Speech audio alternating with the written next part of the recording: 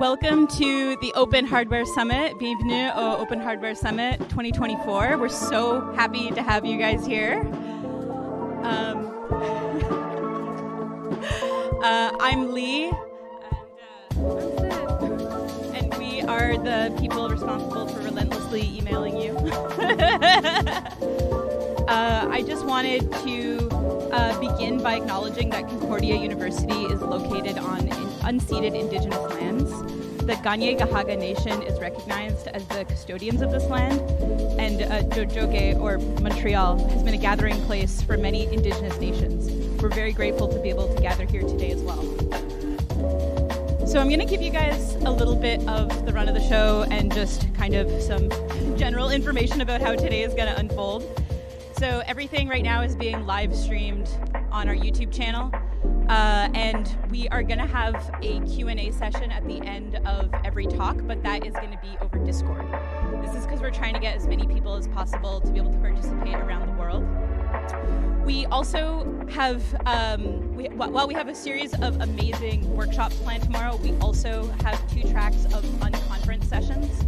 So out by registration, and also me and Sid are going to be walking around trying to get you guys to pitch topics and vote on topics that you're excited about, and we're going to build the schedule on the fly when we meet at our location tomorrow. So after today, we're going to have an after party at North Star Pinball Bar, which is going to be awesome. And then tomorrow we'll meet back up at 10 o'clock at L'Espace Maker. And yeah, we'll do unconference and workshops. In your bag, you have a schedule that is folded, and it has every talk and every workshop, and you also have the Wi-Fi information, which is also over here. There's also another zine there for badge hacking, so if you see our amazing badges by Cyber City Circuits, we have a badge hacking table outside where you can add all kinds of cool stuff or reprogram the lights.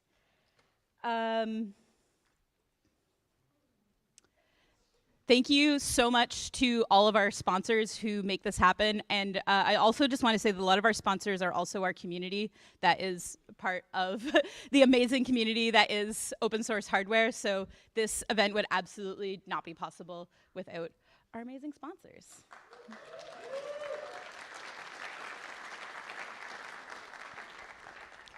Here's the QR code for the Discord to join for the Q&A. And also, all of the presenters for the tables, the workshops, and the talks, they're all on Discord with their own individual threads, so you can follow up with people and post your links and comments and just generate discussion after the event is over. I'm also just going to take a quick moment to shout out the fact that we are very lucky and we have an incredible Summit Fellowship program.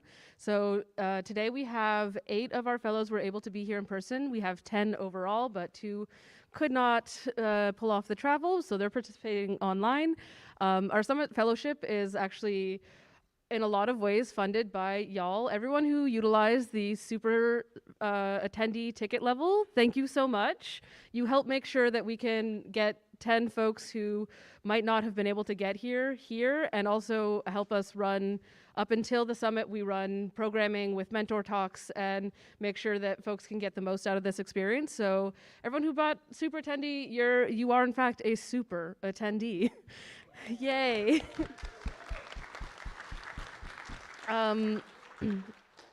Yeah, and beyond that, we're going to go ahead and get started with our first talk. So our first speaker, our keynote speaker, is Danielle Boyer. So Danielle Boyer is an Indigenous Anishinaabe enrolled citizen of the Sioux tribe, youth robotics inventor. In 2019, she founded youth-led charity, The STEAM Connection, committed to democratizing technical education through personal robots, meticulously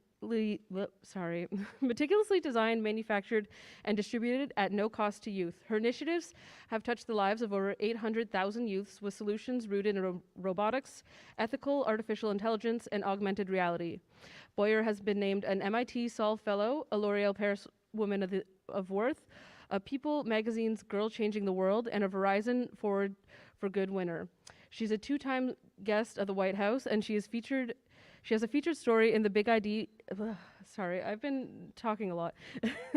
The Big Idea by MIT Solve and HP, a docu-series that is an official selection of the Tribeca X Awards and was selected for Sundance Storytelling. Indigenous robotics followed her life for a year and will be shown at South by Southwest 2024. So welcome, Danielle.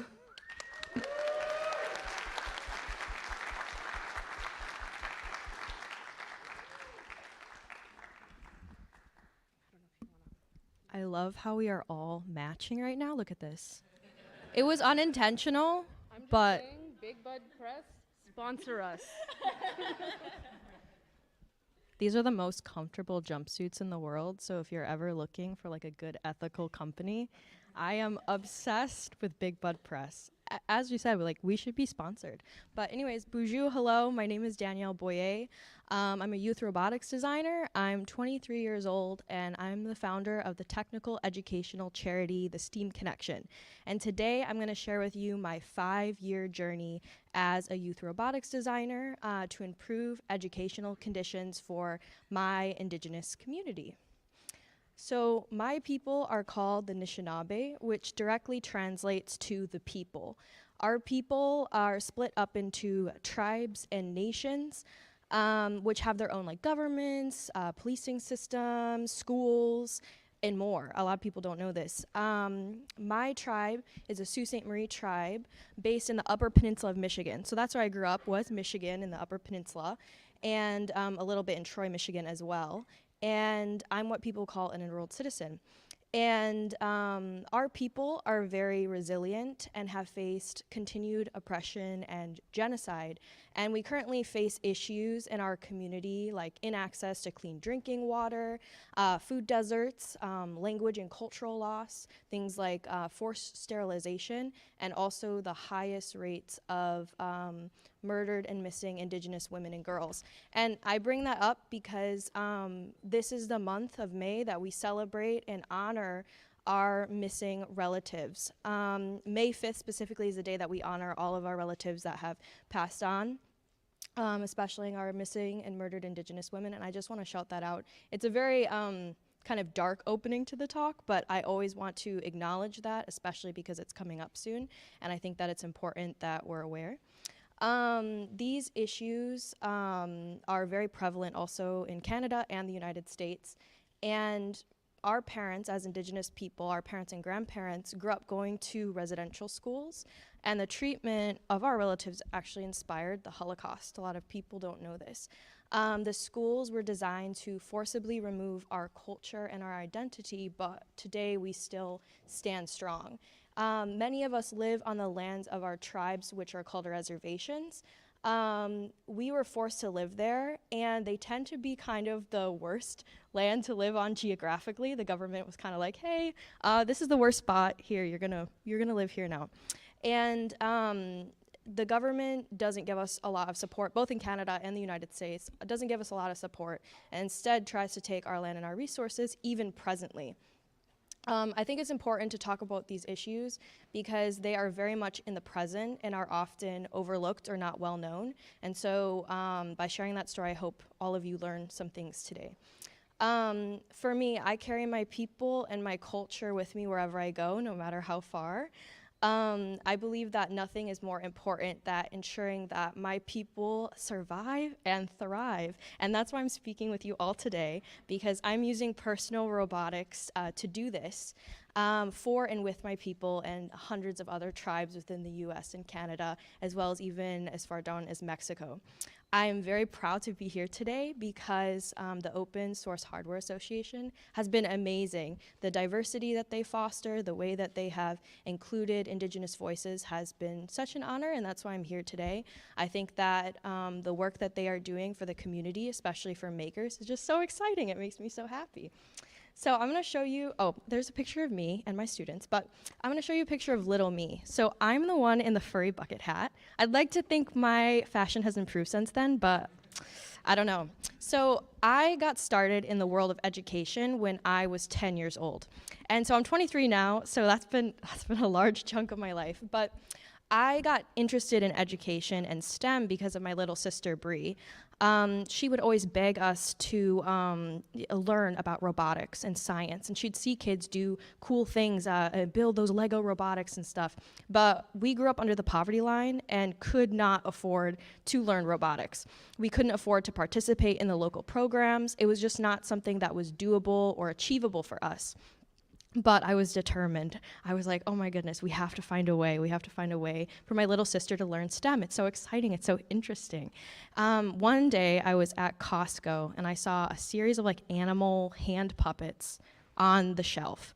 And I took my mom aside and I was like, Mom, I have an idea. And she was like, oh no, I had a lot of ideas.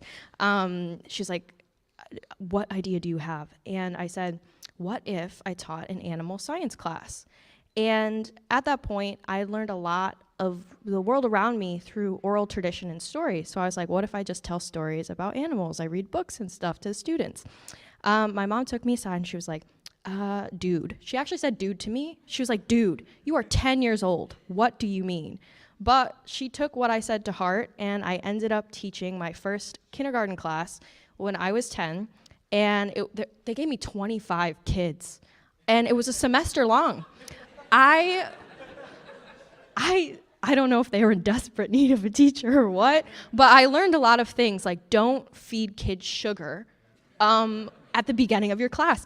One time I saw those jumbo marshmallows and I was like, guys, I have an idea. Bad idea. But within that, I learned a lot of things. I learned that there were a lot of inaccessibility or accessibility gaps within education, but I also learned that there were things that I could do about it and that students were interested and wanted to learn. A lot of it was just about how to access those resources.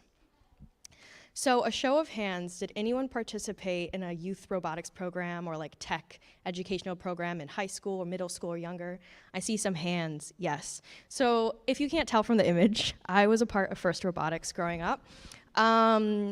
It was an interesting journey for me. My first time in public school, I had never been in public school prior. I was homeschooled for most of my life. And if anyone tells me that they can tell, I will be so pissed. But I went to public school for the first time, and I was so excited to join a robotics team. We had saved up a lot of money. It was hundreds and hundreds of dollars. It was such a long journey for me to be able to get in the door. But when I got there, I was the only girl, and I was the only native on the team. And that felt really, really intimidating. I remember just walking in and I was like, oh my gosh, I have all these ideas. I want to build things. I want to learn things. And immediately, the guys told me that I was not welcome there and that I should just quit. Not only did the guys who were my peers told me that, but my coaches said it too.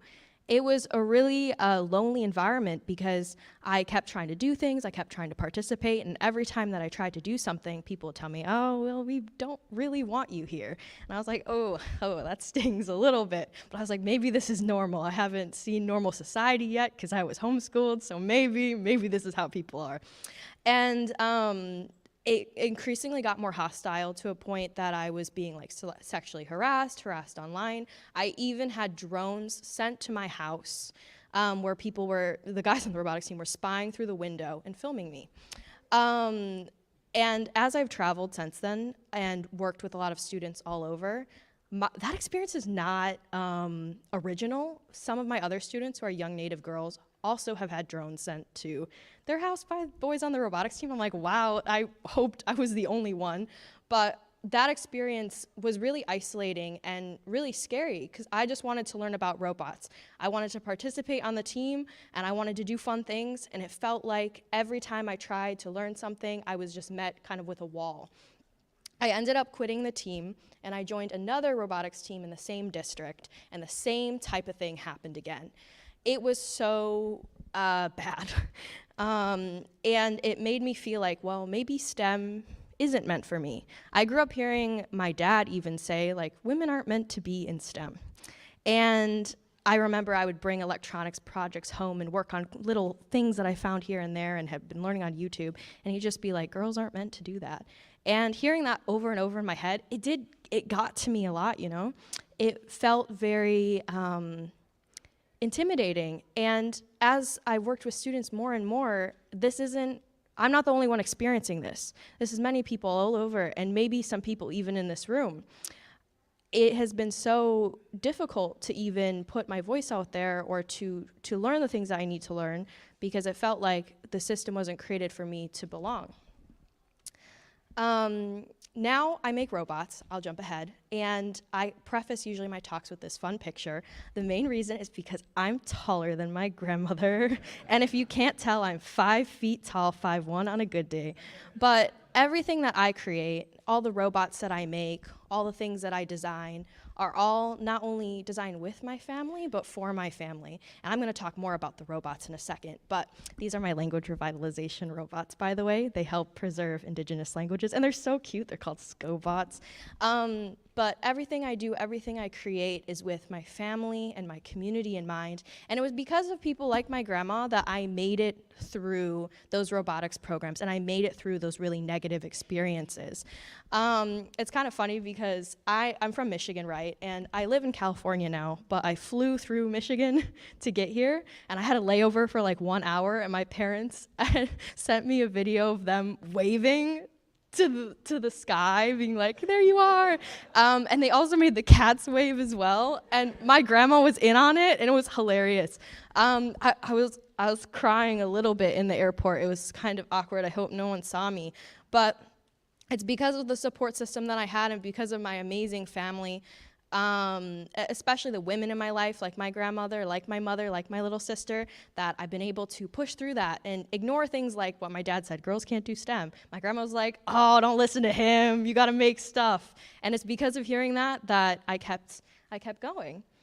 And because of all of those combined things, the negative experiences and the positive experiences, I founded an organization called the STEAM Connection, so that no girl or child like me would ever have to experience the same things. And here at the STEAM Connection, we're paving the way for Indigenous youths to have self-determination through advanced digital literacy skills rooted in our traditional cultural values. We were founded in 2019 when I was 18, so this has been my entire adult life. We're a 501c3 charity. We're led entirely by youth and minorities, and we're using robots to help teach digital literacy skills in a project-based way. Also, it's really fun. As we all know, I love building robots, and so there's no better way to teach STEM, in my opinion, than through robotics. Our mission is to empower our communities by providing free access to cutting-edge technical educational solutions that we entirely in-house design, manufacture, and distribute, all completely for free. That's right, like every robot we make, we've sent out over 12,000 of them, all for free.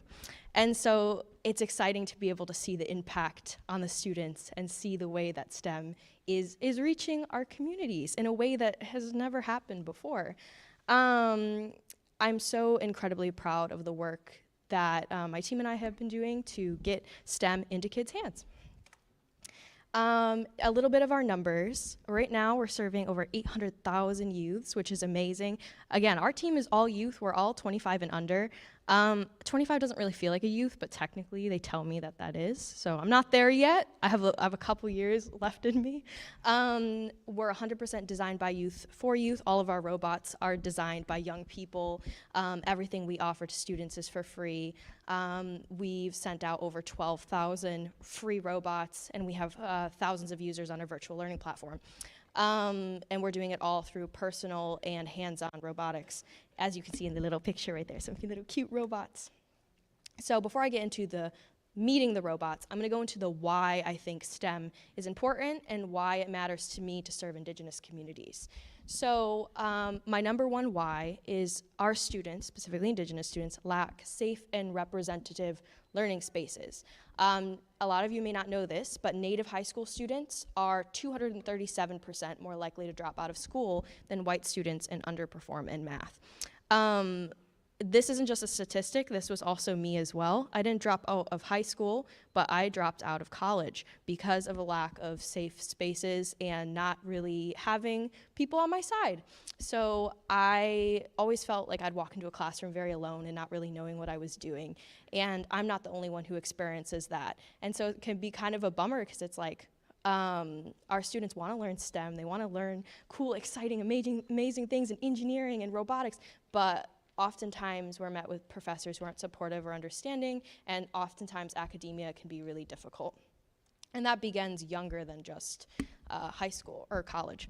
Another is our students cannot access the resources that do exist. There's a lot of great resources online, as we know. I'm constantly stalking Adafruit's making resources and like following the tutorials with my students. It was because of that that I made stuffed animals into the most menacing animatronics projects ever.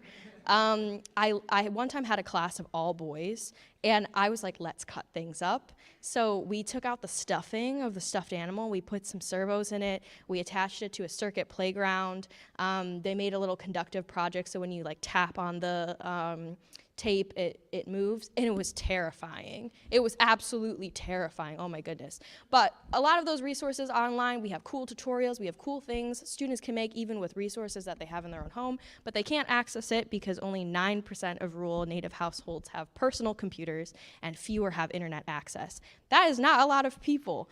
And even for our community members who do live in the city or urban environments, oftentimes can't afford computers either. For example, I work with Indigenous students in Los Angeles, and the majority of the students that I work with can't afford laptops either.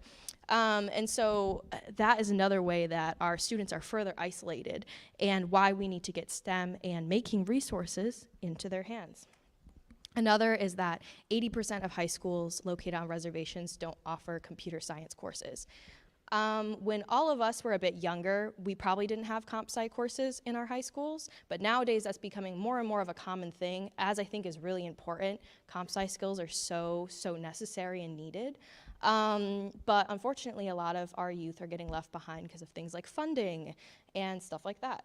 So kind of all combined, it feels very intimidating to approach the world of STEM and to say these skills are really important because we can solve problems and we can help our community when we have these skills, but how are we going to get from A to B? How are we going to get there?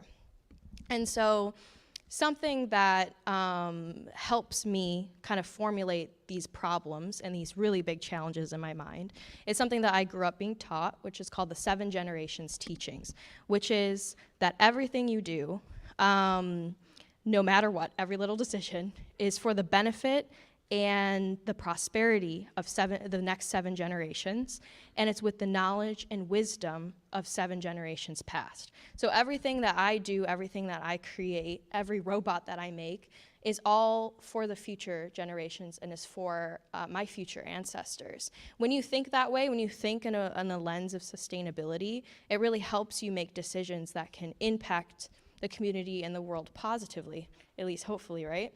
But this is wisdom that I live by, especially when I'm trying to do dumb 23-year-old things, you know, like getting another tattoo or something like that. My grandma's words echo in my head, and I was like, oh, think of the future. And I'm like, no, but the tattoos. I got like circuits right here, and I'm like, oh, I don't know if I can listen.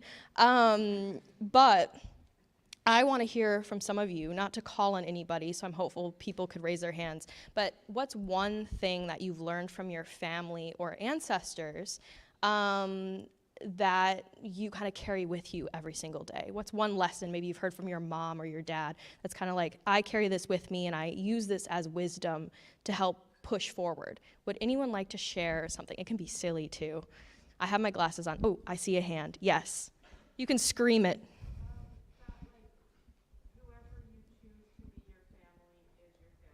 I love that. So whoever you choose to be your family is your family. And I'd love to hear a couple more people. Yeah. Measure twice, cut once. You know, that I've heard from my mom as well, but I'm not going to lie, I don't do that. I'm like, I can eyeball it, right? Sometimes I don't measure, I'm just cut. I'm like, ooh, and then I'm like, oh, I regret that. Anyways, because of the not measuring twice, when I first made my very first robot, its name is Every Kid Gets a Robot. It's a robot that costs less than $20 and goes to kids for free. It's a simple little 3D printed RC car type guy. Kids control it through their phones. It's adorable. I really love it. But The problem is that when I first was making it, the electronics did not fit into the chassis of the robot. And it was because I didn't measure right and I didn't order the right parts. And so I was really, oh my God, I procrastinated. And I had my robots out there just on my table. My mom was like, move them, please. I can't take this anymore. And I was like, no, I have to finish this prototype. And I had a class that night with the robot that I was prototyping. And I was like, oh, these electronics don't fit in the chassis. What am I going to do? I'm going to solder the PLA, which, oh, what a horrible idea. I didn't have any files or anything, so I'm like, I'm going to use heat. That was regrettable. I ruined a soldering iron. My mom was devastated. She's like, you have to move your stuff out of the house. And I did. I did move my stuff out of the house, but I also learned a valuable lesson, which is have multiple soldering irons, because I've done it more than once. But anyways, does anyone else have anything they would like to share of wisdom that they have learned that they carry with them now? Yes.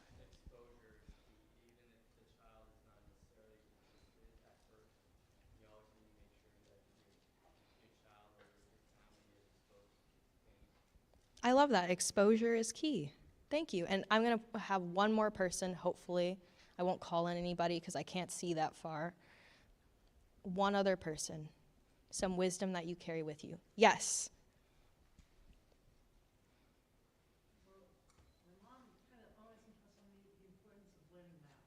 Learning math.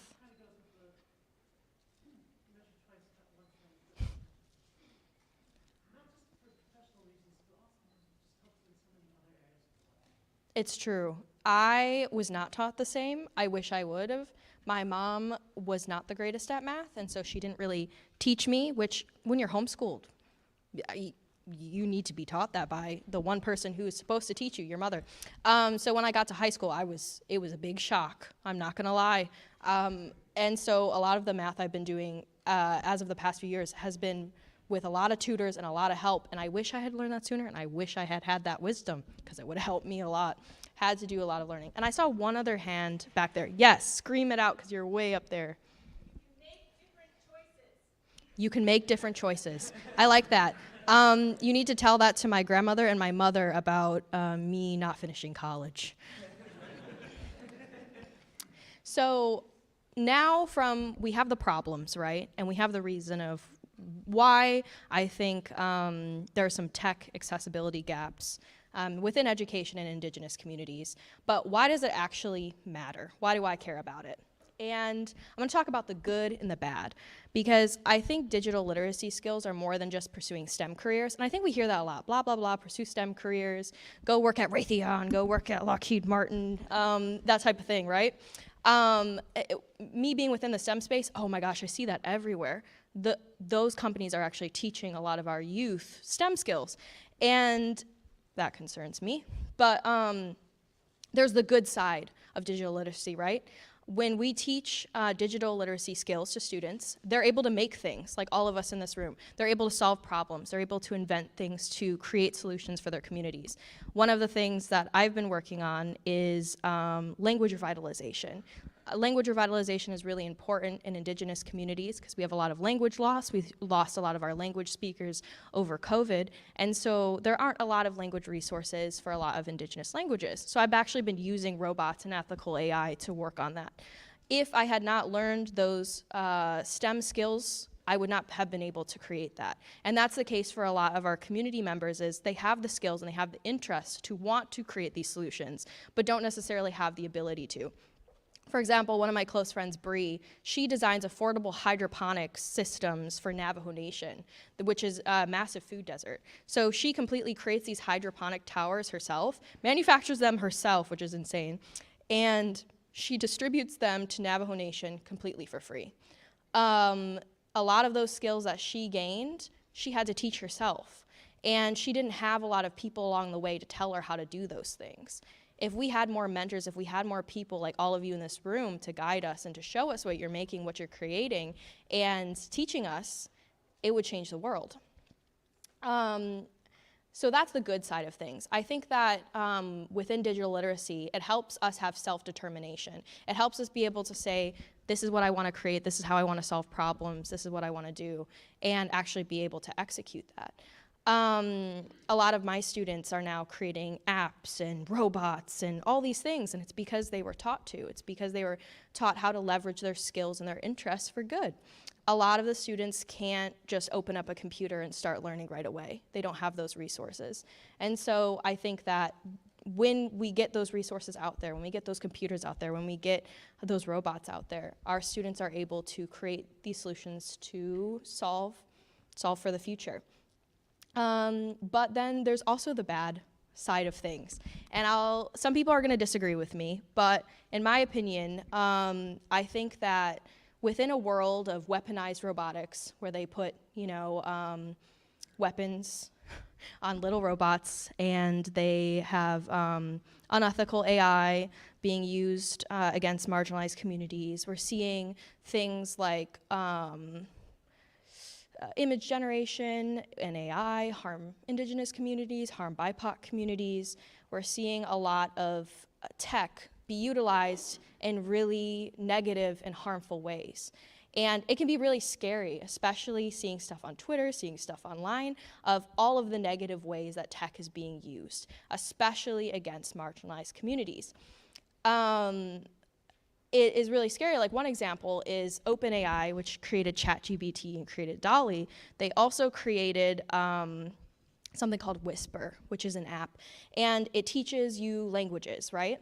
And it pulls information from online. But the problem is that they didn't really fact check, and they didn't really ask on if these resources that they're pulling from are correct, or if it's an accurate depiction of the languages. And they ended up using several different Indigenous languages, including the Maori language, completely inaccurately. So it's teaching Indigenous languages, but it's doing it in an incorrect way. Things like this can be really scary and really harmful, because we're not able to have our own voice heard within these spaces. We're not able to advocate for ourselves within this technology, because it's being developed completely without us.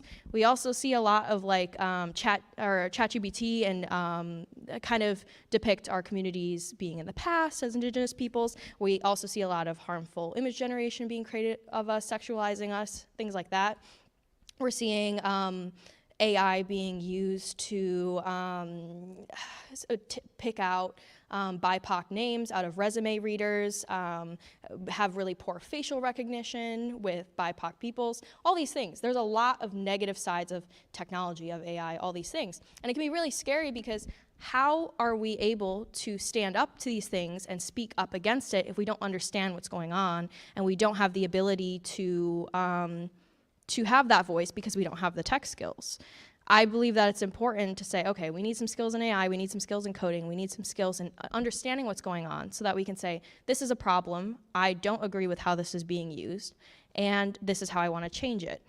I think that in order for us to advocate for ourselves, we need to have self-determination in technology. We need to be able to say, okay, I understand what's going on, and I do not want this AI surveillance system on my reservation. I do not want these weaponized robotics on the border, things like that. And when we're able to advocate for ourselves, we're able to empower our communities, and we're able to change things. And it can start as simple as little robotics and making small things, to be able to give our youth and our communities enough skills to be able to potentially save our communities and our lives in harmful tech situations. So that for me is kind of a general, because I could talk about this forever, but a general overview of the good and the bad, and why technology, it has many beauties to it. A lot of us are creating really cool things. Like, I was reading the agenda and I was like, oh my goodness, all of you are creating such cool things. I want to make a robotic butterfly. And was that a sex paddle? Oh my goodness, I was like, this is genius. This is such a cool group. This is crazy. But seeing all these cool things that people are creating, we can leverage all of these skills, and we can create the coolest things in the world. And so that's why I'm passionate about technology, why I'm passionate about robotics. But there's a lot of gaps. For example, my organization surveyed 50 leaders in tribal communities, and our results revealed that only 4 possessed a comprehensive grasp of AI risks, and only 1 was able to leverage it for positive outcomes, and that 1 person is an AI expert. So I was like, ooh, okay, this is not good. These problems are scary, and they're becoming increasingly more important.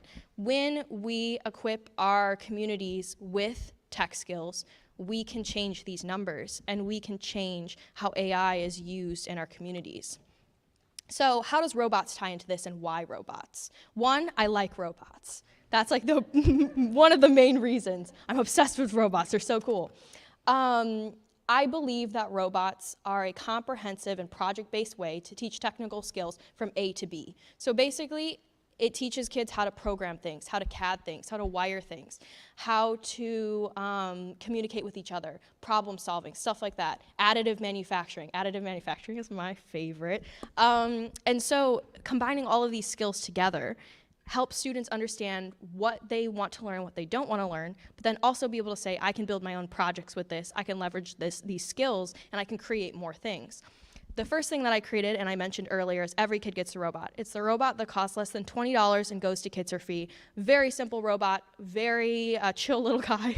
And we've sent out over 11,000 of these robots for free to schools to get kids engaged with coding, engaged with using an ESP32, engaged with additive manufacturing, with ethical design, because all of these are made out of recycled plastic, recycled materials. So getting the students engaged with all those things, especially the basics in like wiring, because a lot of kids in a lot of STEM projects don't have wiring involved with it. We have had such great success with these projects, and we've seen over, we give out technical assessments, and we've seen an 80% leap in basic technical skills before and after the students utilize and build these robots. So to me, that's good news, that's exciting, because this is not that expensive, and we're able to get these resources out to the community. We have our teachers trained how to build them, how to disseminate them. It's good news, not only for my community, but for every community. If we can make STEM learning really achievable, really easy for teachers, because the majority of our teachers are not STEM teachers, they don't have STEM backgrounds, they need help with that, we can make it easy and we can make it achievable. And we need people like makers in our communities teaching with their projects and sharing what they have, not only for our youth, but for all of our community members to show what's possible and what we can create, no matter how crazy it is. This here is my passion project, and it is the cutest little robot in the world, and it's called the SCOBot. SCO is reservation slang for let's go, and it's a language revitalization robot. Basically, it sits on your shoulder, it speaks, and it senses motion with a little PIR in the middle, and it speaks Indigenous languages.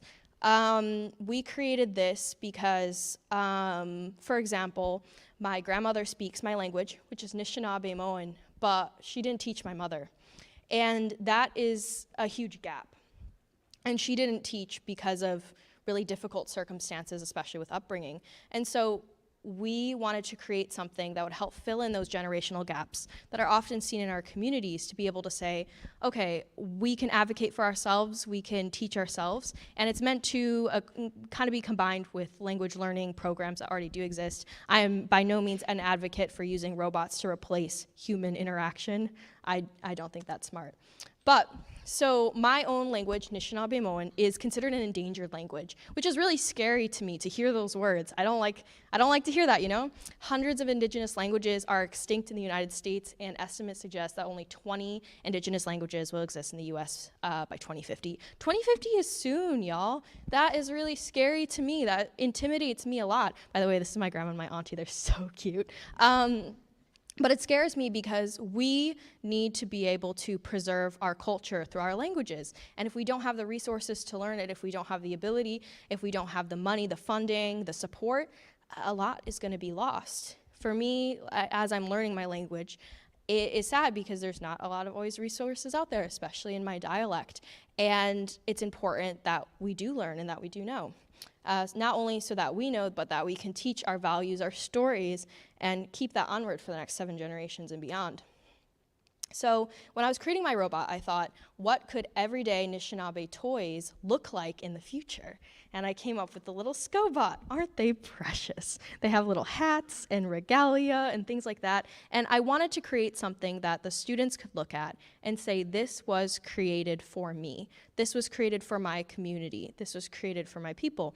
I think oftentimes our youth look at STEM projects and they don't necessarily see themselves reflected in it. Even things like my Every Kid Gets a Robot. Anyone can access that. But I wanted to create something that our youth could look at and say, that was definitely made for me. It's got beadwork on, you know?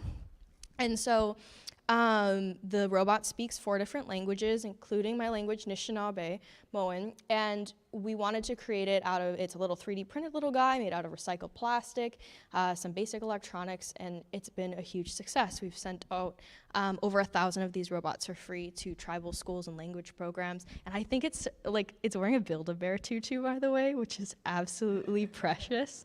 But seeing how we're able to leverage those skills and leverage those making abilities, the skills in electrical engineering, computer science, all these things, and build it into creating this little robot here that's now serving thousands of students is something that I think is absolutely beautiful. And I want to see more projects like this. I want to see more things being used to uplift and empower our communities in each in our own ways.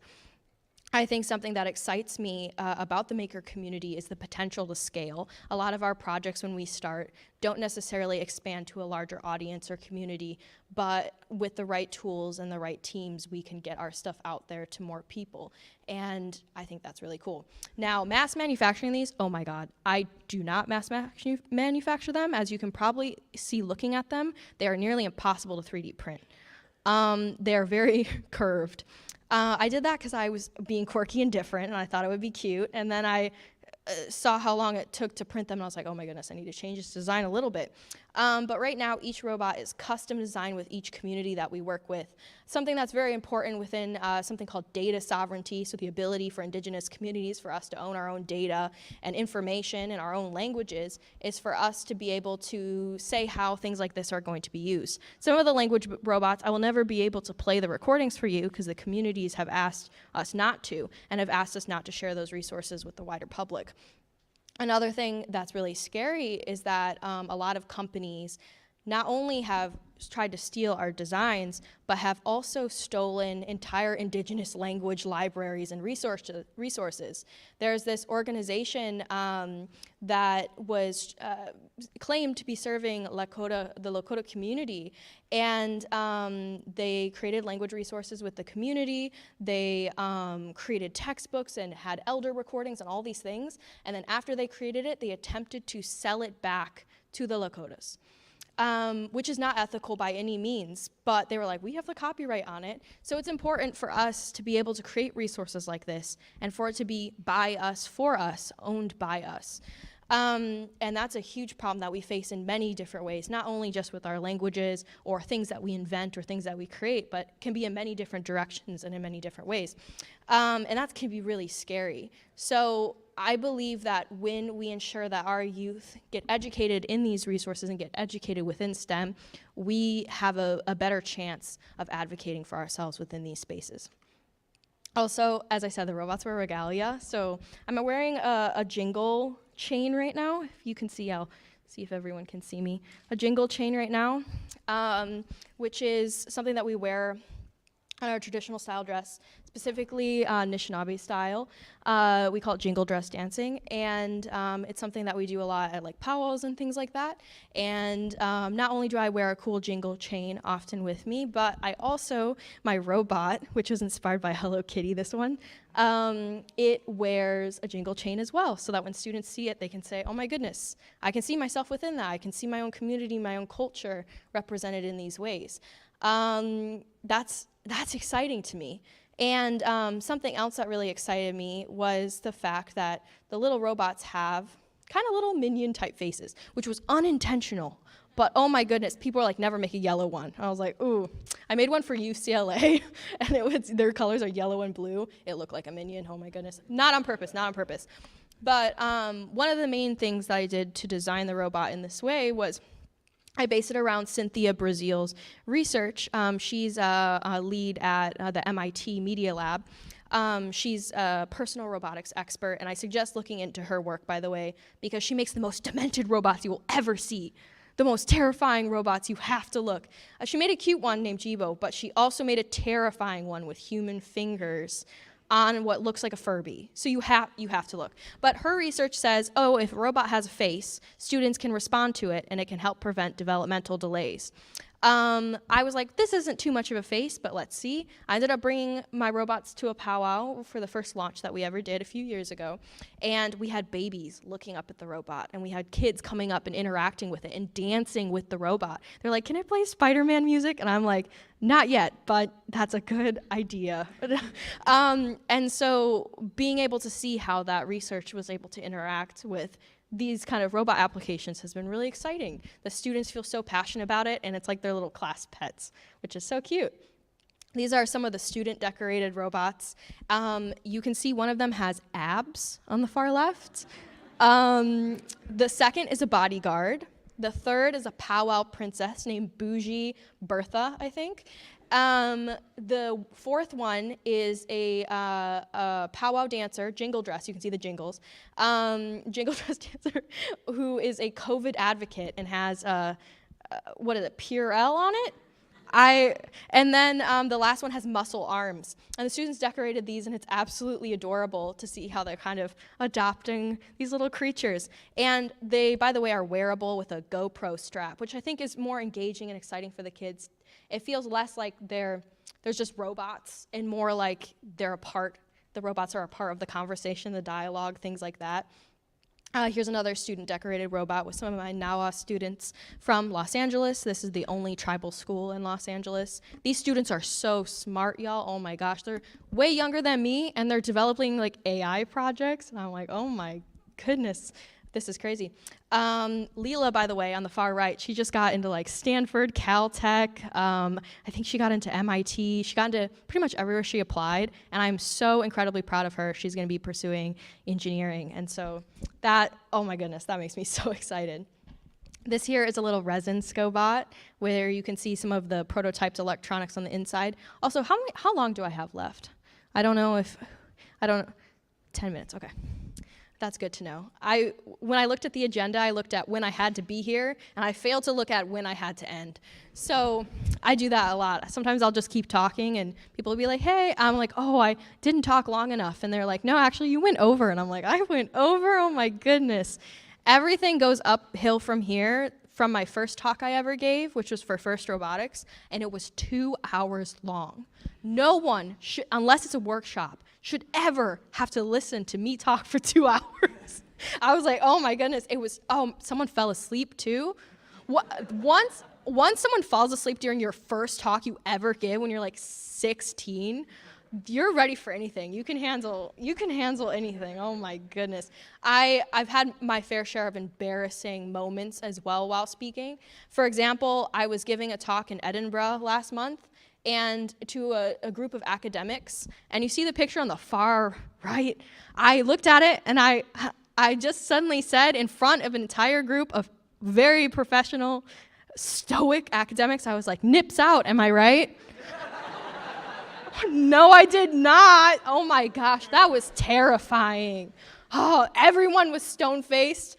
Only one person laughed, and it was someone who was already like knew about my work and had been messaging me for months on Instagram, so he laughed out of pity. And I was like, oh my gosh, I was like, wow. So everything goes up from there, you know? Oh. So the Scobot was inspired by Talking Elmo. My mentors and I were like, if Talking Elmo can talk, we can make a robot that speaks Indigenous languages. I don't know how it exactly got from A to B, but it might or might not have been inspired by Michael Reeves. And if you know anything about that project, I won't name that project, but that is what kind of inspired the creation of the Scobot. And on the right is the first sketch we ever created of what we wanted the Scobot to look like. We created it hands-on with our students, and we were like, okay, we want a little droid, we want cat ears, because I am obsessed with my cats, Yo-Yo, Yoda, and Rex. They're big guys, and so we were like, we need cat ears, we need little feet, we need to sit there, and we just want to be cute, we want to be engaging for the kids, we want to be exciting, and we didn't want it to be something that was stereotypical or something that the students just couldn't relate to. So we made it with them, And now when they look at it, they're like, oh my gosh, I want to keep it. And I'm like, don't you dare steal it. Don't you dare steal it, because oh my goodness, I've had the desire to steal other people's robots, so I understand, you know. Do you ever see those delivery robots and you're like, what if I took one? And they've got some cute ones I've seen in Canada with little faces, and I was like, oh, if anyone afterward wants to meet up and help me do something, I don't know. This is part of the manufacturing process. So our Every Kid Gets a Robot robots, the little kits, we have a lovely team working on those now. But these guys, I make most of them myself out of a storage unit in San Diego. It's a 5x10. And so I create all of those things. I 3D print a lot of them on my many Prusas I have, yay. And I can't run my printer at night because my neighbor, it upsets him. How? And so all my prints now have a line in them.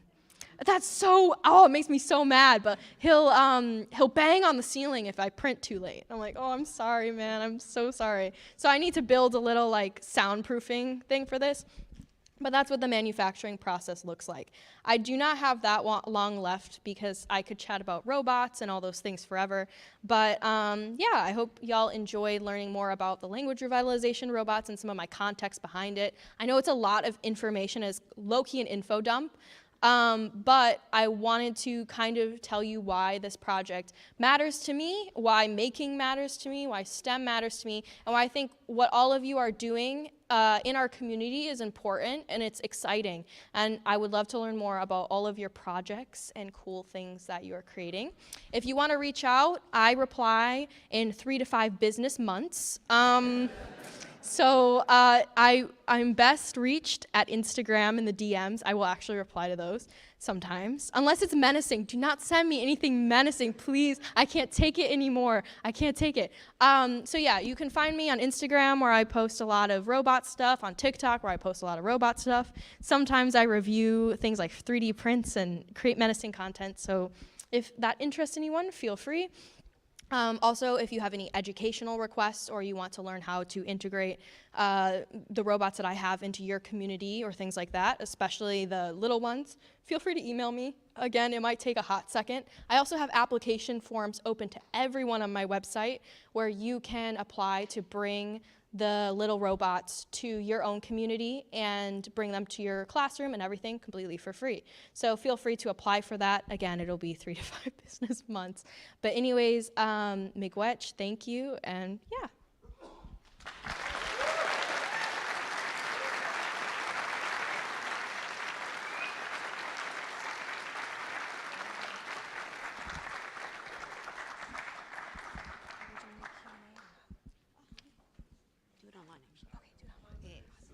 All right. Hi, everyone. I'm Kat. I'm one of your board members. I am your morning MC. If you have questions, you can talk to Danielle in person. You can also use the Discord. You can sit, next talk, you can sit and ask all the questions you want in the Discord right now. So a couple things to note. Bathrooms are up on the 4th floor and 5th floor. It depends on how you count. There's some international discrepancy. Somewhere around here, if you go up, you will find bathrooms. A couple other things, the tables are on the next floor up. Let's put it that, more precisely, the next floor up. And I think that's about it. But like I said, please bring your questions to the Discord or in person as we sort of have some free time in the afternoon. So I'd like to introduce Eric Contreras. Eric is a multidisciplinary engineer and designer with a focus in robotics and industrial design, respectively. Their work revolves around personal expression in mass-produced tech that can be accomplished through open source innovations. And I'm proud to introduce Eric. I'll hand it over. 10 minutes, sounds good. Hello, how's everyone doing? Hope everyone's having a good morning. Out of curiosity, for changing slides, is just a click? Okay, perfect. Well, hello, my name is Eric Contreras. Oh, ay Dios. Back. Okay, let me, can I, did I done do, My apologies. Oh, thank you. I guess as we go through the technical aspect, should I, is it on my side? I mean, I can kind of go from the top and also multitask where I'm, I think it'll be a email on my end. Boop, boop, boop, boop, boop. Oh, and this should be, get out of here. I should say share, and it should be coming up. Maybe. Perfect. Oh, ooh, these are the older ones. Well, we'll do what we can. All right, so hello, my name is Eric Contreras. I am a graduate researcher from the University of California, Davis. I come from a very multidisciplinary background.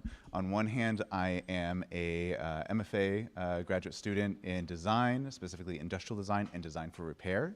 And then on the other hand, I am also a graduate student in mechanical and aerospace engineering, in open source robotics and autonomous systems. And I'll kind of dive on that near the end. So I'll kind of dive a little, I'll discuss a little bit on the background of my work. So a lot of this work is around e-waste, are you sure there's no, there's the newer, or this is the most recent slides? I guess we'll do a go from here. Oh, it's okay. So a lot of the motivation in my work is based around the reuse of electronic waste and how we can best buffer a lot of the accumulation that we see in our world. One of the biggest issues has been with planned obsolescence that we can kind of see here from iFixit.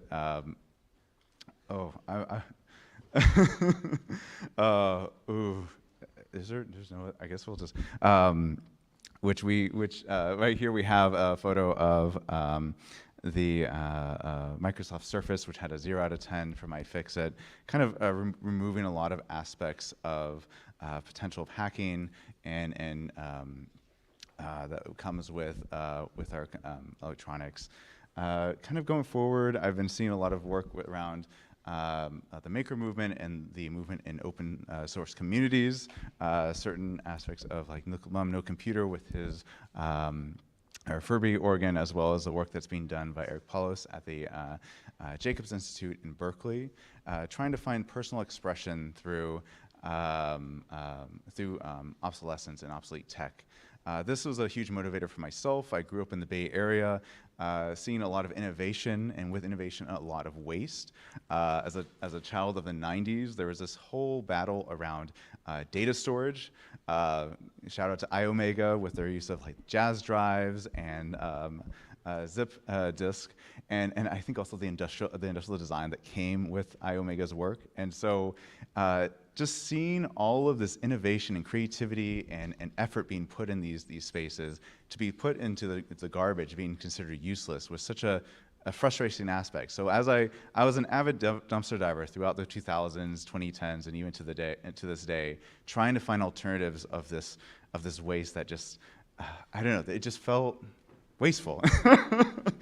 So this led to me to accumulate I guess a surplus of electronics, trying to find new homes for it. I consider myself a foster parent of electronics, and I found this in a lot of communities, specifically in going a little too far ahead, like in the console system. So I felt that when it came to electronics, it was a very fractured dynamic between the producers and how we recycle it.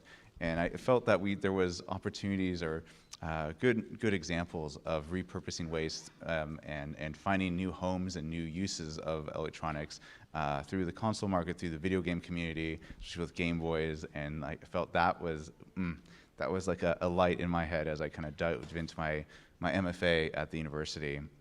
So one of the key questions is, how can we extend the lifespan of our products, and what can we learn from this? To me, I feel they are great learning experiences because the bar of entry is extremely low. A lot of these times waste electronics are being thrown away with no cost to ourselves.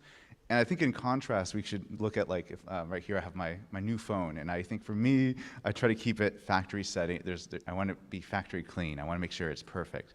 But give it a few more years, and it opens up a new opportunity, and it kind of removes that. Once that mystique of newness comes out, we can go at it and try to see how everything works, and to see the kind of the humanity and the technology that surrounds us in our everyday lives. So there's definitely, and I think also through that, it's about instilling this opportunity of our artistic expression or our identity on technology that has been, that comes from nameless or faceless corporations that have been mass produced. And I think that's a very special part because technology surrounds us all the time. So kind of diving into my exploration and findings through this practice, a lot of this work was done from 2020 to 2022 during the height of the pandemic. So this whole motivation came from scarcity, especially if everyone, I'm sure it's still fresh in the mind when Raspberry Pis were a bit of a, had its weight in gold during the pandemic. And I tried to create an office of hacked objects, or my dumpster office. This is a collection of electronics that I hacked together using dumpster components I found through dumpster diving at Davis during the pandemic. Key aspects would be my webcam made from an old camcorder, my Arduino Autotype or a printer, and then a Echo answering machine. And as I kind of dive into it, I want to kind of point out the nuance of hacking obsolete tech, because some are completely open source and others are closed source. And I think the Echo is a great example where, I am repurposing an Amazon Echo, but that's a very closed source system. And I personally do not like any corporation near my living space. So this is a back burner project that I'll dive more into as we go to. And out of curiosity, how are we doing with time? 5, 6, okay, cool. So the first project is the Arduino Autotype, which is a typewriter that I converted into a text-based printer. And how it worked was I documented all of the traces of the keyboard and then tried to replicate and tried to map out each keystroke to the combination of these traces. This was driven by an Arduino Uno, so what I would do is I would have my Word document, that would be fed into the terminal of the Arduino IDE, that was then fed into a 8-bit shift register that then was outputted through relays. And that would print out my text document. And I think it ties into a lot of the limitations, playing with the limitations that you're given. And as I kind of I was trying to find ways of incorporating ASCII art when it would otherwise have a photo in my text. And so this is kind of a close-up. And I do want to argue that this would probably last longer than any of my HP printers that I've dealt with in my office space. And I feel that I will put money that I think in 50 years in the future, I will be able to continue having this in operation as a printer in my office space. So I think there's a lot of power when it comes to creating these kind of hacked objects. I do also want to shout out a lot of the help that came from the open source community, especially when it came to typewriters. I think when you're hacking an object like this, it creates an invitation from people from different backgrounds. And so I was on the typewriter forums asking about resources of refilling ink and finding different font bases. And that led to a lot of discourse of a community that I otherwise not interact with. So I think when we go into these hack our objects, we tend to invite other people. I think there's always this fun, this expectation, this hope that I'll maybe reach out to one of the engineers that worked on it back in the I believe this was from the late 80s, and see if there's some insight of how it was built. One fact I do want to kind of leave off with is that, as we're hacking objects, we are, we can put our own values or inspirations into our tech. So here I would have, I have a huge affiliation with neon and colors, and trying to make sure that, the technology that I have surrounded me, it welcomes the user inside and out. So things are labeled amidst the rat's nest of cabling. Next to the project was the kind of webcam quarter, which unfortunately the video is not showing, so we will skip over that. But pretty much it was trying to take the pre-existing RCA video output as well as sound output and making a webcam out of it, given utilizing for Zoom calls at the time. And I think this final one is something that I'm kind of more contemporary, and something I'd like to tie onto. I think it kind of ties on one of my frustrations. I was repurposing a closed source project, which is the Amazon Alexa. And during the last few years, I've been trying to find ways of incorporating Mycroft, which was an more open source AI project that ended up ceasing operations in 2023. So I'm hoping as AI starts becoming more prevalent and there'll be more open source projects, we can start tweaking and seeing where the data goes rather than some nameless corporation. So that's pretty much the gist of it. In terms of future work, my focus at the university is now focusing, is focusing on multidisciplinary education. I think a lot of the practice in hacking our objects comes from different disciplines, whether it's from design, whether it's from CS or engineering, and just the general maker community. I feel that we get more power from the communal aspect of this work and have it where it's very inclusive, welcoming newcomers and people with experience. So I will kind of like rush through, but I do feel that, let me just kind of go into closing, but I thank you for your time. I would like to speak more on like current work that I'll be doing, which is in open source robotics. I'm with the university creating a, what do you call it? Autonomous vehicle racing team. So I'm more than happy to talk about that after the talk, but we can kind of wrap up. Awesome, thank you. You can feel free to contact me. Ooh, sorry. Oh. Oh, hold on. Okay. All right. Ooh, sorry. Thank you. Thank you. So next up, I've been told to remind everyone also that we have an open hour for tables from 3 to 4. So if you want to check out the tables, we're all going to be up there. So don't feel obliged to step out.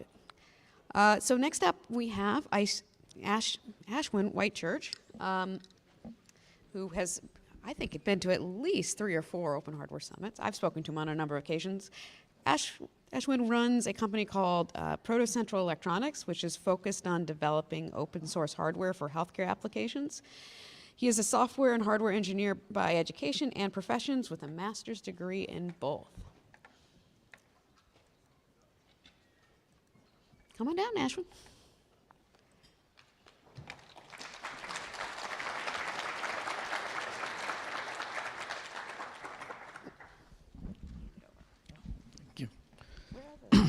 Thank you.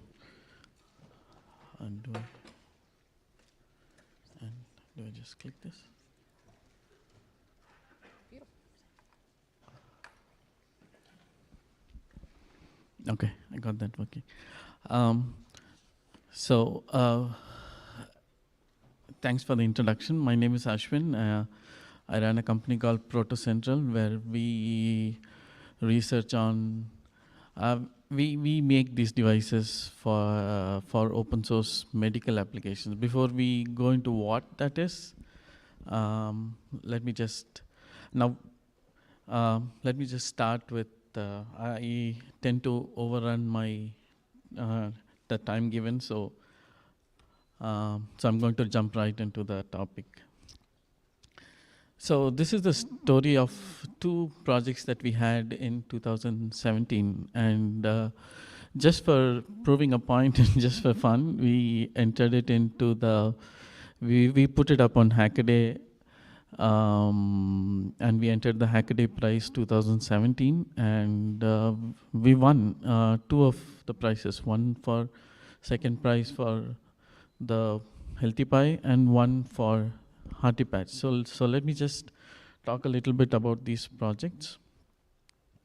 So first up is Healthy Pie, and here we just wanted to show, so my background is in electronic engineering and biomedical engineering. So I started out as a biomedical engineer. So the point of this project was to show people, that patient monitors or the things that you find in hospitals do not have to be black boxes, right?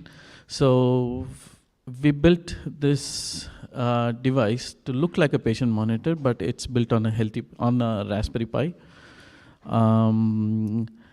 It's actually a hat for the Raspberry Pi, which sits on top of the Raspberry Pi and turns it into, this is the same display as the Raspberry Pi. And so that's how this project started, and that's how this entire adventure of ours started in open source medical hardware. So that this version was V3 in 2017. This was based on a SAMD21 microcontroller, which was quite popular at that time. Then we went to V4, and the latest is V5, which has got an RP2040. So we still get to call it Healthy Pi, although it's not based. It doesn't really need a Raspberry Pi anymore. So project number 2 was called Hearty Patch, and this was also in 2017 the Hackaday Prize. And this is a wearable single lead ECG device. So this was one of our first trials that you see. It sits on the chest, and it gives you single lead ECG. So the applications of this were some obvious applications were in cardiology, that is AFib, atrial fibrillation detection, and an interesting side use case was heart rate variability monitoring, and whether we could relate it to mental state or emotions. So yeah, so we just introduced these 2 products on Hackaday as just projects, and then looking at the enormous amount of interest that they generated, we thought, okay, let's turn these into products. And we were faced with the obvious choice. I mean, whether we should, on one hand, to make these into actual medical devices, you will need a lot of resources. And on the other hand, we were also worried about, okay, we should still keep some of this open source. So we had these 2 options. So we tried both of them for both of the product. So for Hearty Patch, the wearable ECG monitor device, we decided to accept external funding, raise investments, and commercialize. So this allowed us to do immediate development, testing, and certification. The testing and certification is probably the most expensive part in medical devices. And so once you do that approval part, then you can actually reach patients who are in need of this product. And there is more funding to do sales and marketing, and the scaling is much faster. But again, the negatives are, so you don't get to share designs anymore because the investors don't like it. So every meeting comes with an NDA to be signed. And yeah, exchange of ideas is not just limited, it doesn't exist. So it was also a challenge to find investors for this kind of a project, because the first thing anyone asked us, we just went to a few of these meetings, and this finding investment thing is totally new for me at that time. So first thing was, they asked us for, where are your patents? So we said, we don't have any patents and we don't like patents, and people didn't like that, and investors don't like to hear that. And so most of the meetings, they won't even talk to us if we say no patents, right? And second thing is, they asked, this is again a term that I learned after I went into this investment world, is freedom to operate. They asked, okay, what if somebody sues you that you are infringing on their idea? Again, we had no idea, and but we got to learn, but we still found some understanding investors who saw the value and who were ready to live without the no patents issue. So Hearty Patch became a company called Patch Inc. We incorporated in Boston. I am from India. I mean, Proto Central Electronics is based in India, but our investors were based in Boston. So we incorporated this company in Boston, although our first market was still India because it's relatively easy to penetrate. So that's what became of Hearty Patch.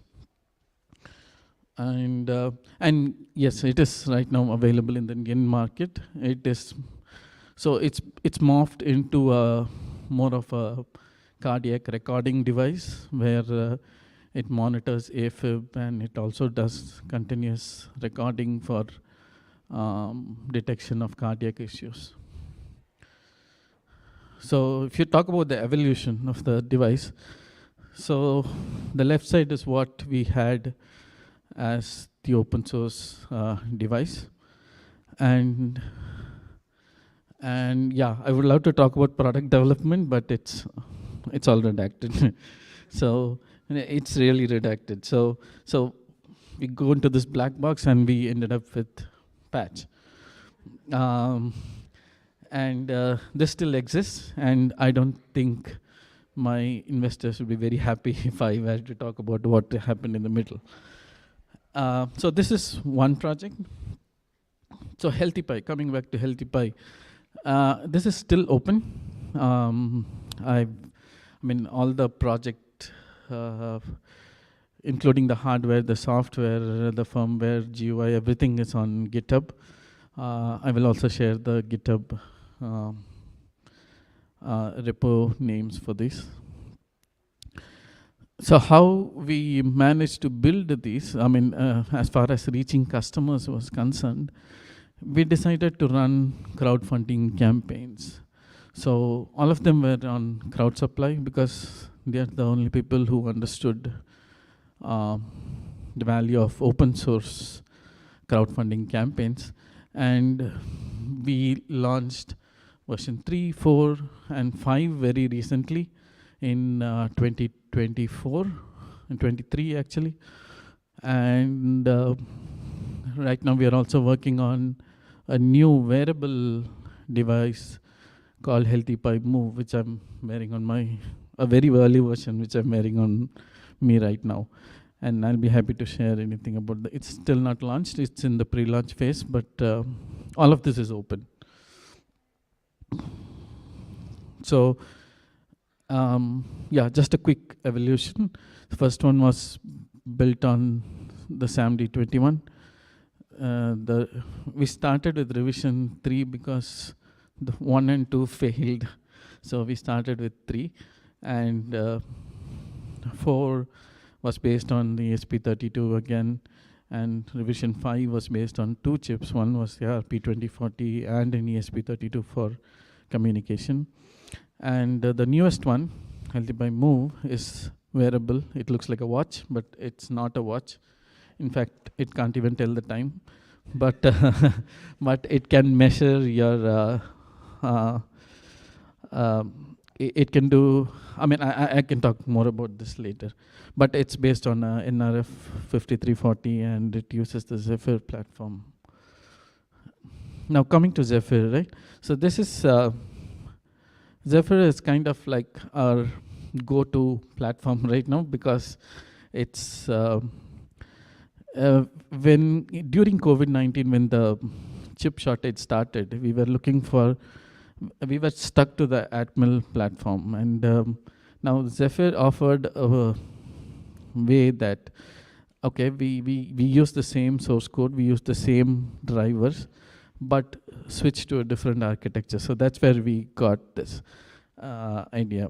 And as far as I think, so whatever Arduino did for hardware and the education field, I think Zephyr does the same for production grade devices, and it's incredibly stable.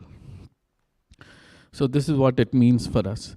So we have our Healthy Pie code base. We have drivers for each of our sensors. We have our algorithms for calculating heart rate, SpO2, and all that. And on top of these are different devices. So in this case, Healthy Pie 5, which is based on the Raspberry Pi RP2040, shares the same code base as the latest one, which is based on a Nordic chip. And our algorithms remain the same. I mean, and they all compile natively. And yeah, we are also having a new product called Healthy Pie EEG, which is just coming up. And we also intend to do more application-specific versions and future versions, and even platforms that other people can build on. Yeah, software, firmware design is mainly on processing, and right now we've gotten used to Flutter also. Flutter also seems to be pretty good. So coming to the safety regulations, right? So okay, medical open source medical devices are great, but what about safety, and what about regulation? This is a question that I keep getting asked very often. And are they, I mean, I also keep getting asked whether they're legal, right? So depends on how you define legal, but mostly as far as safety is concerned, so we do subject all our devices to the basic safety regulations, which are these IEC standards that are here. I'm not going to read them out. And also risk management. So after you finish once you do a risk management of a particular device, is there enough risk that is mitigated by the by whatever measures you've taken, and is that risk acceptable? And we also get to use for investigational use only label, so that we don't have to go through regulations, but that is another story. So, and this is the safety part, and next come the regulations part. This is a different animal altogether, because for example, in the US, the FDA requires that every marketable device needs an FDA 510K pre-market approval. And it's not easy, especially for smaller companies, because most of the FDA is geared towards larger companies, and we really don't. So for example, this is a deficiency list of what were we applied for, and we got 48 questions back saying that, okay, address all these first. Which really didn't make a lot of sense to us, but yeah, that's how it works.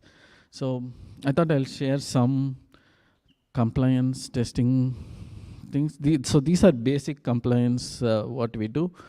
For example, this is just one example where I've showed EMI and EMC how it can fail. So during EMI, EMC, we let design creep come into the way, and we let it go until the last minute, and you see those two peaks there, and that fails the complete test. So we had to redesign the entire thing. Yeah, I have only a few more minutes left, so I'm just going to run through this. So this is Healthy Pie 5 only. So you can see that the latest one is 5.7, and that's the one that got launched. The reason is because we went through all of these with several different mistakes. Yeah, we still make mistakes. Healthy Pie Move, this is the latest one.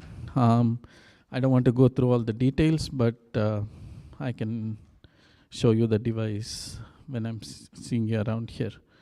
So coming to the big question, right? Are these medical devices realistic? Is this a realistic and sustainable thing to be working on? So This is a platform. I mean, this is not our work, but this is called Ubora. This is a funded project of the European Union. So where I learned the first term OSMD, it's called Open Source Medical Devices. So I was a part of the Ubora advisory team. So they are based in, I mean, the main team is based in University of Pisa in Italy.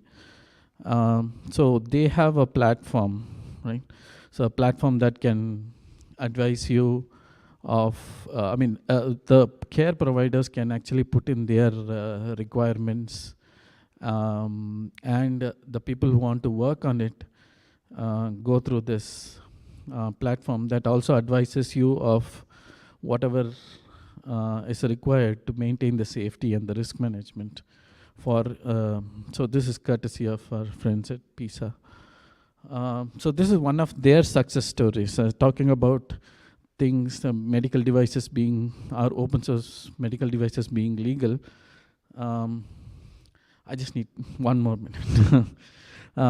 So this is one of their first products, and this is for breast cancer screening, and they've designed a device that can actually detect lumps in the breast tissue.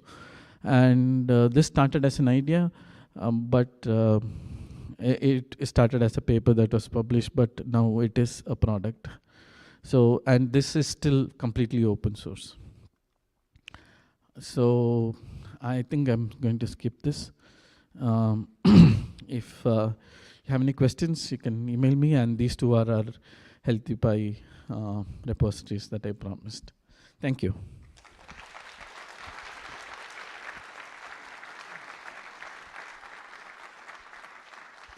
Thanks, Ashwin. All right, so I've been asked to remind everyone that we have unconference scheduled for tomorrow, and to basically put in a slot, to propose an unconference slot, you go up to the blackboard that's out in registration, put your idea on a sticky note, write it in a way people can read it. If you see an idea you like, take a little sticker dot and put it on the sticky note, and the sticky note with the most dots are going to be the unconference topics for tomorrow. So next up, I want to invite Phil. Oh, one other thing, the zine is wrong, the website is correct. We do have one more speaker, and then we're going to have a short 10-minute break. So I'd like to ask Phil Lamb to come up on the stage. Phil is one half of Ploopy Corporation, a maker of open source consumer electronics. You're adequate at doing things. Yes, and guessing about how to run a company and business, and a few other things. Sure. All right, so I'll turn it over to you. And main presentation. Well, this is the dangerous part. Okay. Just click on that. Just.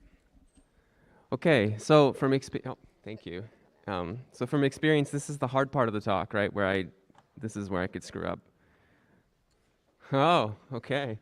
Should I I think it's Control F5 that I. Uh-oh. Hey, okay, all right. Well, thank you for having me. So as was mentioned, my name is Phil. And I forgot to take this off. Thank you for coming to my TED Talk. Okay, so I'm gonna tell you some stories about the open source hardware company I run. We make consumer electronics. I like to tell people that we make really great tools for people who use computers all day. And here's some examples. We make headphones, we make trackballs. And I'm gonna tell you 3 different stories on 1.5x speed because this talk is very short.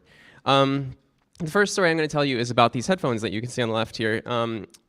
If you make open source hardware at all, you'll, I think, probably have a similar experience to us, which is very quickly you run into the limitations of what it is that people can do, especially in our case where we make things that we sell in kit form, which means that you have to be able to take it home and assemble it like IKEA furniture. So the relevant part of the statement of principle here is uses readily available components and materials, uh-oh. Standard processes, uh-oh. Open infrastructure, double uh-oh. If you make hardware, there are a lot of things that you can get for secret or in very large quantities that you can't get if you're just, regular Joe. So we, as I mentioned, make headphones. We make these from scratch, which was a principles thing, because it turns out that most people that make headphones get their drivers from very large factories. They just buy them off the shelf. And that's because you have to have very expensive and very complicated machinery to make a regular headphone driver. That's obviously out of reach for your average person And so what we did is something that is really strange. When it comes to headphones, we constructed our own drivers, and we did it using a couple of different materials. We used what's called a flex circuit. This is it's a kind of PCB that's not on fiberglass. It's on a flexible plastic. You can convince a board house to do this for you in small quantities for a relatively low price, which is why we picked this process. To make a headphone driver, you typically need a magnet and a coil. So you send some current in the form of an audio signal through the coil.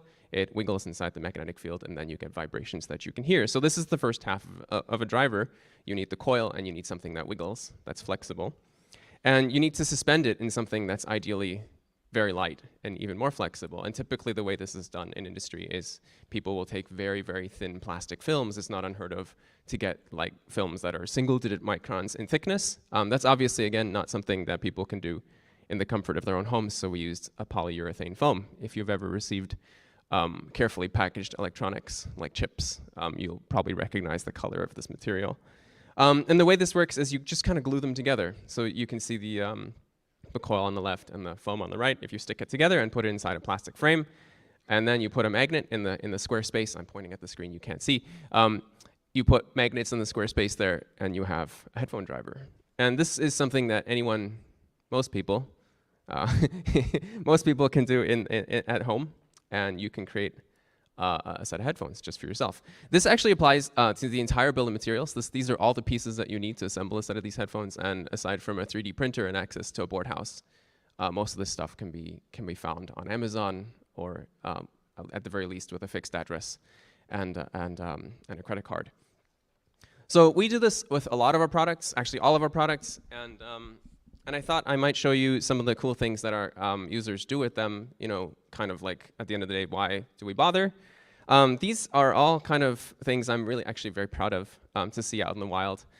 So here is an example of a product we released recently. It's a trackball, and a lot of the mods that we see out in the wild are people who do cool and fun things with the appearance.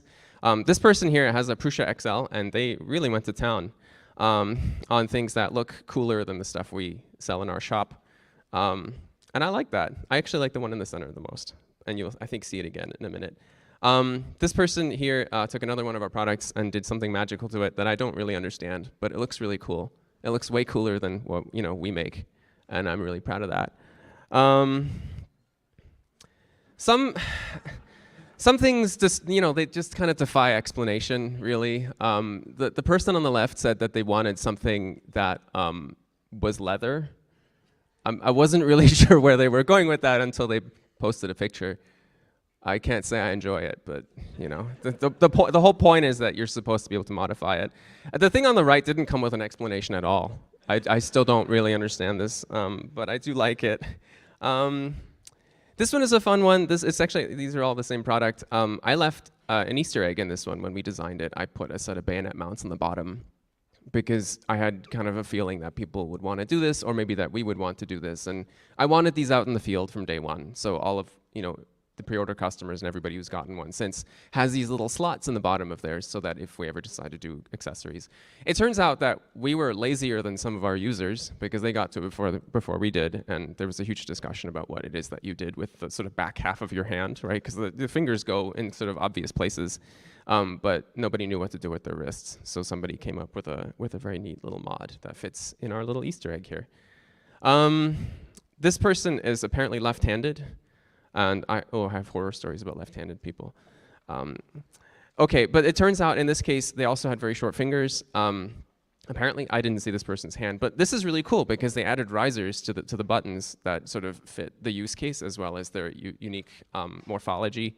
It turns out we get a lot of these. I could show you an hour's worth of pictures of people who have made mechanical modifications because of injury, because of just differences and abnormalities in their hand geometry, or just differences in preference. I've seen so many strange desks over the years. This one here, somebody modified our design because they were printing it on a resin printer. We design a lot of our products, all of our products for FDM printing, and it's really efficient to make large internal volumes because the printer will fill them with nothing, essentially. And it'll be really strong. But if you use a resin printer, that's not how that works. It turns out it just fills full of resin, which is a waste. So this person spent what I can only surmise is an extremely large amount of time poking holes in our design. Hey, we don't have any resin printers, but if you do, there you have it. I promised you another picture. I think we can all agree in this community that there is no physical instantiation of a thing that can't benefit from RGB lighting. In this case, we actually left another Easter egg on this board. We left lands for RGB LEDs on the PCB, and this person not only filled them in, they added strips of their own on top. It had to be turned up to 11. I don't know why. I can't explain it to you. It is very cool. Yeah. So we actually get contributions not only in hardware but in software. This is something I'm also really proud of. All of our products run open source firmware or software. But not only that, they actually, all of them, every single one to the last one, runs software that was written by the community for the device. So we went like in circles twice, right? Because we designed the product, then we designed the software. It's all open source to begin with. And then somebody came along and put more open source software back into it. And now we actually ship that stuff. And this is really cool. I think it says something about how people are very comfortable with the way we run things. And that makes me very happy and warm and fuzzy inside. So this is an example of a small feature. And this just defies explanation for me. I don't understand why people do maintenance work on our code.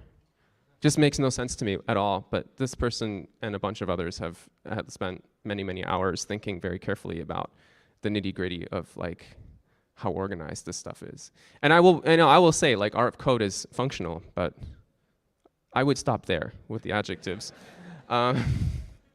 This is fun. This is actually kind of meta. So this isn't quite exactly software. So these headphones here, they made their way into the hands of a good friend in Austria, who put them on his test rig. This person is a very talented audio engineer. And what they did as a contribution is they produced this, which is an EQ correction for the headphones that changes the way they respond. It changes the frequency response to make it match what's called a version of the Harman curve, which is based on a research from a Canadian, named Sean Olive, who went and asked lots and lots of people what the perfect pair of headphones should sound like. So it turns out that if you get our headphones, they are perfect, by definition, which is amazing and not our fault at all. It's this magical person that came along and made them much better. And I use these every day, and I can say they're much better now than they were when it was just us doing it. So that's great. The third story I'm going to tell you, gosh, I could have talked much more slowly. Okay, well, maybe this story will be longer then. So we do a lot of our manufacturing in-house. We run a print farm, which I think is the obvious thing. And then the less obvious thing is we do our own electronics assembly, and we do a bunch of other manufacturing in-house. And one of the sort of things about being a small manufacturer of stuff, it's sort of a fundamental truth, is that you can have small machines that suck, or you can have large machines that are excellent. And there is no, in the quadrant of large and small and crappy and great, two of the boxes are not actually filled in. You cannot have generally a small machine that is great. And that is a real problem. So we work out of the Greater Toronto area, just down the street. And the two things, well, the one thing that's really expensive and that's relevant to this particular case is space. Like it's just very expensive to get any sort of space in the GTA. It's like one of the most expensive real estate markets in the world. Yeah, yes. So we are forced to work out of basements, which you can see here. And that means we need excellent machines that are small. And because people don't, they're not willing to sell them to you essentially at any price, they just don't exist. We've been forced to do some creative work on that. So there's actually like a whole separate engineering operation inside the company that you don't see because we spend a lot of time thinking about machines. This is an example of a of a machine that looks much worse than it actually is. It's a reflow oven, and it is a fantastically reliable piece of equipment. It's wonderful, and this is what the inside of it looks like. This thing, I've had experience working with multi-zone reflow ovens, like the cereal kinds that look like you're toasting a bagel. So the forbidden bagel machines are, in my experience, much less reliable than this, which is kind of cool. But it involves a lot of extra work that we do behind the scenes. Another example of this is pick-and-place machines. So we started life using somebody else's designs for small pick-and-place machines, and this is a rabbit hole.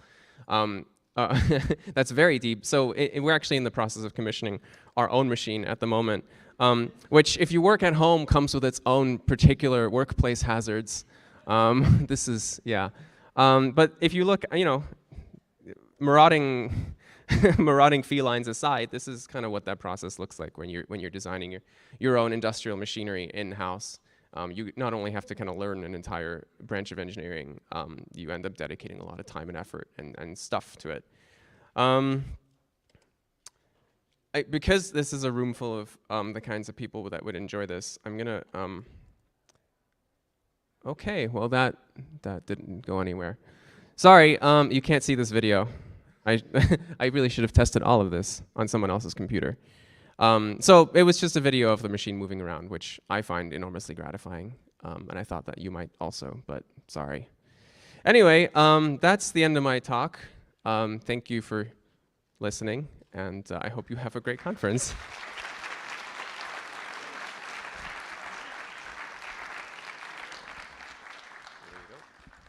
Wonderful. So we, as I mentioned, the zine is incorrect. The web schedule is correct. We have a 10-minute bio break. Go get some water, hang out, come back in. It's very, very quick. We'll start again at 12 because we're running a little bit behind, which is pretty normal. We'll start again at noon sharp with lightning talks. And if my lightning talk people can come and sit in the first row in order up here at 11:59, I'd appreciate it. Thank you. Up 1 or 2 or 3 of them. Go up until you find bathroom.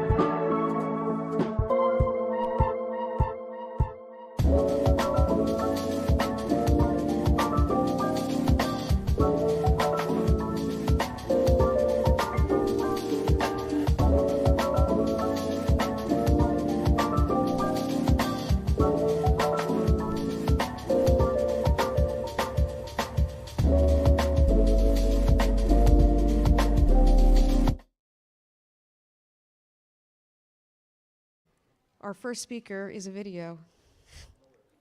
Unfortunately, Zayu Yan couldn't make it. So Zayu Yan is a computer science PhD student at the Small Artifacts Today, Lab, aka the SMART Lab, at University of Maryland College Park. Great school. Love that school. Advised by Hyushu Pang. He works in the area of HCI, human-computer interaction, specifically within the field of personal fabrication and tangible user interfaces and at a certain stage, accessibility. The prototype will move towards a better packaged version. And with that, can we get audio?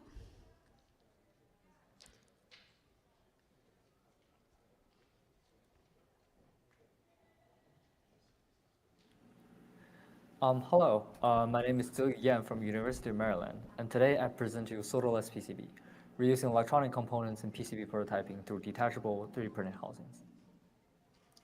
So conventionally, circuit prototyping usually starts with breadboarding. We quickly swap out circuit components to test functionalities. And at a certain stage, the prototype will move towards a better packaged version, especially when approximating the final prototyping form. We will want to design a PCB in an EDA software and then make PCB assemblies. This will still go through multiple iterations and eventually will end up with one perfect version that will go into the final product. But that will also leave us a cluster of scrap PCB assemblies that was created in this iterative process. And within those, most electronic components are still functional, but will not be disassembled and reused. So we start to wonder if there's any ways to reuse these functional electronic components across the prototyping process. So we decided to interview some experienced PCB prototypers who are also awesome makers, entrepreneurs, or researchers. And they have really consistent opinions on component reusing. And essentially, they tend to reuse or restock through-hole components after breadboarding way more than what they do for SMD components after PCB prototyping. And this is very much boils that down to the fact that desoldering and the cleaning steps needed for reusing these SMD components. So in this project, we're proposing a solderless PCB assembly method by using custom 3D printed housings to bolt SMD components to circuit boards and make them easily detachable for reusing. And here's our idea of how to implement this. We essentially use a 3D printed housing to sandwich the components to the board, and the housing will have cavities to fit those components form factor, and some with additional features if necessary, and the assembly is held together by bolts and nuts. So we mainly just design custom housing cavities for each type of components and allocate bolt holes around their footprints. And to make this easily replicatable, we constructed a Fusion 360 electronic component library that we share on GitHub.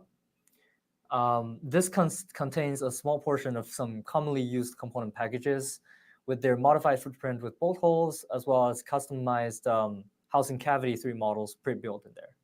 So you're basically one Boolean operation away from having a custom housing design that you can 3D print. And I made sure to put a board file and STL file of a solderless NFC business card as an example, and feel free to download them and give it a try. So with this technique, we can basically reuse any components in a previously built solderless PCB assembly. For example, when different projects or different designs are sharing the same components, parts can always be disassembled from one and be used in the other. In this example, we started from a solderless timer and repurposed all the components used for a football scoreboard. The process is fairly easy. What you do is you take out the battery and you unbolt the bolts and nuts using a screwdriver, and then take out the components from the housing. And then with the same components, you can put them back into a different set of housing designed according to the other PCB design. And then you can put the components in and bolt on the housing to the PCB board. And then after that, you can basically upload code to the IC, and then you end up with a circuit board that is completely functional for a different application. And another example would be to reuse parts from previous design iterations when you're changing some stuff, but reusing part of your component collection. For example, we made this bristle bot with a single motor, and that turns into a dual motor bot with ambient light sensor that controls its movement. And this is basically using the exact same IC and connectors in the previous version while adding a couple more things to it. And performance-wise, solderless PCB can be used in circuits of different applications, such as higher wattage applications like heaters, or serial data transmission like UART, and some higher frequency applications like driving I2C devices, for example. So in all, we're proposing a solderless method for PCB assembly to promote component reuse during prototyping. And feel free to check it out offline. And thanks for listening.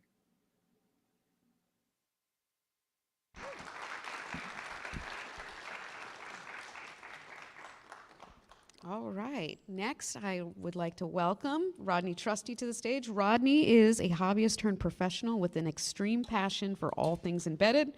His latest efforts have been to lower the barrier to entry for complex manufacturable textile circuits. You ready, Rodney?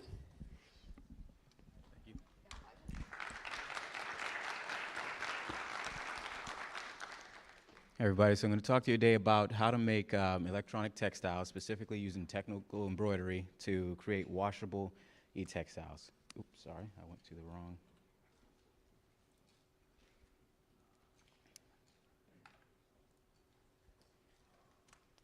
So if we look here, we have an example of an E-textile that has about 500 or 600 addressable LEDs. These are all done on an embroidery machine. If I can get to the speaker notes, I can show you a video. I'm not sure how to do that, so I'll skip that for now. So the working principle behind it is that you have an LED sequin, and it gets stitched into fabric using an embroidery machine. So you see this photo. It's supposed to be a video, but it's not playing. You use conductive fabric or conductive fibers to stitch directly into an LED sequin, and there are 4 signals. You have power, ground, signal in, and signal out. And there's 4 connections per LED, so in that demonstration, there's 2,336 total connections. If either one of them disconnects for even a few microseconds, it'll corrupt your whole entire data stream. So what's the challenge here if the machine's doing all the work and you're just placing LEDs, as you see in this picture? The challenge is that achieving a reliable contact between the PCB and the conductive material is very difficult. As the material flexes, or especially if it gets washed, the momentary disconnects become more frequent. If you look at the photo here, we have the basic anatomy of a typical embroidered circuit. You have your track, which is going to carry your main 5 voltage. That's usually heavily reinforced. Your frontal is less reinforced and using lower cost materials. That's to bring your voltage from your main track to the component. And your closure is the most sensitive part of this. That's where you actually tie down your component. And that's what we're going to focus on. So the solution is design rules. There's many design rules that make it possible, but I'll cover the most important 3. The first one, of course, is PCB geometry. If there's one thing you need to take away from this, it's PCB geometry. Take a look here at, on the right there, you see the typical format of an embroiderable LED, and it has a round edge. The difficult part of that is that the external edge is not conductive at all. Also, because it's round, it allows a lot of flex when you go to sew in and out of that hole. On the left, you see a concave edge or castellated edge.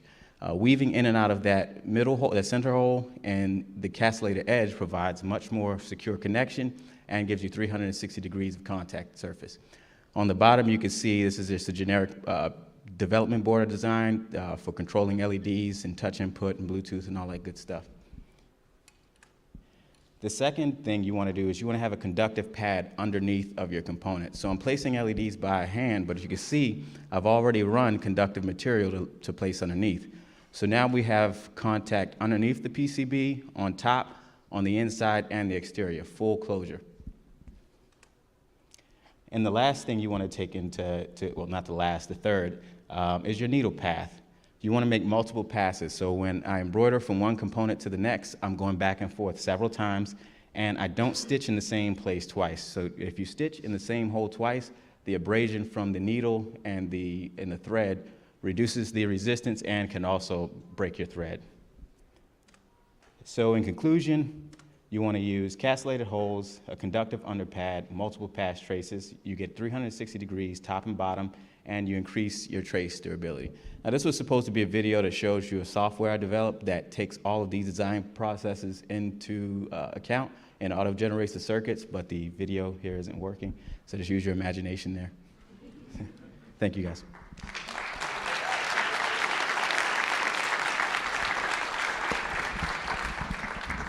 Thank you. That's amazing. All right, next up, it is my honor to welcome Jason Prince. Jason is a maker and co-founder of Fora Systems, whose passions include HVAC, home network automation, and personal data management. He believes in open source is the best pathway to improving technology and sees powerful synergy between FOSS and employee-owned cooperatives. I'm liking this already.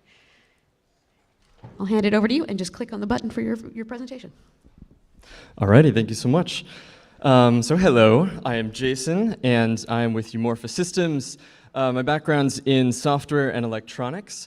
I have always been interested in buildings, but I never thought I would find myself in this world until my boyfriend and I bought a house a few years ago that turned out to be terrible. And I have since fallen in love, because there's a lot of cool stuff here, and it is a whole world of building science that I did not know existed, and I hope you'll enjoy it. So here's a whirlwind tour. So what is building science? Well, buildings are really important if you've ever stepped into one before. They use a huge amount of global energy, which is turning into a pretty big problem. And there's a lot of low-hanging fruit of ways that we can improve the energy use of the built environment. The health impacts of our buildings are becoming more and more of a big deal. We're getting more and more research all the time that the inside of our buildings, especially air quality, tends to be worse than outside. Who would know?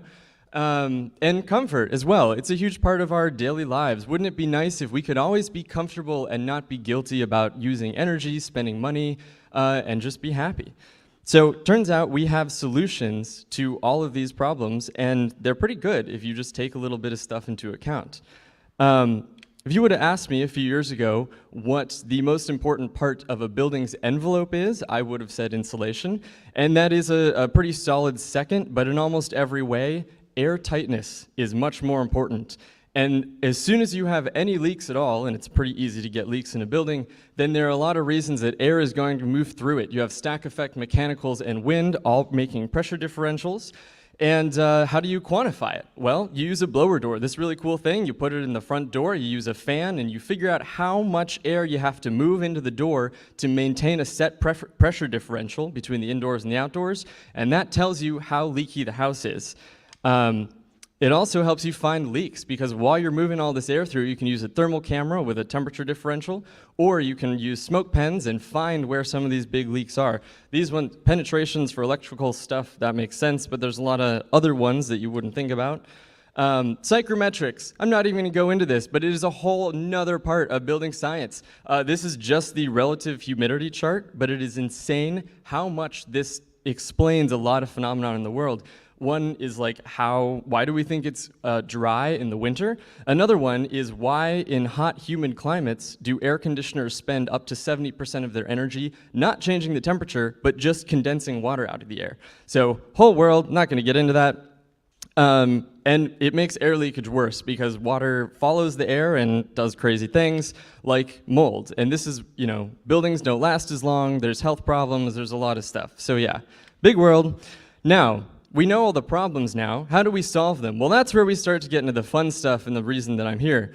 HVAC, we're going to start with the V, ventilation. There are these really cool things called energy recovery ventilators. If you make a house super airtight, well, aren't you going to run out of oxygen? Yes. So you got to have fresh air. These things, they pull in air from the outdoors and they bring it indoors, and they also do the same. They take air from inside, from your bathrooms and kitchens, and take it outside. And in the middle is an energy recovery core, where those two air streams don't mix, but they can exchange heat and humidity. That helps precondition the incoming air, and you don't lose as much energy that way.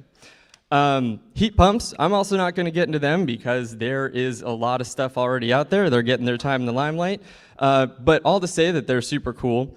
Now, one reason that I'm here, pitch number one, is that we need a lot of people to put all this stuff into action. And there's a lot of really fun stuff to play with and cool things to do. If you like doing technical, hands-on things, then you will probably enjoy a job in the trades, and there you can make a lot of money. These are the first few jobs that I just found where you can just show up day one and they will teach you everything you need to know. Everything in Montreal was in French, so Williston, Vermont's close apparently, so spent 5 minutes looking for those. They're all over the place, and there's a lot of fun stuff to do. And finally, my last little plug is for Open HVAC. Probably everyone in this audience would be really annoyed if you tried to use the ERVs and the heat pumps that are coming out today, because they're all closed source proprietary things that are not hackable at all. At Open HVAC, we're trying to change that, so come join our Discord, and thank you so much. Enjoy the summit.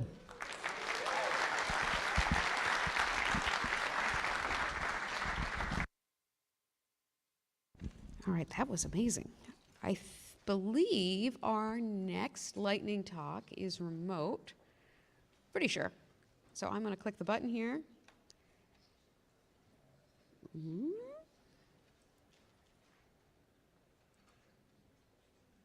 Or is Ivo here?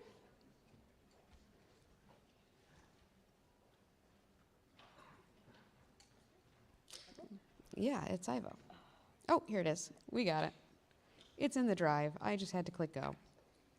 All right.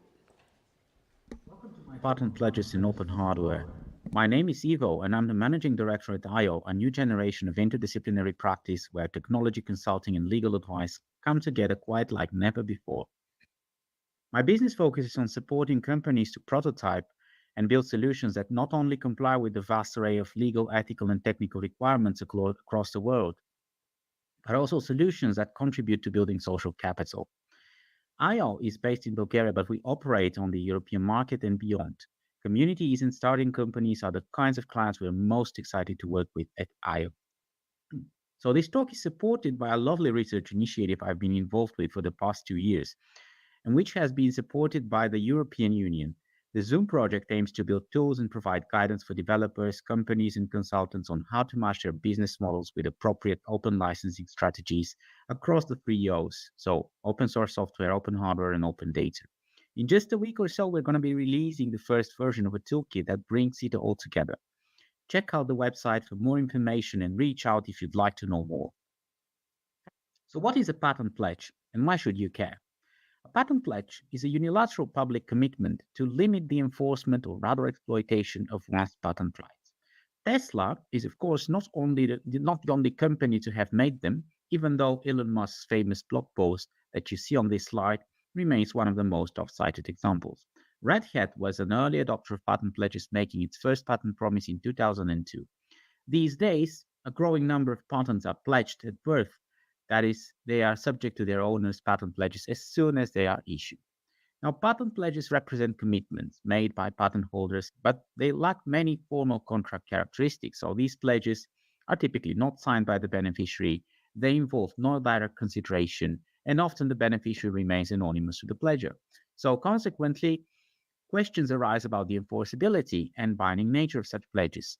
Many pledges are not documented in signed agreements. Instead, they're publicly posted on the pledger's website. So the legal impact of these pledges relies heavily on principles of common law such as equity, estoppel, and reliance. To enhance the legal validity of their pledges, some pledges explicitly assure the market that their commitments are binding and enforceable. So Red Hat, for example, explicitly states in its 2017 patent promise that it intends the promise to be binding and enforceable, and so does Tesla. So can you rely on patent pledges to be legally binding? The answer is yes. Now, this is an example of Tesla's patent pledge, where it essentially says that it will not initiate a lawsuit against any party for infringing a Tesla patent through activity relating to electric vehicles or related equipment, but on condition that the party is acting in good faith. So what does that mean? Importantly, for a party to be considered acting in good faith, among other things, it must not only have asserted or helped assert patent or other IP rights against Tesla, but also any patent right against a third party for its use of electric vehicle technology. In other words, if you enforce your own patents against third parties, at least those operating in the electric vehicle field, you'd lose your good faith image, at least in Tesla's eyes. This was the crux of the issue in a series of litigation between Tesla and CapXX, an Australian supercapacitor company. So what happened so that Tesla had to sue another company in the EV field, despite its pledge? In a nutshell, in 2019, CapXX sued another company called Maxwell, alleging patent infringement. Tesla then acquired Maxwell Technologies, so CapXX's action was seen as acting in bad faith, according to Tesla's patent pledge. After litigation in the US, CAP-XX lost to Tesla by a decision handed down in December of last year, where the court found that CAP-XX's patents were invalid and therefore could not have been infringed by Maxwell Technologies. In July of 2023, likely in response to the ongoing litigation, Tesla itself filed a lawsuit against CAP-XX. At this stage, it was clear that CAP-XX was acting in bad faith, according to the interpretation in Tesla's patent pledge. In the end, all disputes were resolved through a confidential settlement agreement executed between the parties in March 2024. So, was this matter ado about nothing, and what can we learn from this litigation? To me, a company that embraces the open source philosophy can leverage Tesla's innovation documented in its patent filings, effectively standing on the shoulders of giants, to put it that way. However, if the company secures patents for its own inventions, enforcing them against competitors, this would be considered bad faith under Tesla's patent pledge, potentially leading to legal action by Tesla. Conversely, a company declining Tesla's offer would be unable to utilize innovations covered by Tesla's patents. Yet, if this company develops its own technology, its patents would be enforceable. These patents could help, for example, the company establish a niche in the electric vehicle market and prevent unauthorized use of its inventions without licensing fees. In summary, and to answer my original question, open hardware communities can predictably rely on the patent pledges of proprietors that have made them in earnest. However, you should not blindly rely on media reports or statements made in blog posts rather than non-binding documents. Always make sure to consult the binding document. In case you wonder, Tesla's pledge is still perfectly valid and it is being enforced, but not with respect to proprietors that manifestly act in bad faith. So with this in mind, thank you very much for your attention and I look forward to the Q&A session.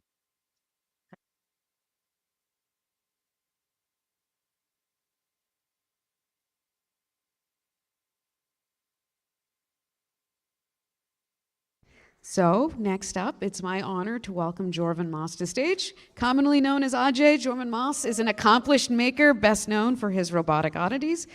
Jay's art background includes a BFA in illustration and self-taught electronic skills that have been combined to help launch his career and promote the wonderful world of STEAM. And I'll turn it over to you.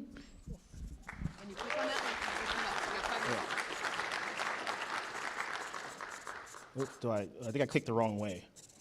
I have no idea. Oh. Well, hi, I'm Jay, your favorite oddity, and I build robots. Don't know when I'm supposed to be clicking. I apologize for that. Yeah, I think I clicked the wrong thing. I'm somewhere else now. As you can see, I'm very bad with technology, so. No, that is not it. Uh-oh, uh-oh. It is not lunchtime. Technical difficulties. Yes, there we go. Thank you. So hi, I'm Jay, and I build fun robots, pet robots you can take with you places and things like that. And I usually call it the illusion of life. It's a concept I got from art school where you make your robots very lifelike and the human brain does the rest. So more about me. I probably should not talk more about me. I'm not that important. My work is more important than I am. But I went to art school, I have an art degree, and I've been professionally making it since 2019. So humanoid robots have been around a lot recently. It's all you see when it comes to robots right now. At least the best in robotics are all humanoid robots, which are great. We all want to have humanoid robots. We want to be able to, fit the frame of warehouse workers and things like that. Great, fully cool. But I'm not going to focus too much on humanoid robots. I'm going to focus on biomimicry, because those are my favorite type of robots. Robots that are based on nature and animals and things like that, or like my robot pet here, Digit, on my shoulder, a giant bug. So a lot of robots like that have already been made. They're very well designed, and you see them a lot on TV. Kids love them, and they're great. But yet, these type of robots make people uncomfortable. And I actually took some time and figured out why. There's no face. Humans need faces. Without faces, robots become creepy. So this is Digit's prototypes. I've been working on this robot for literally 5 weeks. It would have been faster, but I had to sleep. I apologize.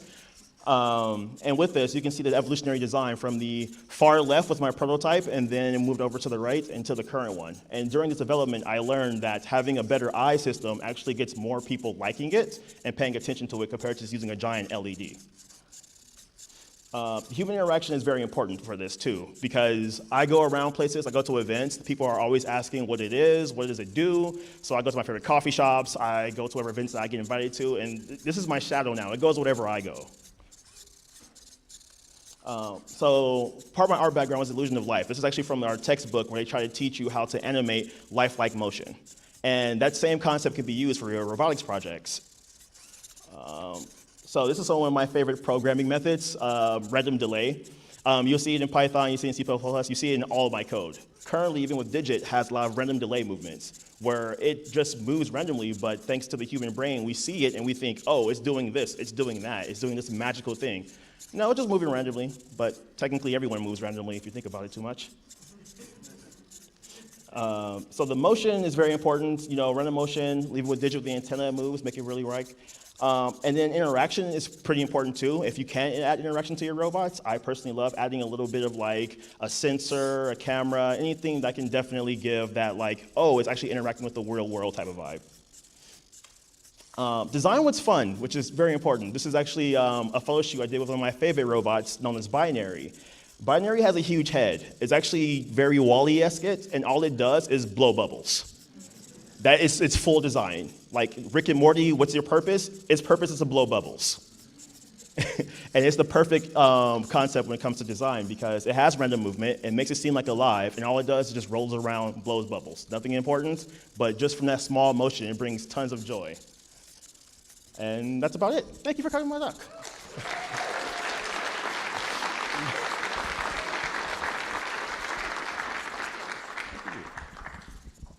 All right, next up, I'd like to welcome Guy Dupont. Guy is a software developer, hardware designer, and on days where he's feeling brave, he'll refer to himself as an artist. His work encourages users to give a second look to the tech we collectively dismiss as useless and obsolete. I'll help you out here. There you go. Hello, everyone. I'm Guy, but for this weekend only, to appease the locals, I'll respond to Guy. I apologize for both pronouncing and writing my own name wrong. That's supposed to be a capital P, apparently. Something terrible happened at the border a few generations ago. I'm a software developer, according to my LinkedIn profile, but if you've had the misfortune of encountering any of my work on other social media sites, you'll know that hardware has a very special place in my heart. So I'd like to share a few pieces of work that I've done just so you can get a sense of who you're dealing with. These are not GIFs, but we'll get to the GIFs.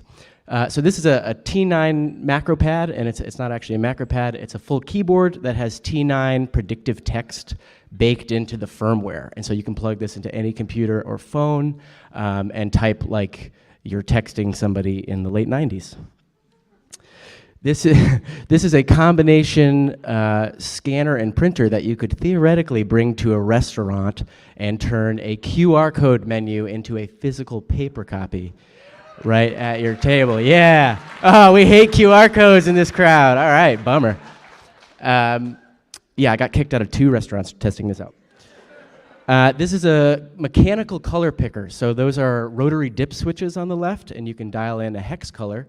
The LED will roughly display that color, and when you smash the button, it sends the color into whatever software you have open on your computer. And finally, I made a typeface that renders your text as if it were serial data on an oscilloscope. Fully open source. Yeah, you do what you want with that. So that's a little bit about me and my work, but I want to talk about somebody else really quick. This is John. That's my father-in-law.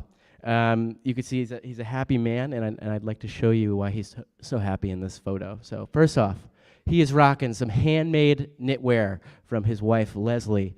He is about to drink some coffee, I assume, out of a beautiful ceramic mug handmade by his daughter, my wife, Hannah, and he is absolutely clinging to that piece of art by my daughter, his granddaughter, Rory. That's either a bunny rabbit or a dump truck. We'll figure it out in a couple of years. So I've been doing gift exchanges and holidays with this family for a long time now, and I'm always so struck by just like the sheer joy when one of these handmade items is transferred as a gift. And a few years ago, I decided I wanted in on that action, you know? But what do I make? Like, what was I gonna do? I'm a software developer, I make apps. Am I gonna give someone an app for Christmas? Turns out, yeah. That's exactly what I'm gonna do. So it started out as software, it started out as little interactive like web pages that I would give as cards. As I got more into hardware, my gifts went that way too. So now I'm gonna share a few more things I made, and these are all gifts that I made specifically for other people. This is the Charlie card I made for a friend who he and his wife just welcomed a baby, and they also have a young and energetic golden retriever. So my gift was, hey, I'll walk your dog while you're taking care of your baby. So this is a fridge magnet, and they can hit the button, and I will get a push notification on my phone, the light's indicating the status, and as soon as I acknowledge the push notification, the received light will start blinking, indicating that I can come over and give the dog a walk. This was for another close friend who I go to the Bonnaroo Music Festival with every year. And in 2020, when you know what happened, I made this. It's a modified clock radio where you can dial in the day and time as well as the stage. So there are artists playing across multiple stages. And when you hit play, the clock radio plays the music from the artist that was playing at that stage at that time. So it's a time capsule, and we did the 2019 version of the festival because that was the previous year. And this is a collaboration I did with my wife. It's a ceramic Bluetooth speaker, so she made the exterior, I did the internals, and if you flip it over, it's got one of those big surface transducers on the bottom, so it plays music through whatever surface you have it sitting on. So hopefully I've piqued your interest at least a little bit why you should make gifts for people, but I feel obligated to explain further why I think it's a good idea. So we're gonna start with the hand wavy one. It feels good, turns out, don't overthink it. I tried to like over science this slide, but as I said, no, this is a beautiful, thoughtful, caring crowd, great friends and family members. They already know that it feels really good and it's fun to give and receive a good gift, a thoughtful gift, right? But some more meaty reasons here. So how many people here have made something for themselves that they use daily, semi-regularly, that just makes some aspect of your life a little bit easier? All right, good enough. Just kidding, that's awesome. So it turns out the normies in our lives have those problems too. And I'm talking specifically about problems that are not necessarily common or, quote, important enough to have some company out there mass market a product to fix. But we as makers are like uniquely qualified to look at those around us and identify those little annoyances and address them if it's appropriate. And I think it's never been easier as hardware devs, and I'll talk about that in a second. You know, we've been kind of capitalism, I'll speak for myself a little bit, into thinking that everything we make needs to have some broad audience, and we're constantly trying to like, how does this scale? How do we manufacture this? Free yourself of that. It's fun, and it's particularly fun when you pick a person in your life who you can actually help out. Unless they don't want their problem solved with technology, don't give them those tech gifts. Like I was saying, it's more accessible than ever. We've got free and open source development design tools. We've got high-level programming languages, so the barrier to entry for writing firmware is as low as ever. You can get all the stuff you need to make projects in like single quantities for reasonable cost. And if you don't believe me, go to this event's sponsor page and just start clicking around. You'll find everything you need. And we've got these crazy powerful little microcontrollers for a couple bucks each. You could connect to the internet. You could render HDMI video. Like, there's so much power available for not much cost. And then this one I felt was important. I want to talk about open source. Like, this is the Open Hardware Summit, right? So you might think to yourself, if I'm designing a gift for someone, a specific problem for a specific person, it's probably not the first thing on your list to open source, because you know, who's it for? But what I have found is if you are making something specific and you put it out there and you make it searchable, there's somebody out there who has a thing they want to build but hasn't yet gotten access to this like knowledge and skill graph, and that gap is hard to cross sometimes. So if you make something, and I use DIY bat signal as an example because that's something I actually did make for someone. You're creating a node at the very exterior of this knowledge graph. Like, if it's weird enough, like way out there. But those are so important. Those are entry points for new people who want to get into this. That's what you search, right? When you want to make something but you don't know how it's made, you search for the thing, not the stuff you don't know about yet. So I think it's really important, even if you're making it for specific people, to open source your work. Okay, I'm going to talk about a little bit about what I think makes GIFs good. This is a not so scientific list. This is anecdotal from me. I did do a little bit of research to make sure I wasn't like talking out my bum. But so in my opinion, good GIFs are used, and I do not mean pre-owned, although pre-owned GIFs are rad too. What I mean by used is that the gift has a place in the recipient's life over time. Unique, personal, and handmade, I don't need to tell you what those are. Frankly, I think those are all kind of bonus. I always appreciate them, but they're not as critical. And then autonomous is a big one. So what I mean by autonomous is the gift does not demand any labor from the recipient after they've given it, or from you as the giver. Like, you don't want to be on the hook for like maintaining a gift over time. So this one to me is so important, and it's an easy one to get wrong when you're, we all know doing hardware and software is hard. So you got to keep an eye on that. And an example of a failure of this was I was once gifted a full-size canoe with nowhere to put it and no way to move it. And I lived in a 700 square foot apartment with another dude at the time. So great gift, very useful, low autonomy. Don't do that.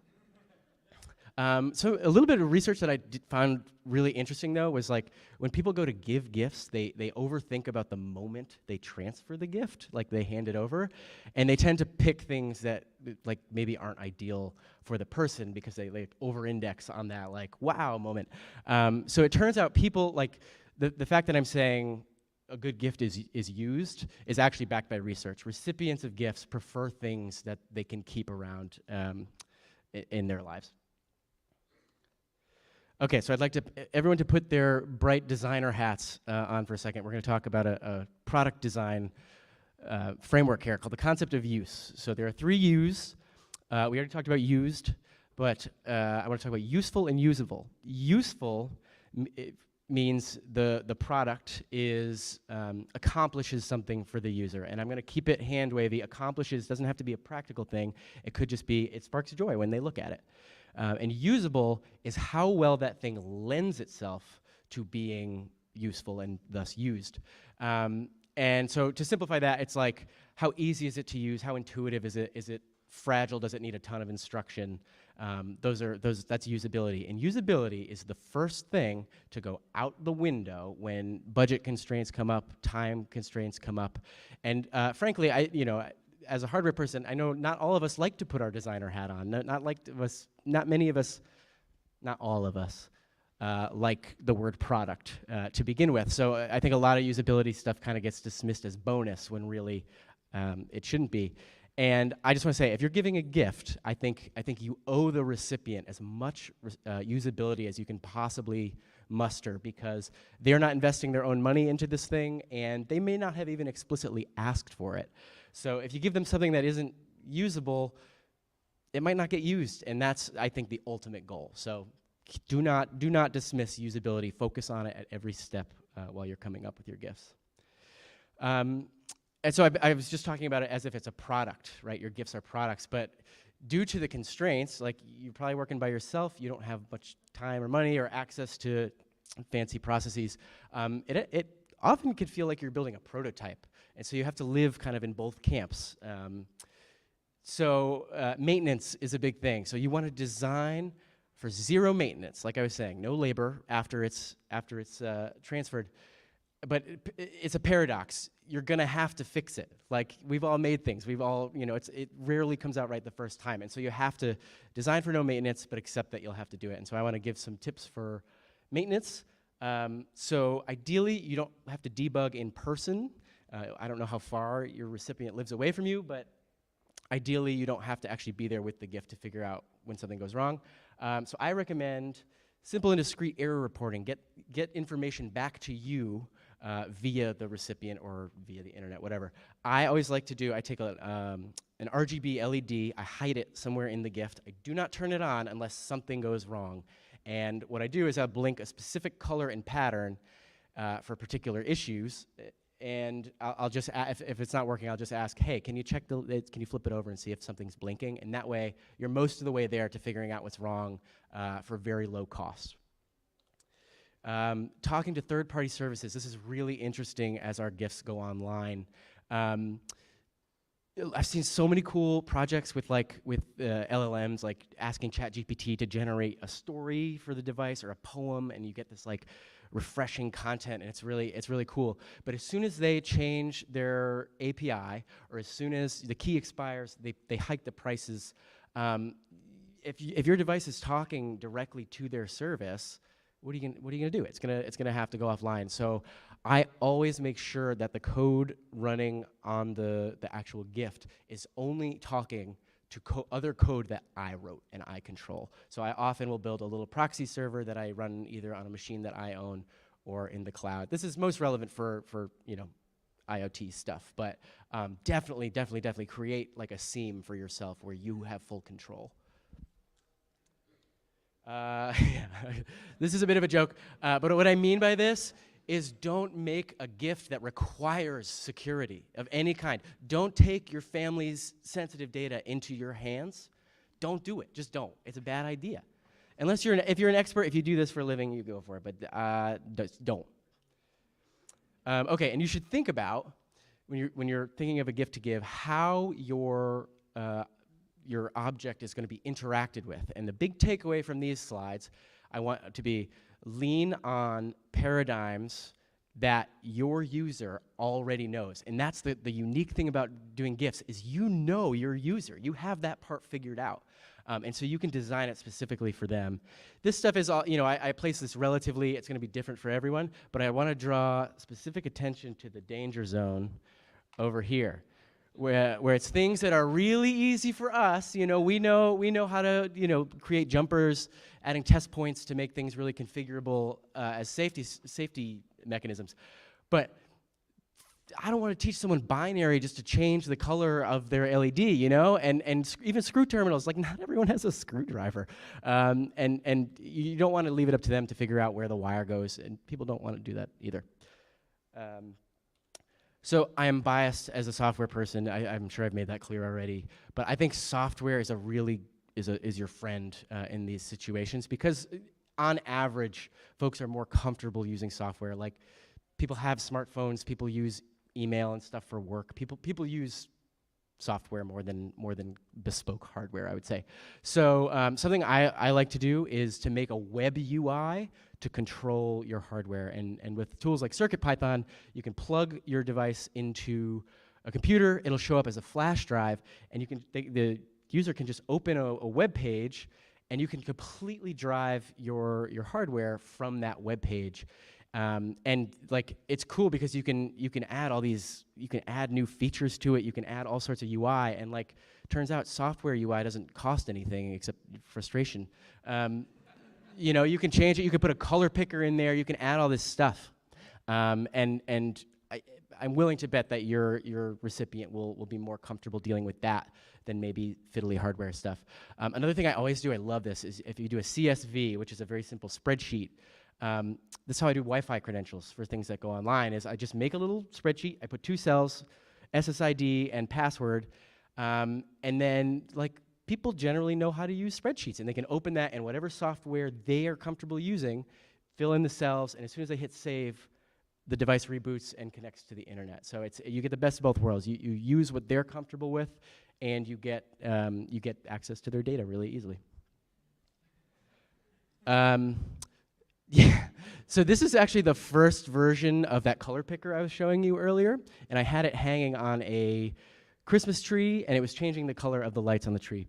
And it turns out nobody wanted to touch it because it looked really scary, and I wasn't scared of it, but everyone else was scared of it, because It turns out most folks don't know what's going through those wires. They don't know if they're going to shock themselves. They don't know if they're going to break something off. So my point here is back to the usability thing. Make sure your thing doesn't look fragile and doesn't feel fragile. Do your best to tuck things away, keep things nice and tidy, even if it's not your nature, because it'll get used a lot more.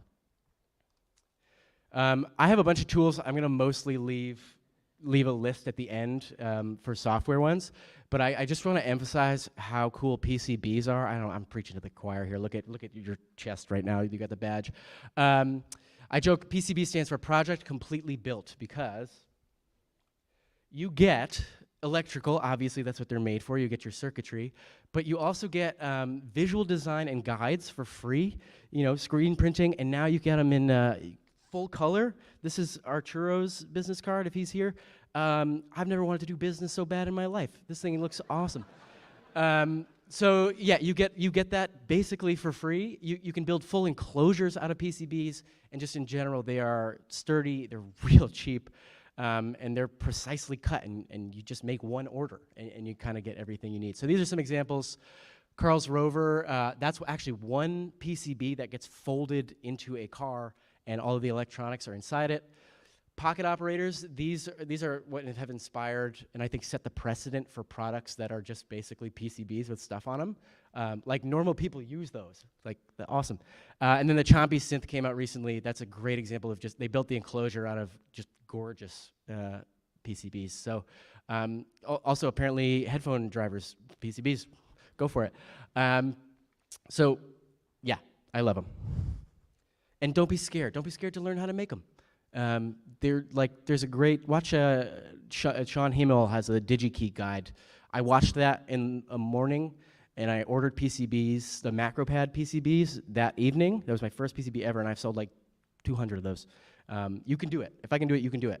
Don't be put off. Yeah, these are just other tools that I like. Each one kind of touches on something that I said earlier. I'll leave this up for a sec. And I do have links at the end too, where you can click and find all this stuff. I'm a huge CircuitPython advocate. I highly recommend it. Every gift I've given, everything I showed here except for this speaker is running CircuitPython. We good? All right. So you can find more about me. That QR code is so big. Yeah. Thank you so much.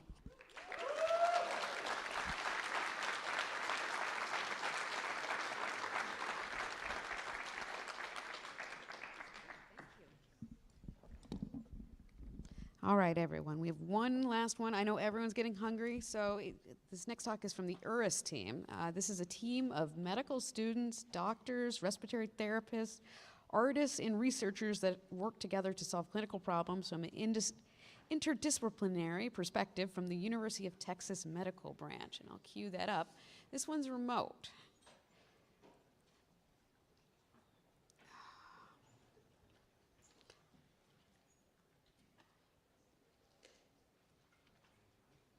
I am unclear what video this is supposed to be.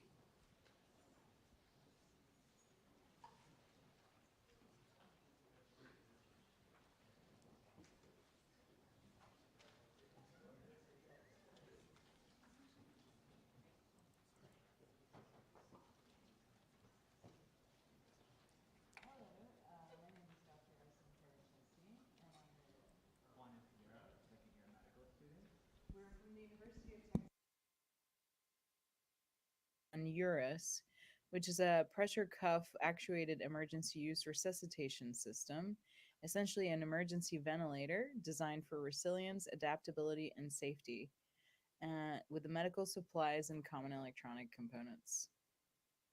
During the beginning of the pandemic, there was an urgent need for more ventilators, as we all know, and there was a call to action for all hospitals to prepare for this shortage globally.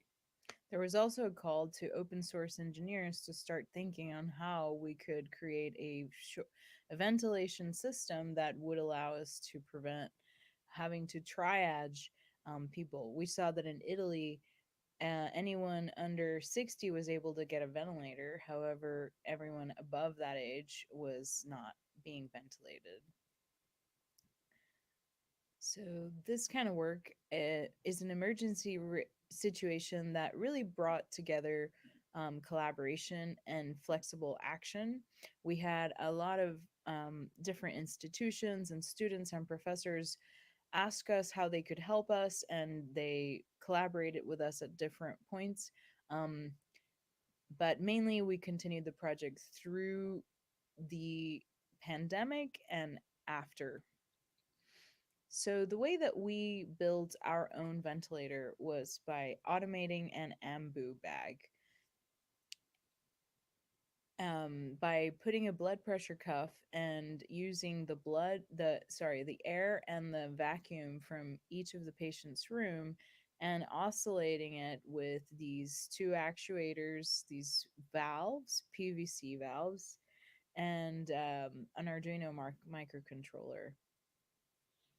And so how it works is these types of manual resuscitators, known as the ambu bag, are generally located in ambulances or remote locations.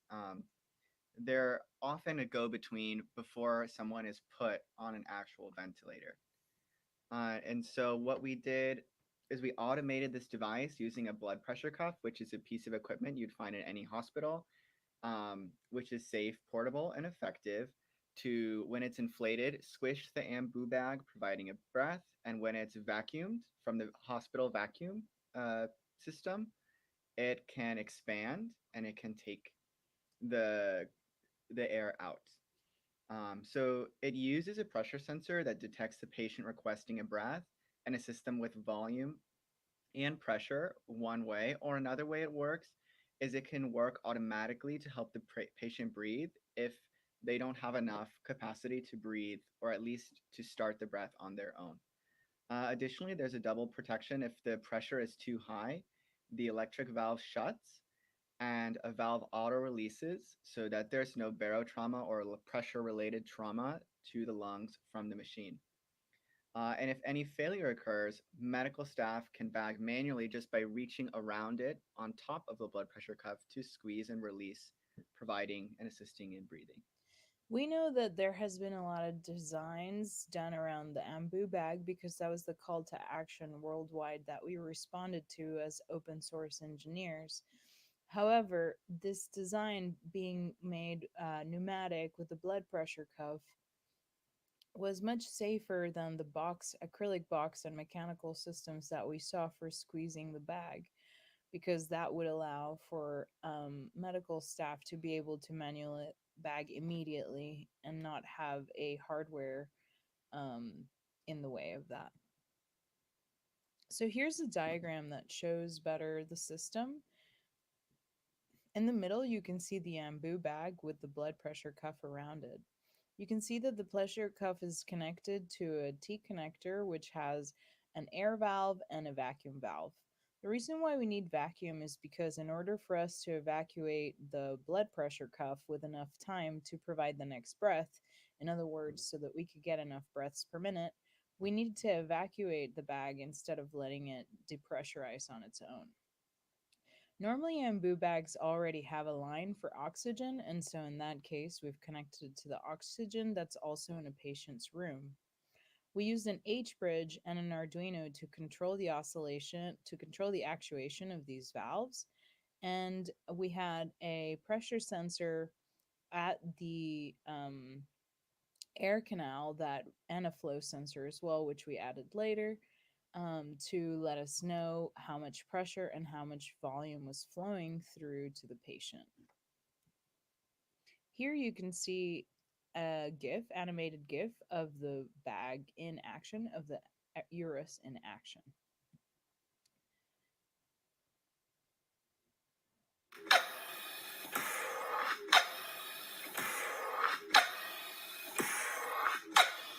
Operating at 30 breaths per minute and achieving nearly 800 milliliters of tidal volume.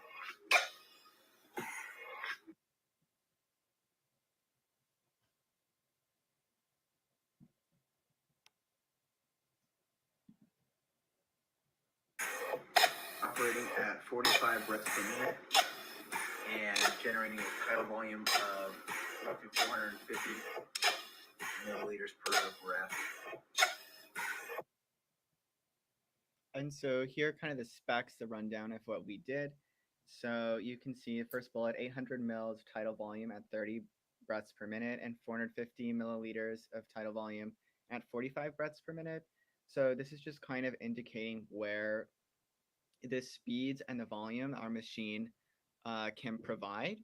And so with these volumes and these breath speeds, we exceed the normal human lung capacity and speed, which means that our device can work for whatever patient needs it. It performs above the limit that a human could, we'll say.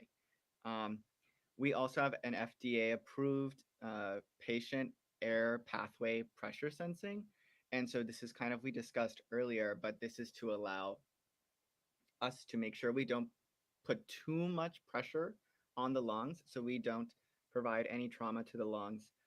We also have a mechanical control pop-off valve, which additionally acts in the same way. Yeah, so the pressure sensor in the patient's airway allows us to know the change of pressure when a patient is trying to take a breath. And so there are two settings for our ventilator. However, we've only tested the automated setting as far as the animal studies go. But technically, the device has the ability to be able to provide a breath or provide a deeper breath for a patient as they're trying to breathe on their own. And the automated way would be that they're not breathing on their own at all. And so we have to provide the breath at whatever breaths per minute would be. However, if the patient is actually breathing on their own, we just listen for the actual pressure sensor. When there's negative pressure in the patient airway, then we know that they're trying to take a breath. And so that's how that piece of it works. And so additionally, as we're talking about the pressure, so there's a mechanical valve, but if that were to fail or we need more help, there is another PEEP valve. And so that operates within the ambu bag. It's just part of the ambu bag too. If there's too much pressure, it releases the pressure. And so in order to, where the air comes from for the device, it uses ambient air because that's where the ambu bag gets its air from. And so there's also O2 injected at a Luer lock inlet. And so you can enhance the air with more O2 to better aerate the patient. It uses 1/4 inch standard hoses and fittings found in supply stores. And the device fits inside a watertight container in a 16 by 16 by 16 inch box.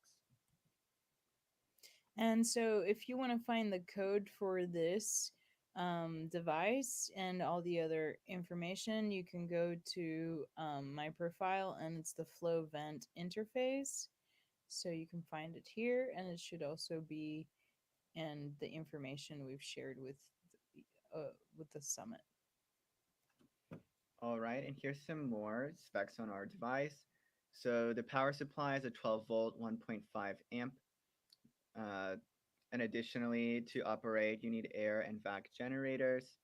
Air and vac, and you may need generators for power if operating remotely. The PVC valves are stress tested at more than 62 hours. There are audio and visual alarms. We use the ATmega 328PU microcontroller. The controls, those on the machine, control breath sensitivity, breaths per minute, volume, and inspiratory to expiratory ratio, because it's not an even flow between in and out. They have different ratios. We use a medical grade pressure sensor. And as we discussed before, there's the time mode, which is the automatic mode, but there also is a assist mode where it can sense the patient trying to take a breath or trying to exhale and can facilitate that process. And so we submitted a provisional patent application and let it lapse so that nobody can patent this, neither us, no one else, therefore protecting it to being open source and remaining that way in the case that we ever have another type of emergency where we require ventilators. And so here you can see it labeled with all the different parts. We have a N95 filter, And here there are 4 knobs, which is the latest device. And some of the pictures we've been showing don't show the 4 knobs. And this is the schematic. It's very, very, very straightforward. It just uses the pots and the some resistors and this toggle switch for the mode, and an H bridge so that the valves can be controlled. And here's the board that we laid out, and we were so fortunate to have some of these boards printed by Geospace here in Houston, completely free and as a gift to us. And this is us testing during the pandemic during April. We at our facility have a simulation lab. We have an entire ICU that is a simulation that uses these robots that can breathe, and you can draw their blood, etc. But what we were using was not that mannequin, but rather this device here, which is the ALS 5000. And it's essentially a simulation lung, which gives us this graph and allows us to understand how much air we're actually pushing in and what is the actual breaths per minute that we were delivering. And so the whole purpose of this project, we've talked about the pandemic, was to create something that anyone in a hospital anywhere could make. Because with the pandemic, we had addition to all of the illnesses, we also had severe supply chain issues. So the kind of goal of this is to create an open source product that you can find these supplies in a hospital, or maybe between the hospital and a hardware supply store. And so that's kind of the goal, a scalable design that can be assembled rapidly by medical and clinical staff. It's safe, effective, and it's reliable.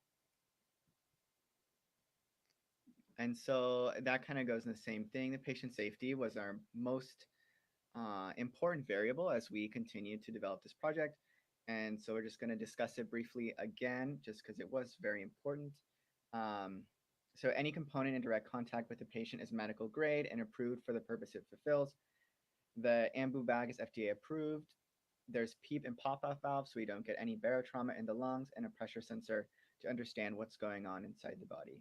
This design does not impede manual bagging, which is super important. If it were to fail or there were to be some issue, someone could just take over with their hand, reach over, and begin bagging seamlessly.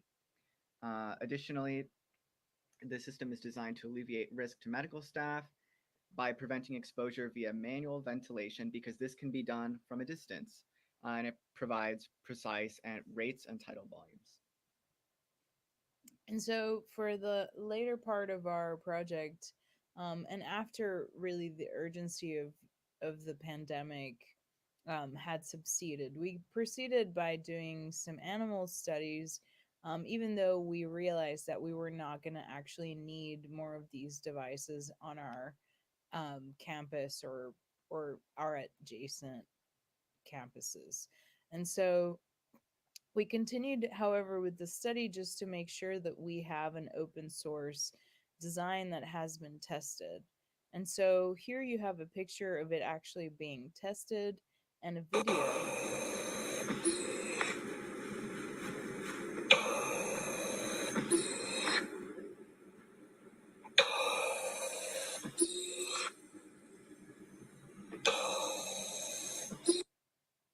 So as you can see, the amount of air and the rate was very different from what you saw in the simulation testing, because when we were doing those videos, we were essentially trying to understand the thresholds of volume and speed.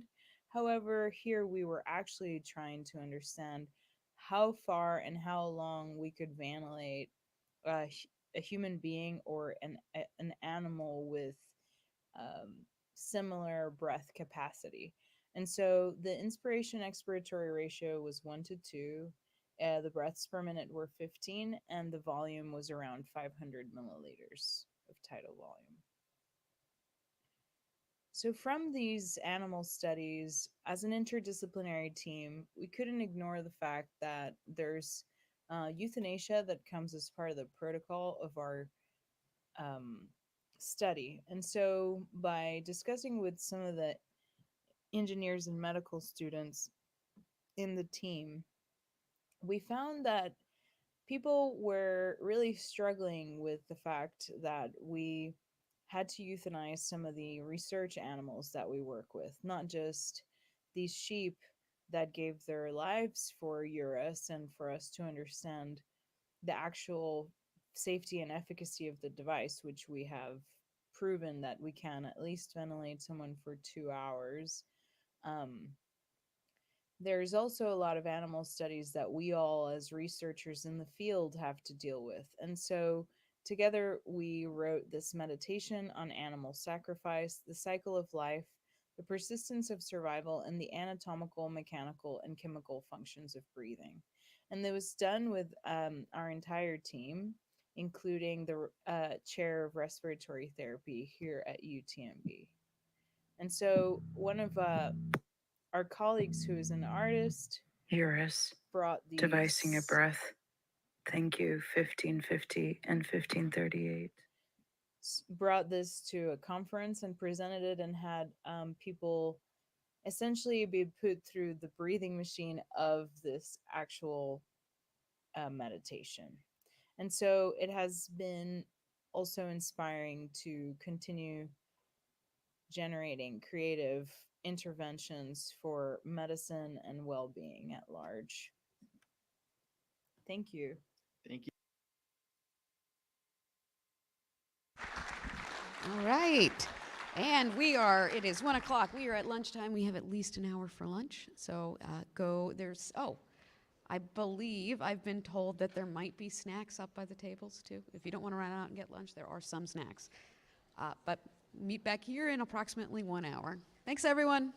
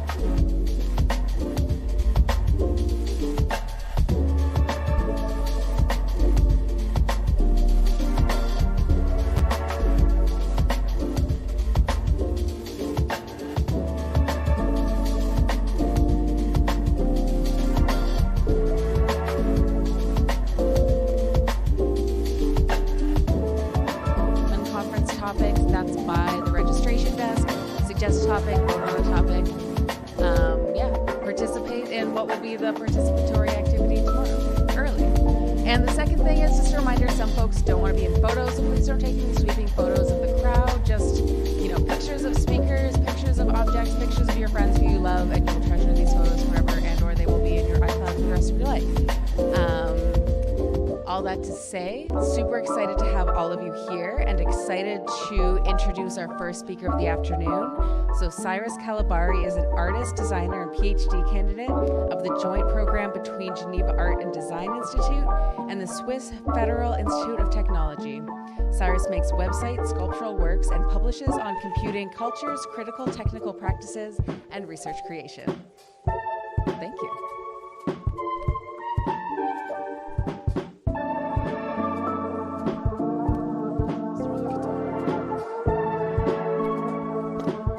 All right, so thank you so much everyone for having me.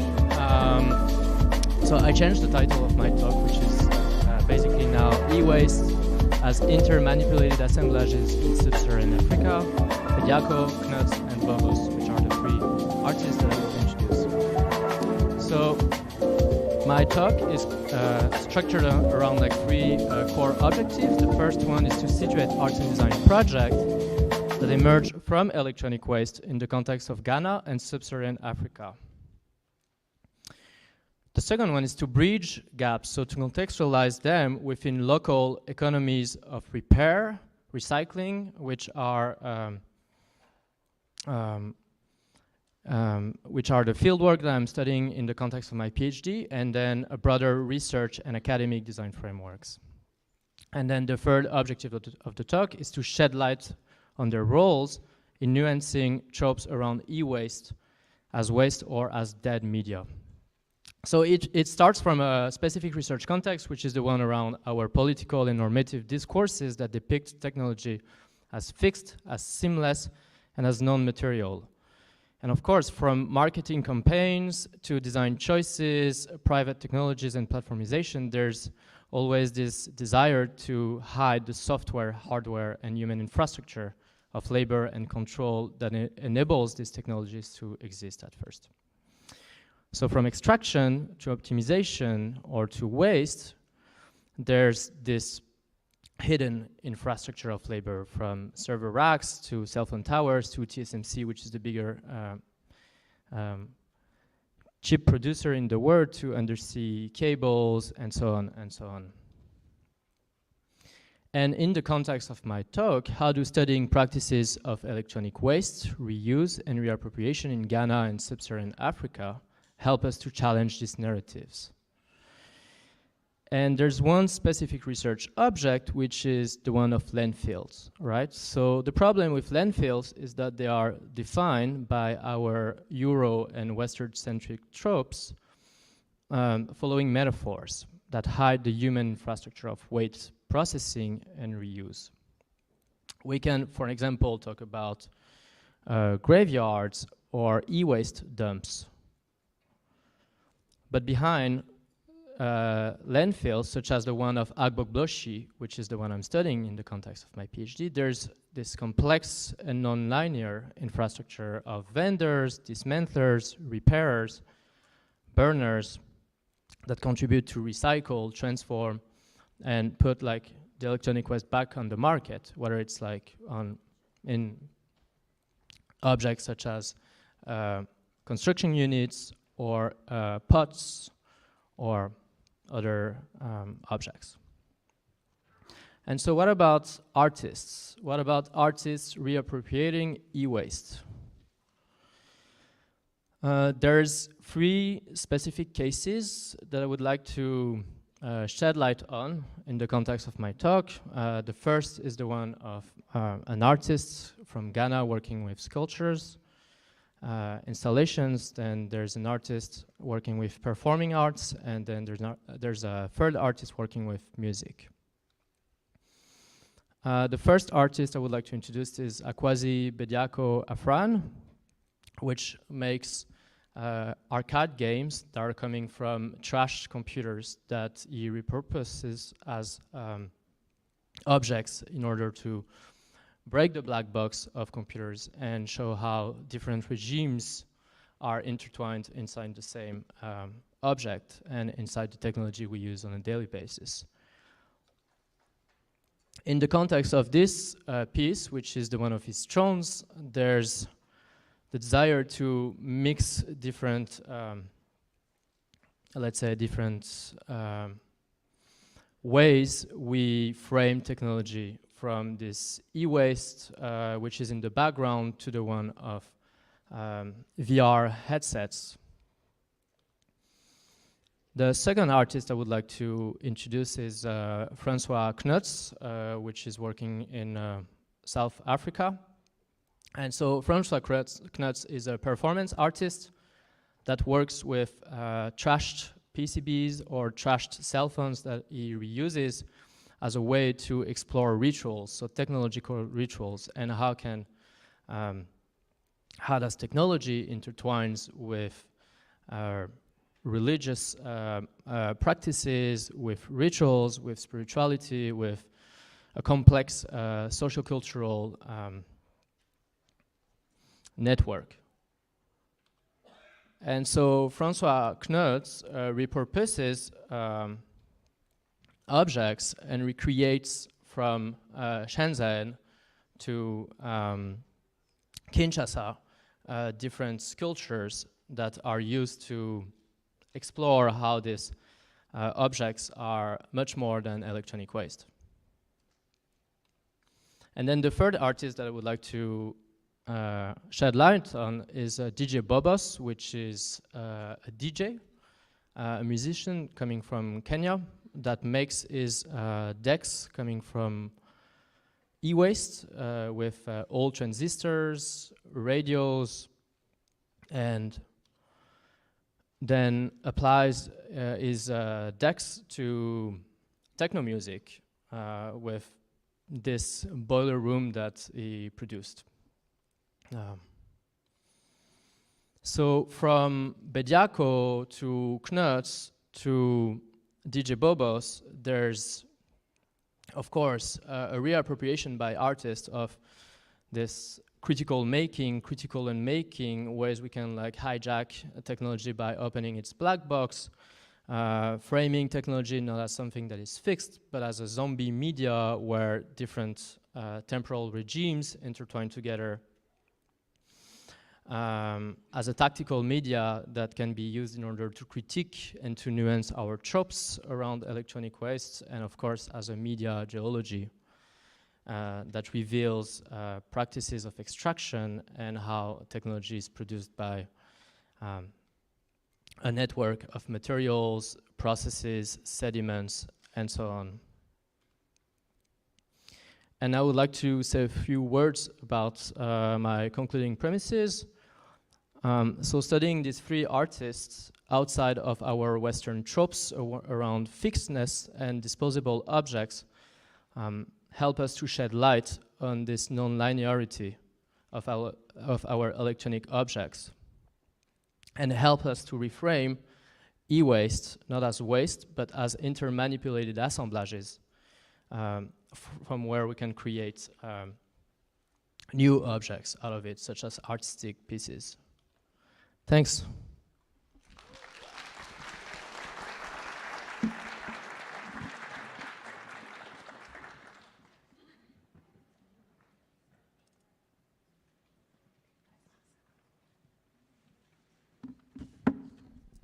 All right, thank you so much to Cyrus. I'm a big fan of trash, and I'm really excited to see all of these repurposing talks today. All right, so our next presentation is going to be by Finn Hafting. Finn is a recent graduate from Western Engineering, where his research focused on open source supervisory control and data acquisition, or SCADA systems. Most notably, his work on the modular circuit framework BREAD involved automating a chemical deconstruction reactor, bioreactor, and bioreactor to transform plastic waste into edible proteins. All right, continuing on the reuse theme. So yeah, really excited to welcome Finn to the stage.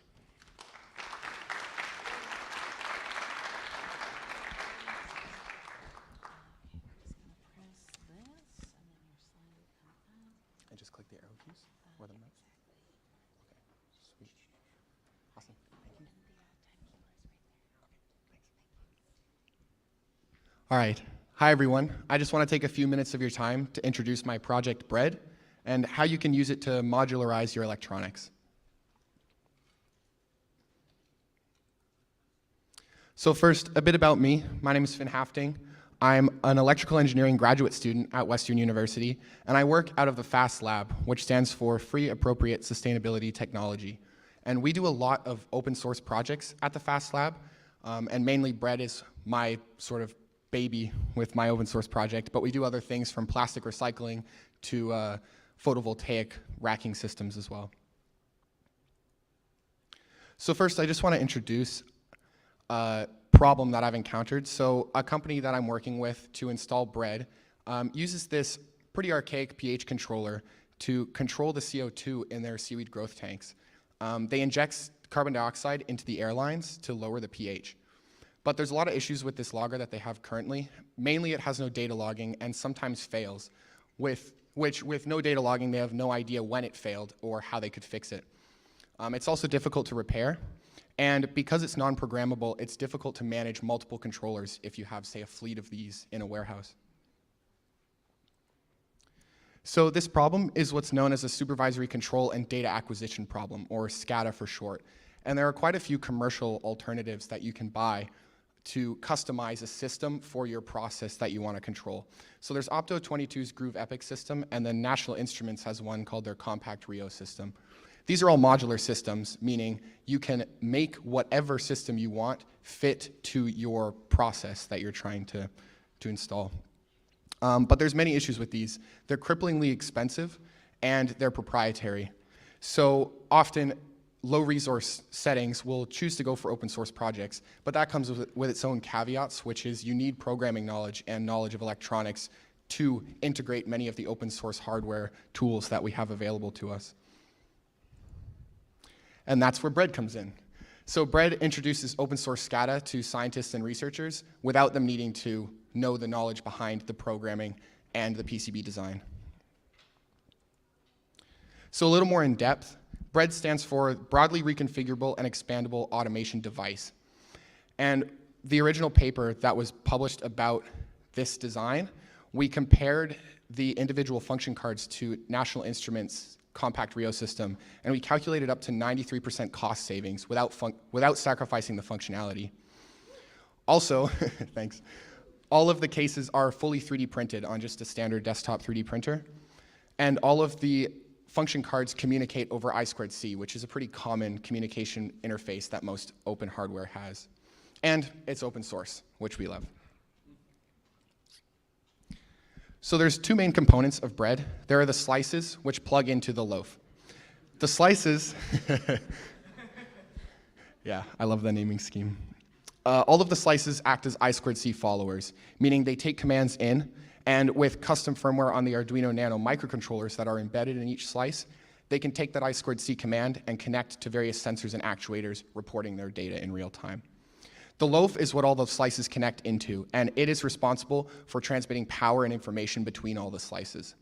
There's an optional, because all of this is I2C, you can connect an I2C controller to this interface and have your own custom firmware to tell the slices what temperature you want to set a heater at, or when do you want this stirring motor to turn on, for example. And you could also get data logging from that and host a user interface if you desire.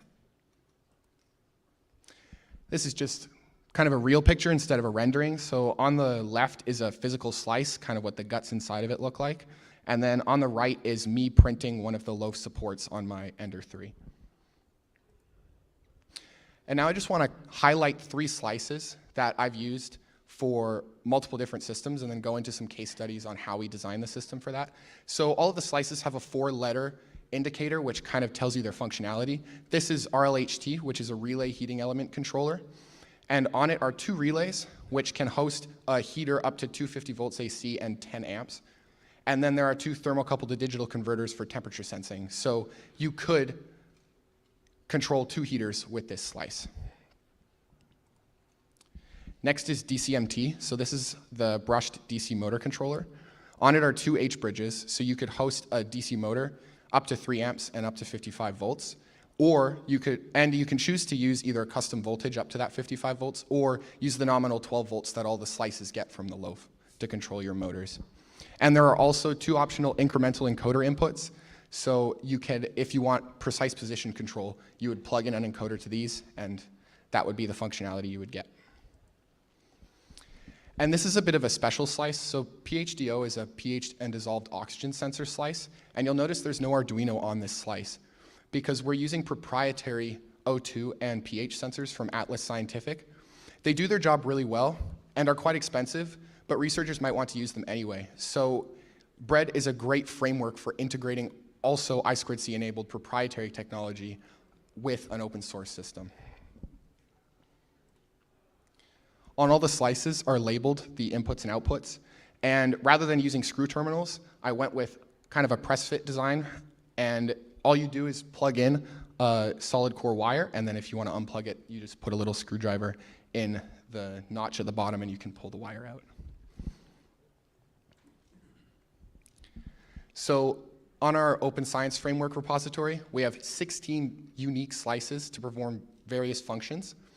And setting up a new system, if you want to build a bread system for your process, is as simple as picking your control points, going to this repository, picking the slices that would meet those control parameters, and then configuring your controller. So do you want to use a Raspberry Pi, a BeagleBone, or an ESP32?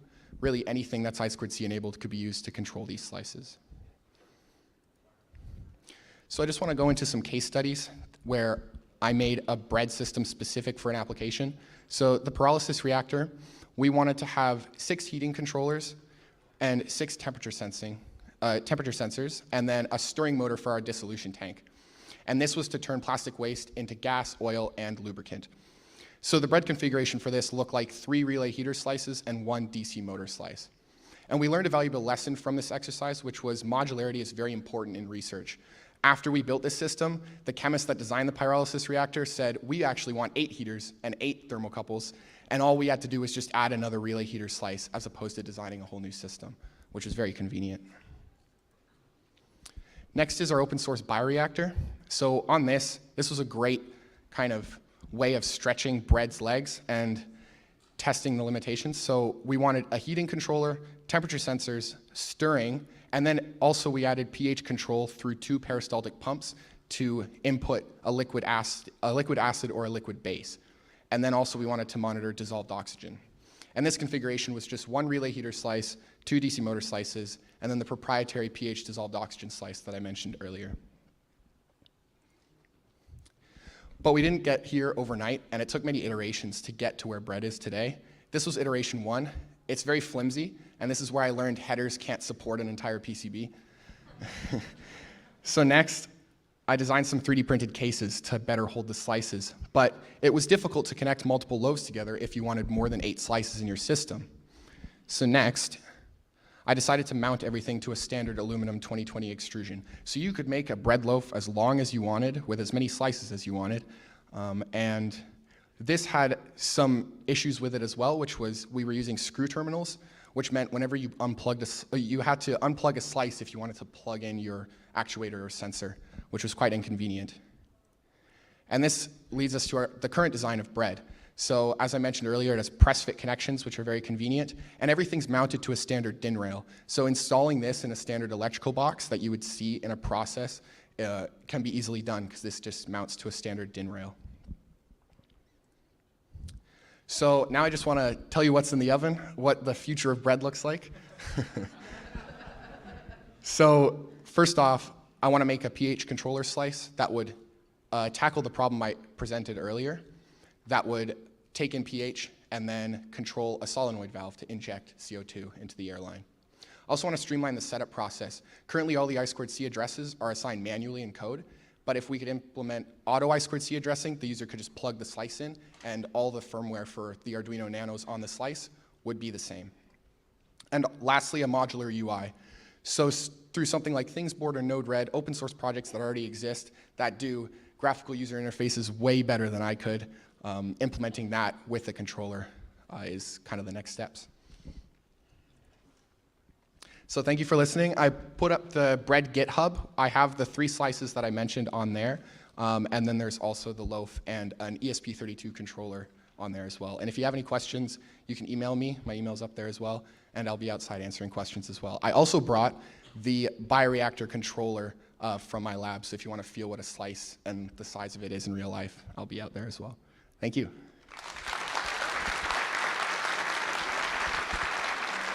Here, and just before you go, I'm gonna leave the slides up. You had like a light on your face for a lot of it, so she was having trouble getting photos. Here, just pretend you're doing the slide instead. Sorry.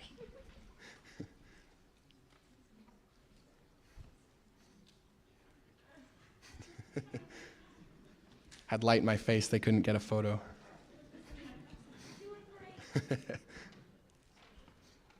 Thanks. All right, little photo out there. Thank you so much. I'll see you after. All right. Well, thank you so much for that, Finn, and excited now to introduce our next speaker, Cedric Onnet. Cedric is a PhD student in HCI with a focus on wearable sensing and digital fabrication. With a background in embedded systems, he has been exploring the connections between physical computing, interactivity, and the arts by traveling the world of research labs and hackerspaces.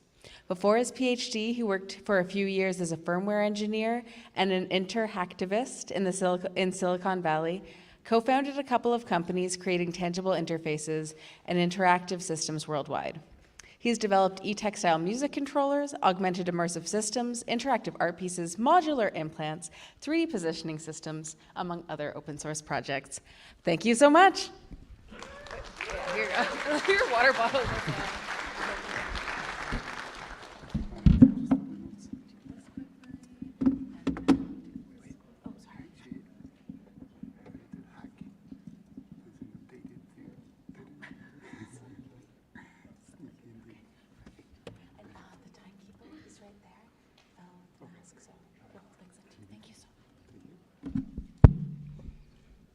All right. I'm going to juggle between two screens. Let's see if it works. So my name is Cedric Onnet. I'm a PhD student in human-computer interaction, and I'm going to talk about a speculative question. What if we could miniaturize electronics so that it fits inside what I call fibers? So I know some textile people here will probably yell when they see the actual fiber, but I will show you, and I'd love to hear your feedback. So this is very much in progress, and I didn't announce that on the official declaration of what I'm going to present, but there's something really important that I want to talk about.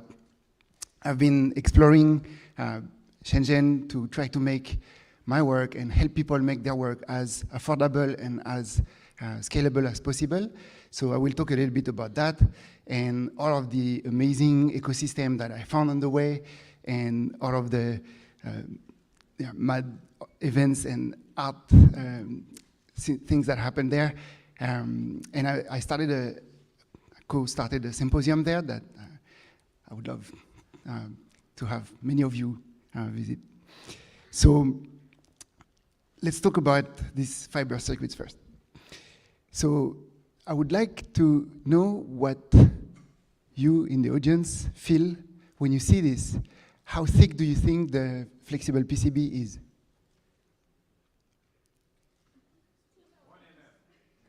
Nice, I can hear some people, so it's exactly between 1 and 2.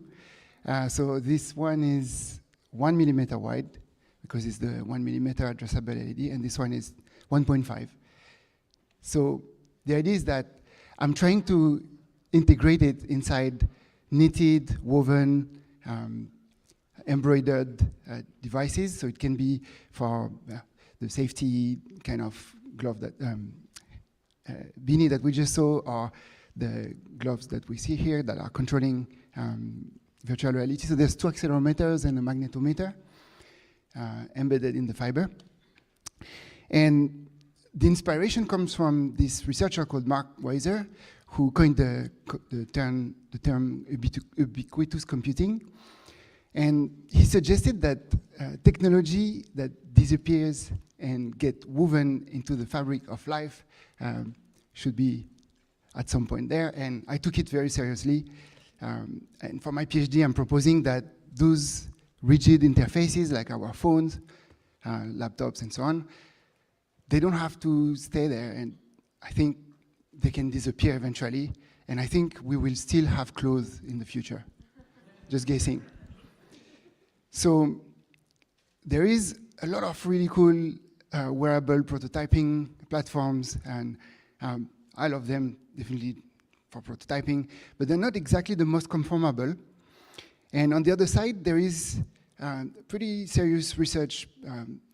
This is from a group called Fibers at MIT. They basically use the manufacturing process for optical fibers, and they melt it, and they add some intelligence inside. Can be semiconductors, can be sensors, and so on. The problem is that those machines are not exactly as accessible and customizable and affordable as we would like. So I'm proposing a solution, and the inspiration comes from this LED filament that probably some of you have seen. They are in LED bulbs that look like they're incandescent. And the intuition is that this fabrication process, basically it's a flex PCB with silicone around. This process, we can replicate it and leverage the already existing high-density electronics manufacturing that exists for phones and some laptops and tabs. And we can prototype, and we can also scale it to make things affordable. So I'm going to talk about how we go from intuition to reality.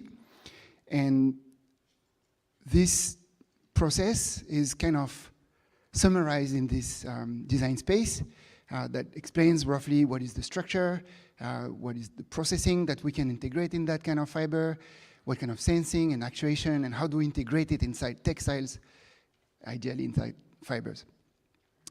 So all of this is on GitHub.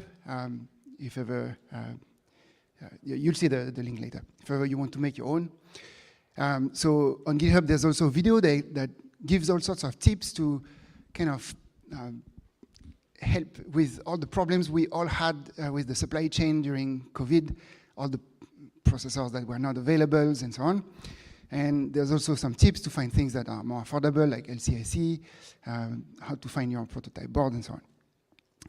In my case, I was mostly limited by the size of the microcontroller. So the green one here is 1.4 millimeter wide, and it's an STM32, which is interesting because you can port Arduino to that microcontroller. It's not too much work. I did it, took a couple of weeks, and now the official ST Arduino people maintain it because it was merged.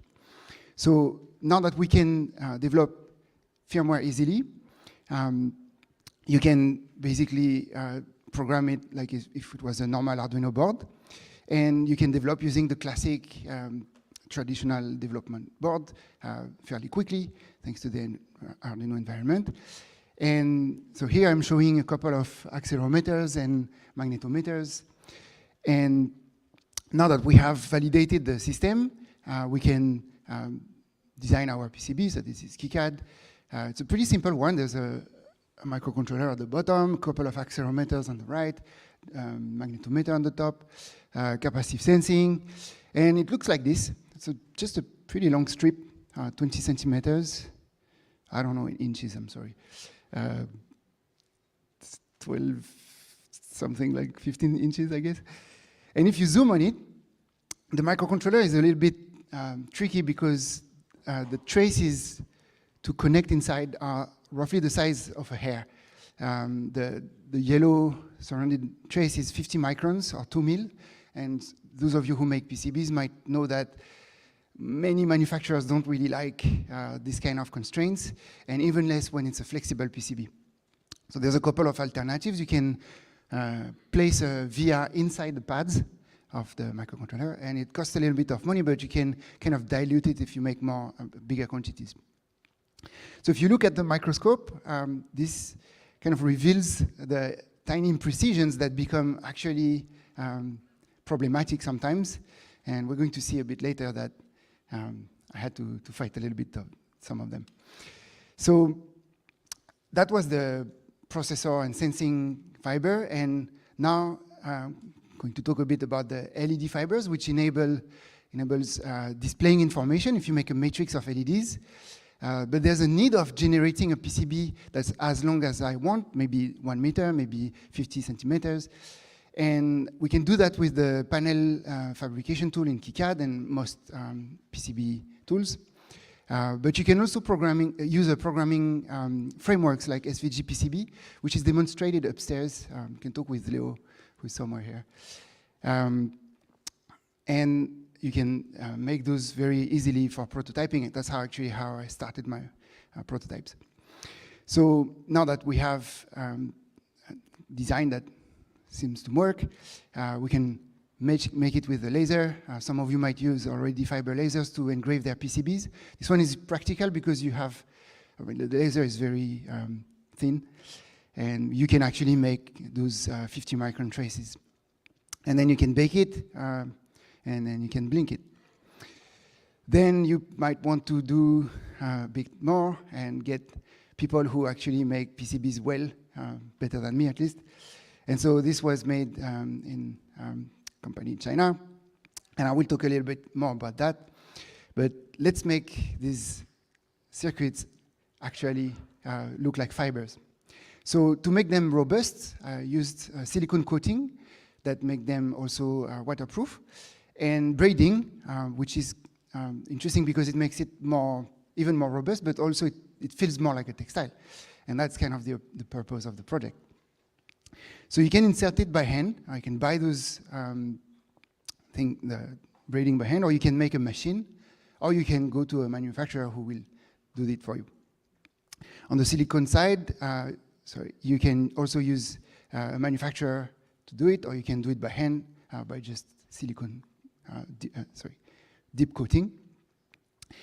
And now we can ask the question, is it robust? So, well, I'm lucky enough to have access to these kind of fancy machines, and I got the chance to test how strong they are, how many times we can bend them until they break. And so basically they can withstand about the weight of 2 soda cans, and if you bend them 10,000 times, they don't even break. This is just increasing a little bit the resistance of the conductive traces, but it's still pretty good. Now, about integration, we can use embroidery in situ like this one, or we can integrate it by hand later to change the PCB if we want, or we can knit it or weave it, which is kind of inlay by construct. And we can then make those wearables that can be used for visualization of the data. So this was Unity, and now this is Open Frameworks. All of this is on GitHub again. So there is a couple of parts of this project. This is kind of the foundation of my PhD, and there's a couple of parts that are missing. I want to power those devices, and I'm looking into printing photovoltaic textiles using off-the-shelves, kind of a big word, but existing printers, by just changing the cartridges. I'm looking at miniaturizing a little more. If you look inside your NeoPixel LEDs, there's a tiny processor that you can actually get if you ask Nestle. I got the chance to visit the factory that makes those NeoPixels, World Semiconductors, and got a few. And I got to play in my lab with some fancy machines that enable this wire bonding, which is basically soldering with micrometer kind of dimensions. So, yeah. If you want to make it mass manufactured, it's also possible, but costs a bit of money. On a concrete kind of application side, I have this selfish idea in mind, which is basically making a microphone array to help for directional hearing aids. Because when you're in a noisy environment, it's very difficult to focus on one source. And I know eventually I will get deaf because most of my family has that. So yeah, just doing it for myself and maybe hopefully some other people who will enjoy it. So there's more, you didn't pay attention. No conclusion yet. I've been going to China for a little while. This is 2014, 10 years ago. We started I started going with the hackerspace in San Francisco. Group of people that went there to visit factories and obviously the manufacturing market in universities and all sorts of cool people. And I like this photo because it's an interesting overlap of communities, a bit like what's happening here, where you have people in academia, people in industry, and here is like founder of the hackerspace on the left. Beside him, there's the founder of Seed Studio. On the extreme right, there's an MIT student who was in an MIT trip to China that was in parallel with this hackerspace trip to China. And there's me with the hat. People often don't recognize me when I don't have my hat. It's kind of funny, which is good, I get discreet. So this trip kind of died with COVID. Obviously, it was kind of tricky to travel to China, and I took over. And so in January, we sent 10 students from MIT, but that was not sufficient from my perspective. So we co-founded this kind of symposium, which is more open. And again, we do the factory visits, also visit the electronic market. And there's all sorts of interesting things in this market, not just you can go and buy parts or find all sorts of incredible things. You can also find people who can make PCBs for you really fast, or you can find parts that are really rare or hard to find in the Western world. And this one is interesting because I got a PCB made in 24 hours to test a capacitive sensing chip just before I sent it to actually being made, mass manufactured. And I got, well, I assembled it myself with this high precision technique, which is using a toothpick, but it works. So basically, it's a capacitive sensing chip that detects when you touch it. And so fast has multiple scales. I mentioned that I use my laser cutter to do that. And it's a special kind of laser. Don't play with CO2 lasers on metal, just as a warning. There are tricks to do it, but otherwise it's not a good idea. This is a special kind of laser. We can talk about that afterward.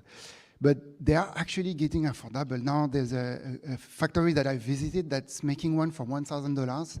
So not only you can do flex PCBs, super high accurate, but you can also make rigid PCBs really fast.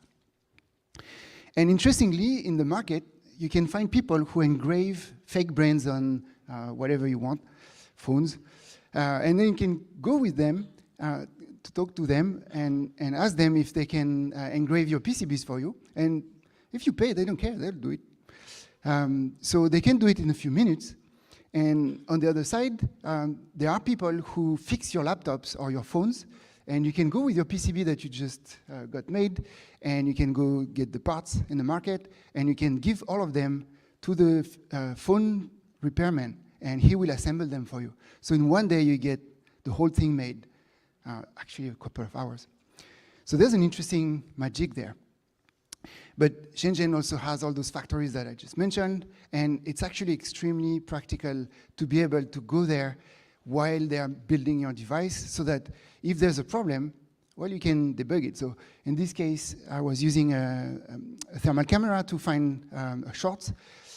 I had a couple of shorts with those tiny microcontrollers that I just mentioned. And it's very simple to fix. You just put a bit of hot air gun on it, and it's done. The other advantage is that you can work with those factory engineers to improve the design. They will have all the tricks because so many people made mistakes before. You can learn from them and get some design improvements thanks to them. So some people might be worried about building in China. There's the cloning risks. I like to call it implicit open hardware. It's just a different perspective, and I have some arguments about it. So this case is a quadcopter that was manufactured by Seed Studio. I visited them, that was in 2014, I think. And they were looking at a clone that had some pretty cool improvements on the cost, because all manufacturing can be improved, and those people, those companies that make clones, they make money because they can make things cheap. And so they have all sorts of really smart techniques, and we can learn from them. So when they clone you, you can clone them, and then they clone you again, and you clone them again. And that's actually what happened. And this is a beautiful ecosystem, only possible in China. Maybe because of communism, I don't know. I heard it's an insult somewhere. So that's one aspect. Now, on the other side, this is an actual industry, and you can go to a shop. I don't know if there's any Chinese reader speakers here, but there's a red translation that I added. Basically, this shop, you can go with a device, and you ask them, can you analyze it? And they'll do it for you, and they will make the PCB for you, and they can even extract the firmware for you. So I kind of like this concept. I think hardware is open by construction. And I think this is the community where I'm the happiest. But I also think that the concept of open hardware should not even exist. It's the most obvious way. And I say that as a kind of hippie engineer because my motivation is I want to make cool hardware and share it. And that's just where I'm having fun. But there was someone earlier who was talking about investors putting all sorts of locks.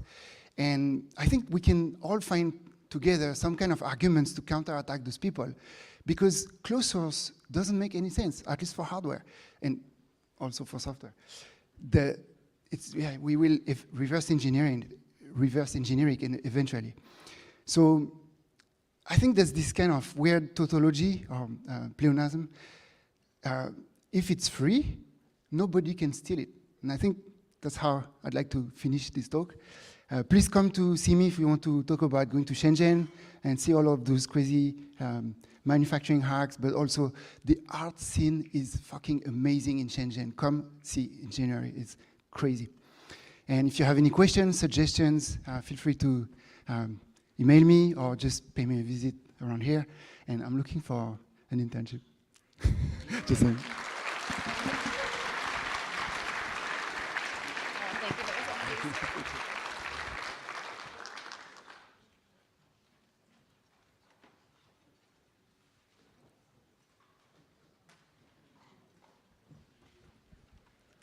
All right, fantastic. Thank you so much. I'm so excited to play with those at the demo tables. And next, I would like to introduce Thea Flowers. Thea is a creative technologist and open source advocate. It's her mission in life to empower creativity through hardware, software, writing, and music. Thank you so much.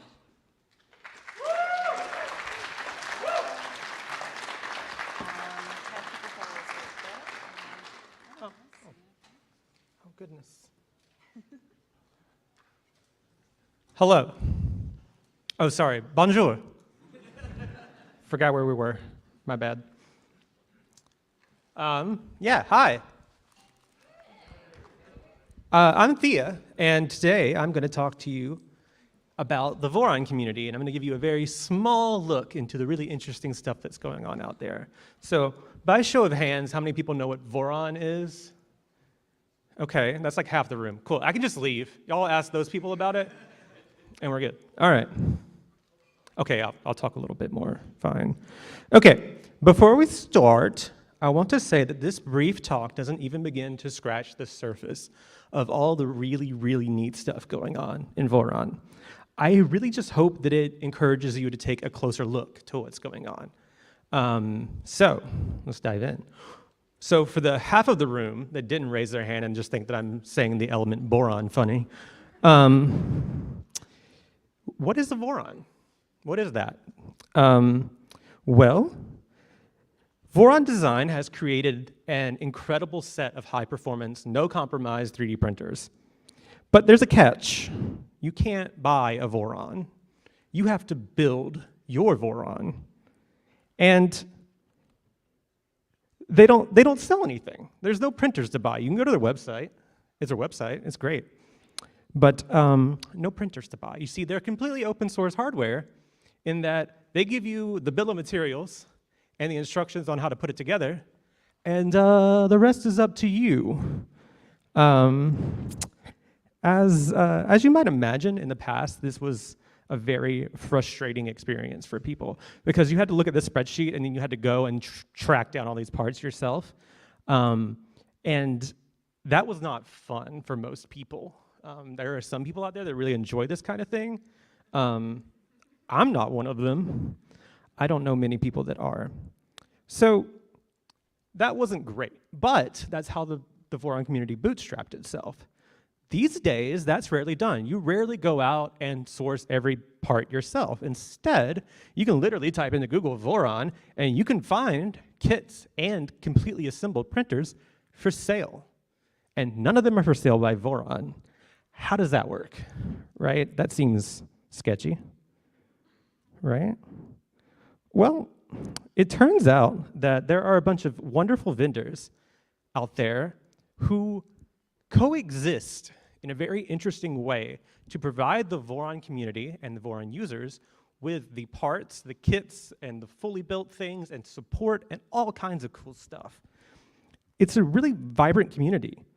And it's really interesting that they're complementary and they're not like cutthroat, capitalist, like competitive, right? Some vendors are gonna focus on that budget, like, you know, pay us $300, we'll send you a parts kit that is not gonna be the greatest, and you know that, but you'll get a printer together, and then you can start doing things from there, you know? Not everybody wants to spend $2,000 on a printer. But there's other vendors who are like, you want a carbon fiber printer arm? We got you. You want a hardened steel hot end that can heat up to 600 Celsius? We got you. So they can kind of hang out together. Everybody's cool, right? This is an interesting example of real-world peer production. It's a big tent mentality, not a big mint mentality, sorry. I get my words mixed up sometimes. Peer production is this way of producing goods that relies on self-organizing, collaborative, largely distributed communities of individuals and organizations. You might be familiar with some popular examples of peer production like Wikipedia and Linux. Both of those are really, really good examples. There are a lot of academic sort of opinions on peer production. If you look it up on Wikipedia, that aforementioned peer production project, you'll see like some very different definitions. So it's hard to like pinpoint real world examples very well. But it's easily contrasted with those very typical types of production where you have one company that controls all the rights and the means for production and produces all the goods and makes all the money from it. Versus peer production where it's distributed, it flips it on its head, and the rights and means of production are spread out over a participatory community.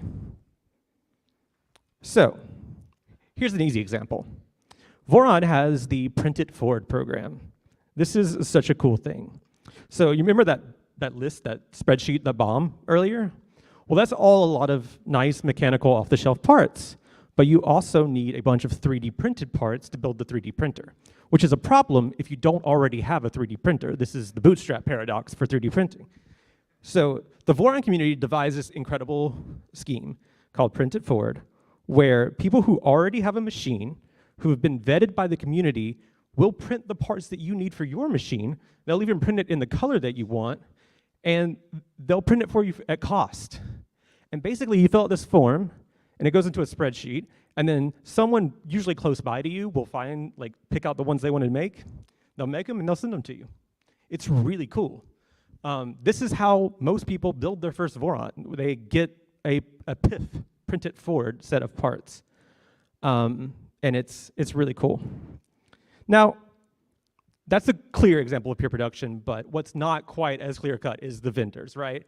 There's money involved, and not just pay for the cost of this, plastic. It's, I need to eat and live. So, how does that work? Well, the key aspects of peer production are there, right? They're distributed, they're specialized, they're self-organized, and they actually need to participate in the community to be successful. A good example, a good case study was this thing called Voron Tap. It's a really interesting way to do Z probing, so to figure out where the printer bed is so that it could properly put plastic down on the bed.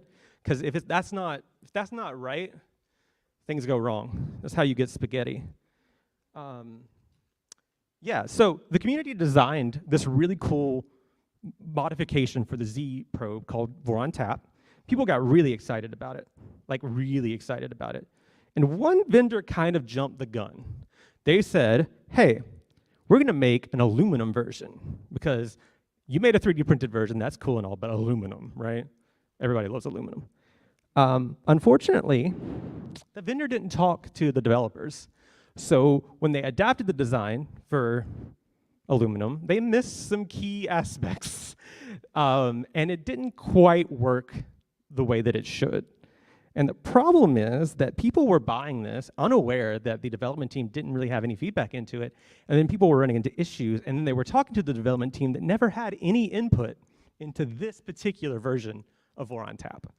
And that sucks, right? That's not great. But there's a silver lining. Because of this, the vendor ended up actually reaching out to developers and having a conversation. Obviously, the order there is not ideal.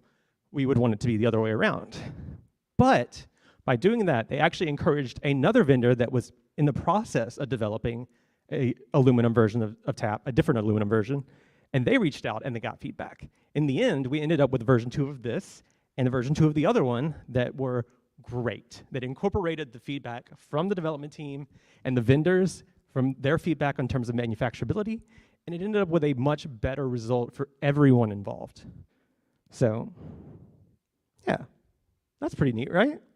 It's a good example of like self-organizing, self-governing. Sounds like peer production to me. That's how it keeps things healthy, right? And this is V2, by the way. It comes in red now. That's cool. So all this is to say is that it's very easy to look at people who are selling stuff based on open source as like just people who are trying to make profit. But vendors can be an essential part of your ecosystem. Community means everyone. And by working with your vendors and having your vendors work with you, you can actually amplify the impact of your project. This creates a virtuous cycle, right? It significantly lowers the barrier of entry for people when there are multiple options for them to get involved in your project. The Voron vendors, that's a hard thing to say, like right after each other, Voron vendors, Voron vendors. Anyways, they have brought down the cost of getting a Voron drastically. When it first started and you had to get all those parts yourself, it was the overhead of shipping every single one of them, the overhead of finding them, and then just the cost because they weren't very common. Now you can get complete part kits, and it's so much less expensive, and it's so much more approachable. They reduce the cost, they make it easier to acquire specialized components. You can get some of the nicest 3D printer beds for your Vorons now. They provide supports to end users, so the design team doesn't have to constantly field every support request. They support, sponsor, and organize community events, right? Like, this is awesome. That's a good thing. This is all good stuff. And what this exemplifies to me is the rep-rap philosophy. Modern consumer 3D printers, including Voron and every other 3D printer, trace their origins back to the rep-rap project. The rep-rap project was this wild idea of a dream of democratizing and distributing the means of production by creating a machine that could create itself so that anyone could own it and anyone can make their stuff, right? That's awesome. That's what I just described with the Voron community. Anybody can make one and it can make itself. To me, the present day legacy of the Voron community is alive and well. The rep-rap project is alive and well in the Voron community. They're creating innovative, high-quality, open-source designs. They have a truly distributed, collaborative ecosystem that provides physical goods that supports the community. And that impact is so large that it's felt way beyond that. Because similar and adjacent projects like Printers for Ants, Milo, which is a CNC mill, and Lumen PMP, which is a pick-and-place machine that you can see right here, all of these benefit from what the Voron ecosystem has done. They try to solve some of the similar problems. They have to tackle some similar obstacles to get their work done. And having access to a lot of that stuff that the Voron ecosystem already did is amazing. You can look at this pick-and-place machine and you'll see the aluminum extrusions, you'll see the stepper motors and everything that you'll find on a Voron. It's amazing. I think that's really neat. So this is an example of viable peer production. No ecosystem is perfect. There's been issues, but This is a great example of empowered open source ecosystem. So everyone can succeed. With that, I would like to say that, of course, this didn't give you a complete picture into everything. I couldn't tell the complete TAP story. It's very long. But I'd like to thank the Voron design team and Maple Leaf Makers, a Canadian, unlike me, Fabrico and West 3D for their help. They let me ask them all kinds of really intrusive questions about how they work with other people. So shout out to them. And yeah, thank you all for listening to me. If you're wondering who I am, that's who I am. I'm Thea.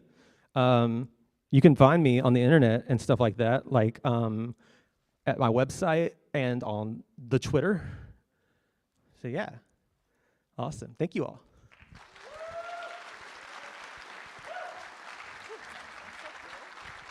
All right. Thank you so much to Thea, and thank you to everyone who was a speaker this afternoon. So next, we're going to be going into a break and table time, and there's an exciting badge hacking table. So I just want to say, if anyone has a badge that is not populated, they found in their bag, you can take it to the badge hacking table, and they have kits where you can get all the parts to put them on. If your part's already on, then you can just get hacking immediately. But you know, it's always good to have a little bit of practice with soldering and such things. There's more snacks getting set up out there, and we'll be joining back at 4 p.m. for a bunch more exciting talks. Thank you guys all so much.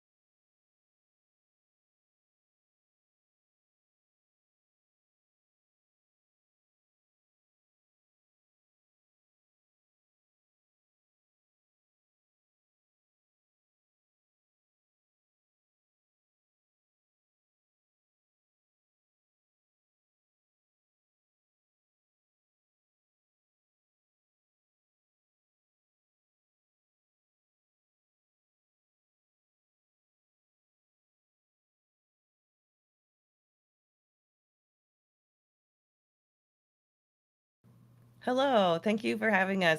I'm here to introduce a group talk about repurposing disposable vape batteries. My name is Becky Stern. My co-conspirators are Carrie Love, David Rios, and Shuang Tsai, who designed this lovely vaporwave presentation for us today. We're going to show you why these vape batteries are an issue, show you how to safely dismantle common disposable vapes, and then show you what you can do with them afterwards, including making a cool vape synth instrument. We're giving this talk together because there were several talks about vapes in particular submitted for the Open Hardware Summit this year. And so that points to some convergent thinking about e-waste salvage and the timeliness of the of vapes in particular. So just a brief intro. In 2018, Juul had the majority of the market share for e-cigarette sales, and they were developed initially as a stop smoking aid, but Juul also made a bunch of fruity flavors, which happens to appeal to underage kids. So then between 2018 and now, the FDA put a big investigation into the marketing practices and everything, and ended up banning Juul from the market in the US with some language that was about the pod device, the flavored nicotine in the replaceable pod. So there's a loophole in the ban that allows disposable devices to be sold. And also then, because Juul's not on the market, there's a demand that is not met. So there's this opportunity for all of these devices to come in, and there's so many of them. You might see them on the street, people throw them away as litter. And then if you have a friend who vapes, they might have a stash that looks something like this. This definition of disposable isn't acceptable to me. And I think that this trend isn't having the environment in its purview at all, right? Because lithium is a precious metal that comes out of the ground, and even if it does make it to proper recycling channels, it's difficult to recycle. And so I think we need to be a little bit more mindful with this material, and that's the motivation behind wanting to creatively reuse these devices that there are suddenly so many of for a logical reason. It's a sad reason, but it's a logical reason. So here's how you take them apart. You got to wear gloves because the nicotine can be absorbed through your skin. There'll be an end cap or two, and you can pull the whole circuit out. Remember to store your battery safely in a lockbox, preferably, so it doesn't become a projectile. Inside, you'll find that big battery we've been talking about, an air pressure sensor for detecting when the user is inhaling to turn on the device, a heat coil to heat up the e-juice inside the sponge, and then a charging circuit that may or may not be appropriate for permanent reuse, depending on your definition of a well-designed circuit. Because we found, when I took apart a bunch of these for my YouTube video, I found some legitimate over voltage protection charging chips, and I found some boards that just had 2 PNP transistors on it. So that didn't seem particularly safe for long-term use. So one of the things you can do that I show how to do in my video is to disconnect the battery from the rest of the circuit, put a new connector on it, use it like a regular light poly you bought from the store to run your electronics projects, and just charge it with a dedicated charger. I like this SparkFun one with the dip switch because it makes it easy to charge a bunch of batteries with different sizes without much fuss. So then besides taking the batteries out and using them for electronics projects, there are also some interesting ways you can reuse the whole vape.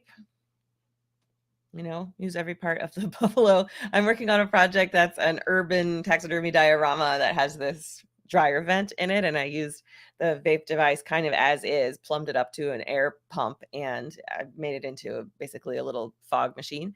And then I want to introduce you to my collaborators for the rest of this talk about showing you how you can make a vape synthesizer. Take it away. Hi, we're Team Vape Synth. I'm Carrie Love. I'm David Rios. I'm Sean Tsai. And we're all colleagues at NYU ITP. Now, how did we even decide to make a synthesizer out of a vape? Well, as I mentioned, we all work at NYU ITP, and a student came to me with the question, how can I make a miniaturized scent diffuser device that's controllable by Arduino? Now, I was like, everything that they need to do that, you can find in a disposable vape. And that means they can probably grab one literally off the ground or from any friend who vapes. Now, with this idea in mind, I had it disassembled and on my desk the very next day. So why was I so ready to go out and pick up this electronic trash and take it apart? That's because at my home hackerspace, NYC Resistor, Adam Meyer had been hosting a series of events called Grab the Guts and Use the Guts. In these events, he would bring in street trash electronics, do a live teardown where he would show you each individual part within it and talk to you about how they worked and how you might repurpose it within your own project. Another major inspiration for making a project out of vapes was the Bubble Punk workshop by Andy Quitmeyer, which was held at Open Hardware Summit last year. Now, one of the things when asked, why did you get into hacking bubble machines? Andy shared that where he lives in Panama, there was tons of balloon waste, both in the jungle and in the oceans, and that he wanted people to celebrate in a way that was more eco-friendly. Bubbles were the thing that came up for him, but at the same time, he was like, nobody can shame another person into changing their behavior.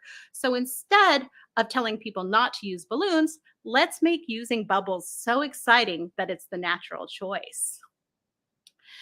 So now that we have this disassembled vape, and we also have this idea that we want to make something joyful, David and I had desks at each other at this time, and he and I would always show each other what we were excited about and what we were working on.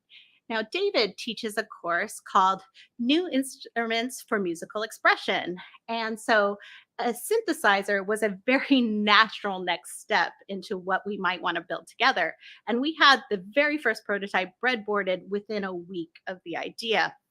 So when we got to the instrument form factor, we were inspired by a few things. So one was the ocarina. We felt like the shape and the way you hold a vape was very ocarina-like to begin with. The kazoo, because the idea that you would have a funny little instrument in your pocket that's easy to play and kind of silly sounding was so fun. Electronic wind instruments, because it takes the breath, which the vape also takes the breath, and applies it to music and electronic devices. And the theremin, that we would have analog inputs that would shift over sound while we were playing this music. Now, the novel features of this synthesizer vape is that we were committed to the original form factor. So that meant using the entire case. Again, because we are in this vape space, we kept the original low pressure sensor, and you have to suck on it to play, which is unlike any other instrument I can think of. Now, we wanted to use the maximum use of original parts. So again, we've already used the case, we've already used the sensor, but we also use the battery and the charging circuit. We wanted a speaker on board. So again, this could be a pocket instrument, and we wanted to have an ergonomic instrument-like feel. At this stage is when we were joined by Shuang, who's going to start to tell you about the process for making your own vape synth. To make all of that happen, we basically divide our process into 3 categories. We need to mechanically alter the enclosure itself. There are electronics that need to be assembled and soldered and beaded. And there's the final assembly that's going to be fitting everything back into the original form. We knew from the beginning that we want to use as much as the original vape as possible. So the form is part of it. And altering the original enclosure so that our parts can fit back into it is part of the challenge. Here are some of the iterations and the processes and the tools that we brought and made. However, the digital fabrication process can be and should be like altered based on your specific workstation situation. So the most lo-fi version that is in the slide, as you can see, is the OG scenes that was literally through a quick clamp and a drill press process. And the point of this is that the reclamation process can be stretched in both ways. It could be either really hi-fi or lo-fi as you want. And our final solution is for our case is using some 3D printers and tabletop CNC machines. Here you can see the jigs and the angles that of overall Vape in making. On the left is a list of the jigs that we used. It's basically so that the case can sit in 3 different angles, slightly angles on 2 edges, and one flat top for the top speaker hole. On the right side is the you can see like how they should be and sitting flat on the bed. Here are some of the photos of them in cutting. The holes in the vise on the third image you can see is perfect for the T-screws and can fit just on the CNC bed directly. And the copper tape on the cases, as you can see in the images, are used so that the machine can probe the cases and know where exactly and how large the material you're working with. And both solutions are proposed by our shop technician, Ian Cox, after a long battle we've had with the tabletop CNC machine that we're trying to use. For the circuit, we wanted to use a voltage control oscillator circuit from the Forest MIMS workbook, both because that's one of the first circuits I've ever built, and I still to this day use Forest MIMS resources because they're open source and easy to read, easy to teach as well. And also because the circuit will run on low power, so it only requires 1 battery, 3.7 volts, and it uses minimal extra components. The way we're using it is we include the USB battery charger, and we use the sensor to turn the entire circuit on and off. The only additional things we added were we replaced the 1 megohm potentiometer with a resistor ladder of photoresistors to simulate playing with buttons. For actually putting the board together, we wanted to use off-the-shelf parts again, so a proto board, something easy to score and snap at home or in a makerspace, and all through-hole components so that you could assemble it with just a standard soldering setup. So the circuit uses a 555 timer, a speaker, 2 1 microfarad capacitors, and a 1K resistor. Now that we have this photocell ladder that we need to get into our vape case, we needed a way to keep them neatly in place. Ashwin came up with this fantastic idea that we could use LED holders instead of for their original purpose for photocells. This has a couple of advantages. They hold them neatly in place. They prevent cutting them on the sharp edges of the vape case, and also they insulate. And now that we're trying to have this fussy system, we're putting a photocell ladder into the vape case. Just directly soldering the wires wasn't strong enough. It didn't really hold up to the amount of handling it takes to get everything back into place. So I was drawn to use the solution from How to Get What You Want, which is a website by Miko Satomi and Hannah Perner-Wilson. Now, this website is probably familiar to e-textile practitioners, but not so familiar to other hardware hackers. So the solution we picked up from there was to use crimp beads, which are meant for jewelry making. By crimping your parts together, you have both a strong electronic connection and also a strong mechanical connection. After you have the circuit ready, which include a board and the crimp beaded cases with the resistor ladder, all you have to do is to try to fit everything back into the case. And because we have done alterations to the case, the whole device itself is no longer airtight. That means that originally when the air pressure sensor is being placed on the bottom, need to be moved to the top where it's closer to the mouthpiece, so that it's still functional as an air pressure sensor when you suck on the mouthpiece. Another thing that we notice is that because it is a really tight fit with everything in there, to use as much soft wires as possible when you do the jumping of the sensor or connecting things on the board itself, it's very helpful. But I bet when it comes to actual assembly, you will do something different depending on how you do it. So now we're gonna move to a demo video of us playing the novelty version together.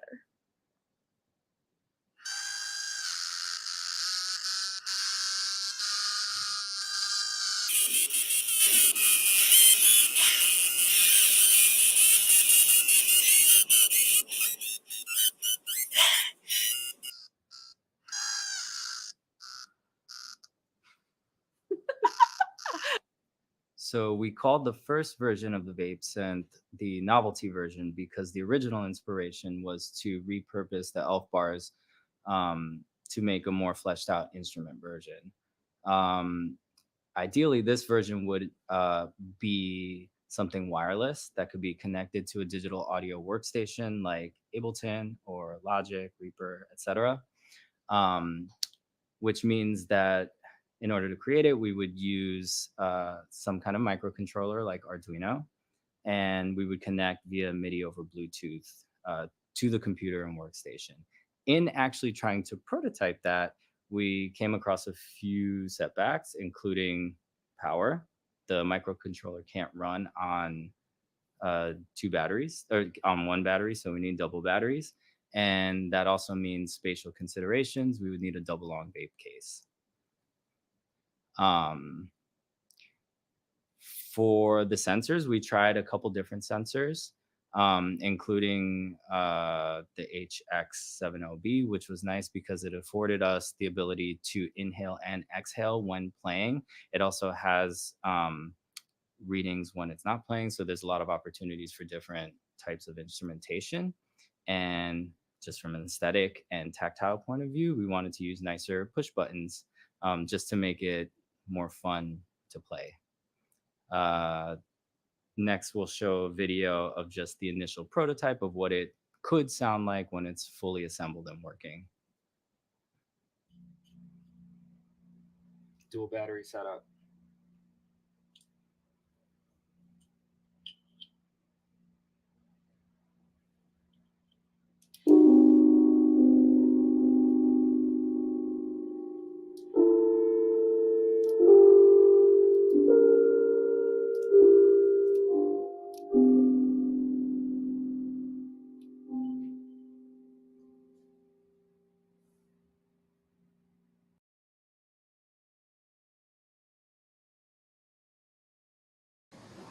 As mentioned earlier, the urgency and the timeliness of the vape problem brought our team together.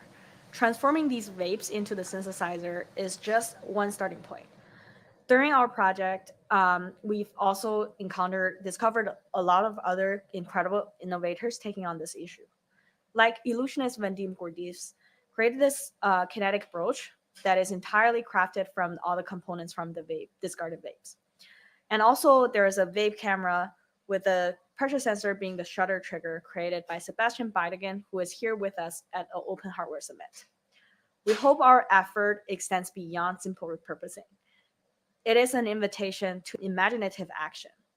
We hope you join us in exploring the potential of creative reuse by reimagining discarded technology. We do more than just reducing weight. We underscore the significant environmental and societal impact of our consumption patterns. Be playful, be creative, and that by default is challenging the status quo. Thank you so much for your time listening to our talks. Myself and Carrie will be in person for demos and conversations. Thank you so much.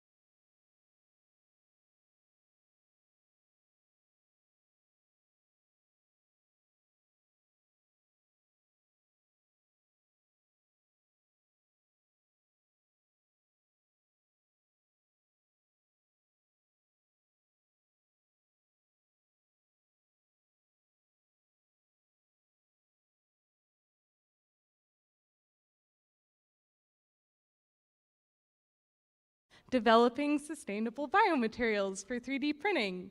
As you can tell, I'm on my own. Leah couldn't make it this weekend, but I'm incredibly honored to be mentored by her, and I'm excited to tell you more about this project. So, to start off, we asked the question, what are sustainable biomaterials? So there's been a lot of talk about open source hardware over the past, few hours, but I want you all to think about what an open source material would look like. And specifically, a material that is bio-based, meaning that it is derived from or produced by renewable biological matter. So you can think of plants, animals, bacteria, fungi, etc. And not only is it bio-based, but it should also be biodegradable. So it should degrade naturally into the soil, into a carbon-based biomass, carbon dioxide, water, and it shouldn't release any toxins into the soil that could harm it. We are also specifically looking at biomaterials that will degrade naturally into our backyard. So nothing that will require a industrial composting machine. We want to just throw these things outside on a hike and they'll totally disintegrate into the environment. So this is a graph that is often used to kind of distinguish and describe all these materials. So you can see in this bottom corner here, we have all of our plastics and metals. Most of what our hardware is made of falls into this corner of non-bio-based and non-biodegradable. And then we're looking at that top corner of the materials that are biodegradable and bio-based. So we can think of very traditional materials like cotton or wool, but we can also think of newer materials that are more engineered, like PLA. I also want to focus on one even sub-category of these materials, which are biomaterials that are derived from bio-wastes. So, one example of these bio-waste-based materials is called Reclaim. This is a project that I focused on during my PhD. I brought lots of material samples today that I'm going to start passing around. Try not to break them, but I won't be disappointed if you do. I would also like them back at the end of this talk, so find me afterwards. So I'm gonna start by passing around a sample of Reclaim. This is a biomaterial made from my composted food waste. So as you can see, here's an insight into my tumbler composter that was in Boulder. And this material is inherently circular. So it is made from my waste that is composted, turns into this really beautiful, lovely humus, which is a soil-like material. And then we add other bio-based binding ingredients to turn it into a clay, which we then sculpted. And then once we have this Reclaim artifact, we can throw it back into our composter where it turns back into compost, or we can throw it out in our backyard. And then because it's made of compost, it adds lots of nutrients and helps the plants grow. And now we have plants for more food, and we start the cycle again.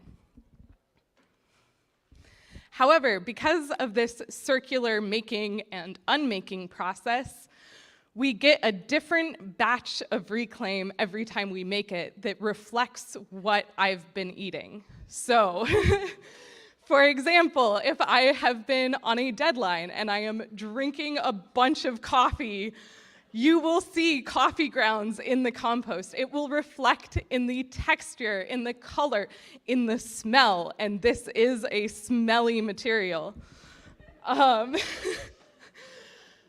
And so because it's ever-changing, we use a very hands-on manual workflow. So a lot of sculpting, hands-on molding, and this allows us to accommodate all those changing material properties. It's also very intimate, and I loved how I got to really engage with my food waste. But now that I am a postdoc, I am working on transitioning into a digital workflow. So specifically using clay 3D printing to fabricate these materials. So here you can see the extrusion with this little clay 3D printer.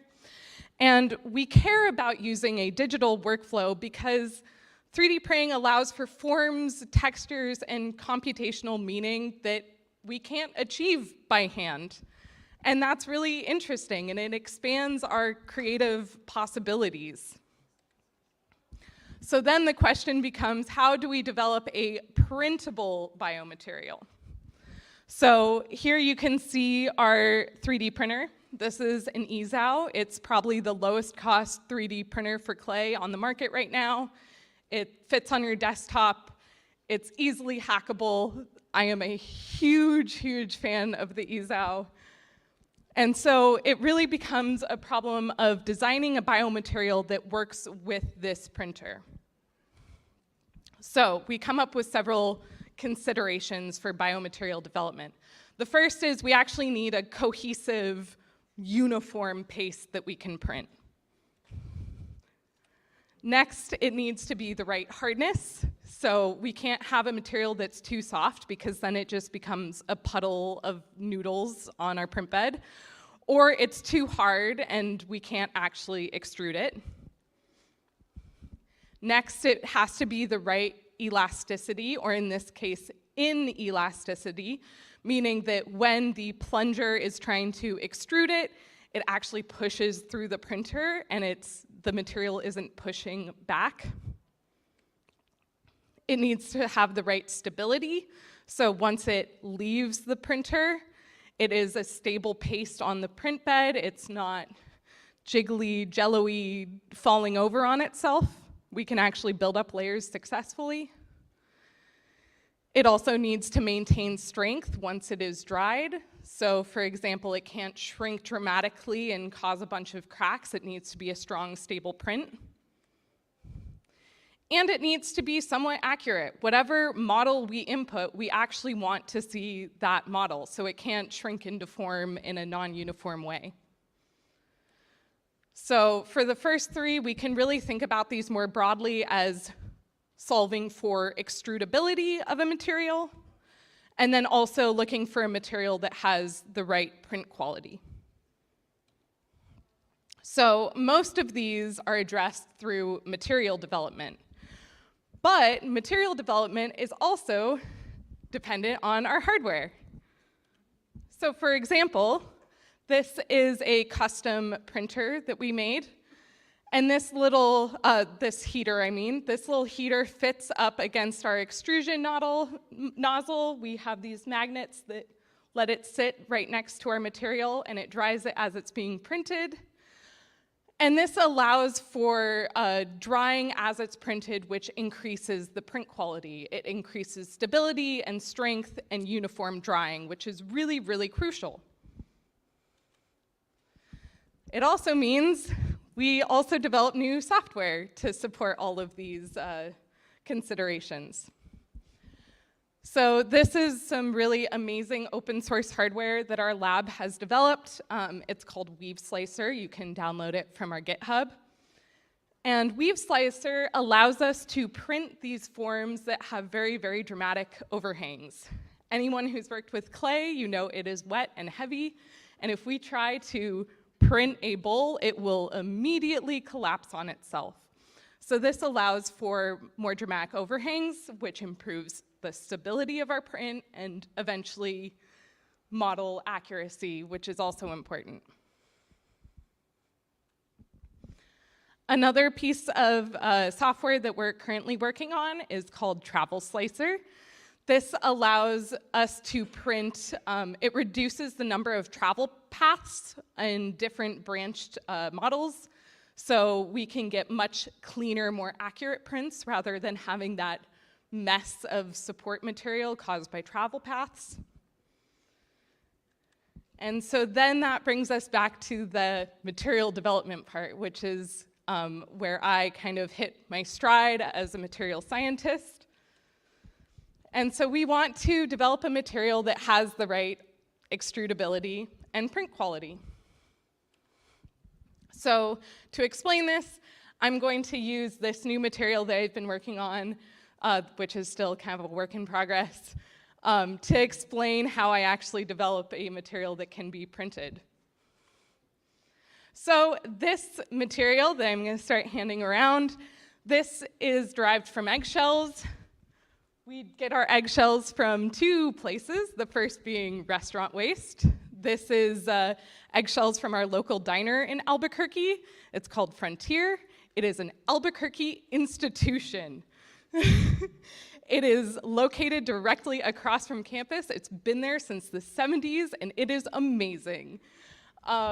However, when we get their compost, it is nasty.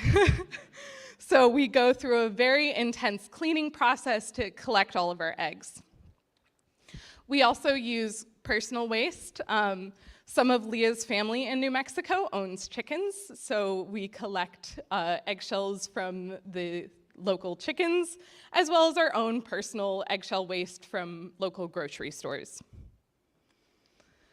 So once we have our eggshells, we grind them up into this powder that you can see up here. It's super, super fine. And then we combine it with these other ingredients to get that cohesive paste. So we add xanthan gum, which is essentially a fermented sugar, and this helps with that inelasticity, so it makes it actually be able to extrude. We also add methyl cellulose, which improves print quality and strength. And then we add water to get it into a paste-like, clay-like material. Once we've identified these ingredients, it then becomes a problem of finding the right recipe. So here's just kind of 5 key iterations that we went through, starting on the left here. That was one of our first tries. Our final material is on the other side, and we have some other iterations in the middle. And it really becomes a problem of solving for something that has the right hardness. So it can't be too hard because we couldn't even print one of our samples. It can't be too soft because it just turns into a pile. And if we get something that extrudes, we want a really nice quality. We don't want it falling over on itself, and we want it to resemble our model nicely. So once we identified our recipe, we printed a bunch of stuff. But for the sake of time, I'm only going to talk about 2 of our prints. These are some data visualization vessels we do. These vessels visualize the number of eggshells produced in the US. So on the left here, we have eggshells per month in the year of 2023, so you can see how many eggs we're eating and throwing away. Meanwhile, on the right side, we have eggshells per year from 2000 to 2023. And you can see that we started eating a lot more eggs, which I think is because of the popularity of brunch, but that is not proven. The other example artifact that I want to briefly talk about is what we call our protective birdhouse. As you can tell, it is not eggshell colored, and that is because we added chili powder. Chili powder is incredible because it has this chemical, capsaicin, which squirrels are allergic to. And squirrels are actually an invasive species to New Mexico. So our goal becomes to protect native birds in New Mexico by incorporating the capsaicin into the birdhouse. So we're keeping the birds safe, we're deterring squirrels, and you can also tell that this print has a slightly shiny texture. I'm gonna pass around another sample. That is because we coated this birdhouse in a layer of beeswax. Beeswax is bio-based, biodegradable, and it reduces water damage. So it makes it a totally waterproof birdhouse. So it's not gonna turn into a pile of paste when it rains, which it doesn't rain often in New Mexico, but When it does, it's intense. So after we printed all this stuff, we were really intrigued at looking at how they actually biodegrade. Where do they go when we dispose of all these artifacts? So we ran this biodegradability test where we had this printed tile, very similar to the tile coated in beeswax that's going around. And we put this tile in some native soil collected from my backyard. And we found that in just 25 days, this tile had essentially totally disintegrated and reincorporated itself into the soil. And it's really important because eggshells provide a lot of key nutrients to encourage the growth of new plants, which go to feed chickens and produce more eggs, which is really, really key. So we kind of look at that. We go back to this, looking at the circular making and unmaking of this material. We can see our chickens and our eggs and our paste.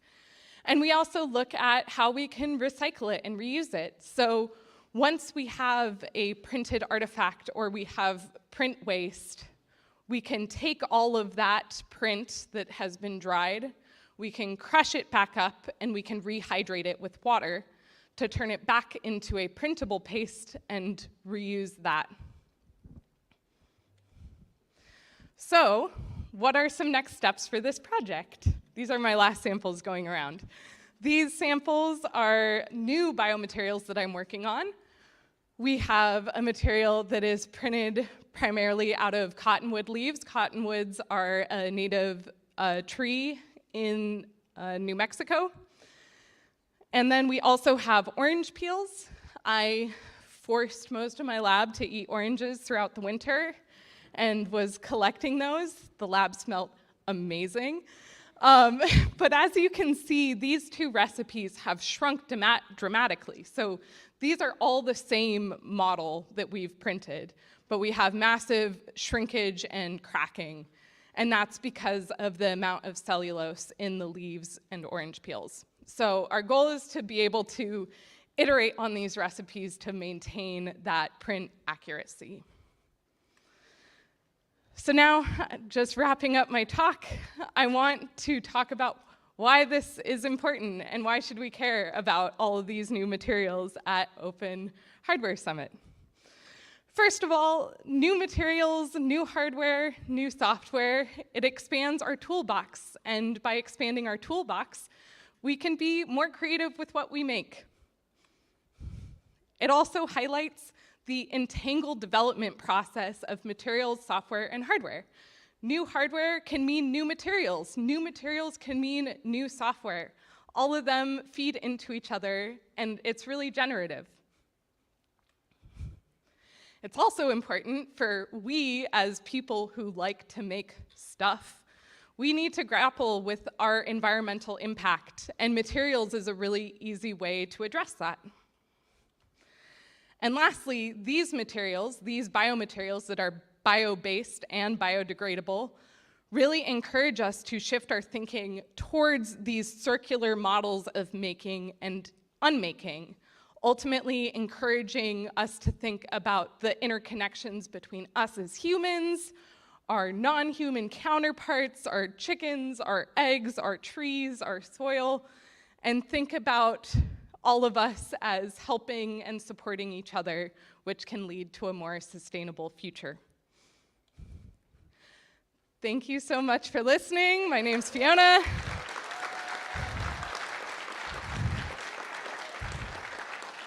I'll let the samples keep circulating, but find me afterwards. I would like them back eventually. Thank you. Wow, Fiona, thank you so much for your enthusiasm on biomaterials, and I can't wait to geek out with you. I will come find you. All right. So next up, we are not going to be joined by Mark Wu today. They are unable to join us, so our next talk will be by Jasmine Liu. Jasmine Liu is a PhD student at the University of Chicago studying human-computer interaction. Her work explores how users can take on more sustainable relationships with interactive technologies, such as by entering roles like caretaker or recycler. More recently, she's been exploring how scavenging parts from e-waste and reusing components during electronics prototyping can be better supported. Welcome, Jasmine.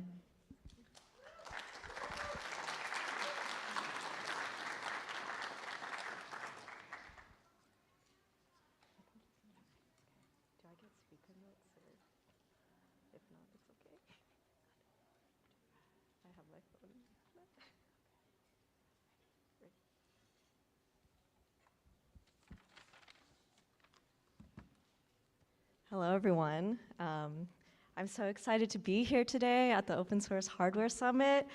2 years ago, I was actually an Ada Lovelace Fellow, so I'm happy to be back on the main stage. As mentioned, my name is Jasmine Liu. I'm a PhD student at the University of Chicago, and today I'm going to be talking about our research project, EcoEDA Recycling e-waste during electronics design, which was a project that I did in collaboration with Beza Desta, Katie Wu, Romain Niff, Joyce Passananti, and Pedro Lopez. I'll also be sharing a bit about why the underlying concept of this work, hardware reuse, is especially relevant to the open source hardware community. All right, so to get started, let me show you this electronic badge that we made. This badge has components that you can see, like a screen, a microcontroller, vibromotor, and speaker.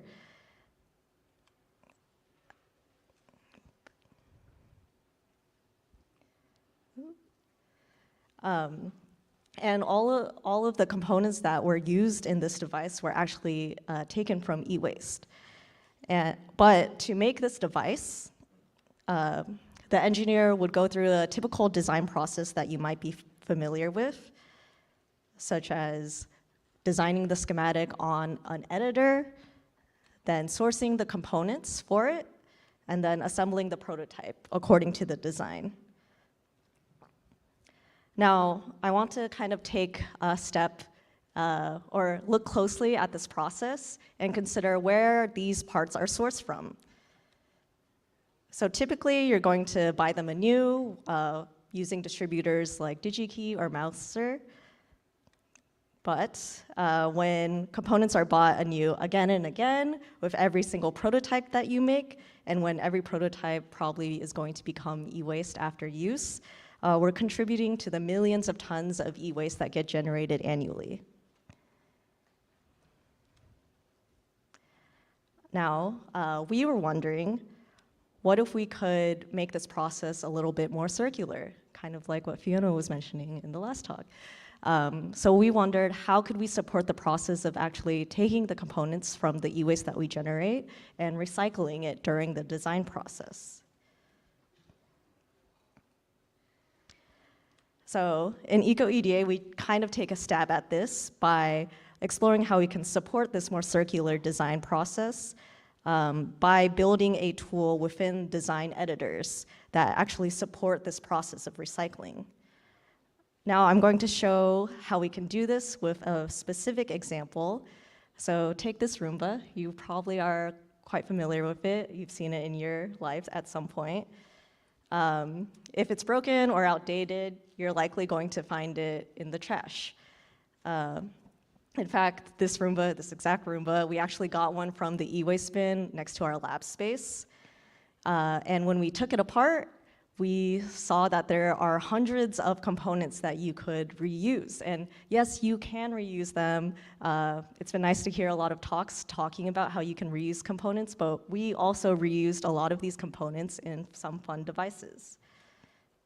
Now, also, there are a ton of different electronic devices that become e-waste, such as this single-use device, or digital COVID test.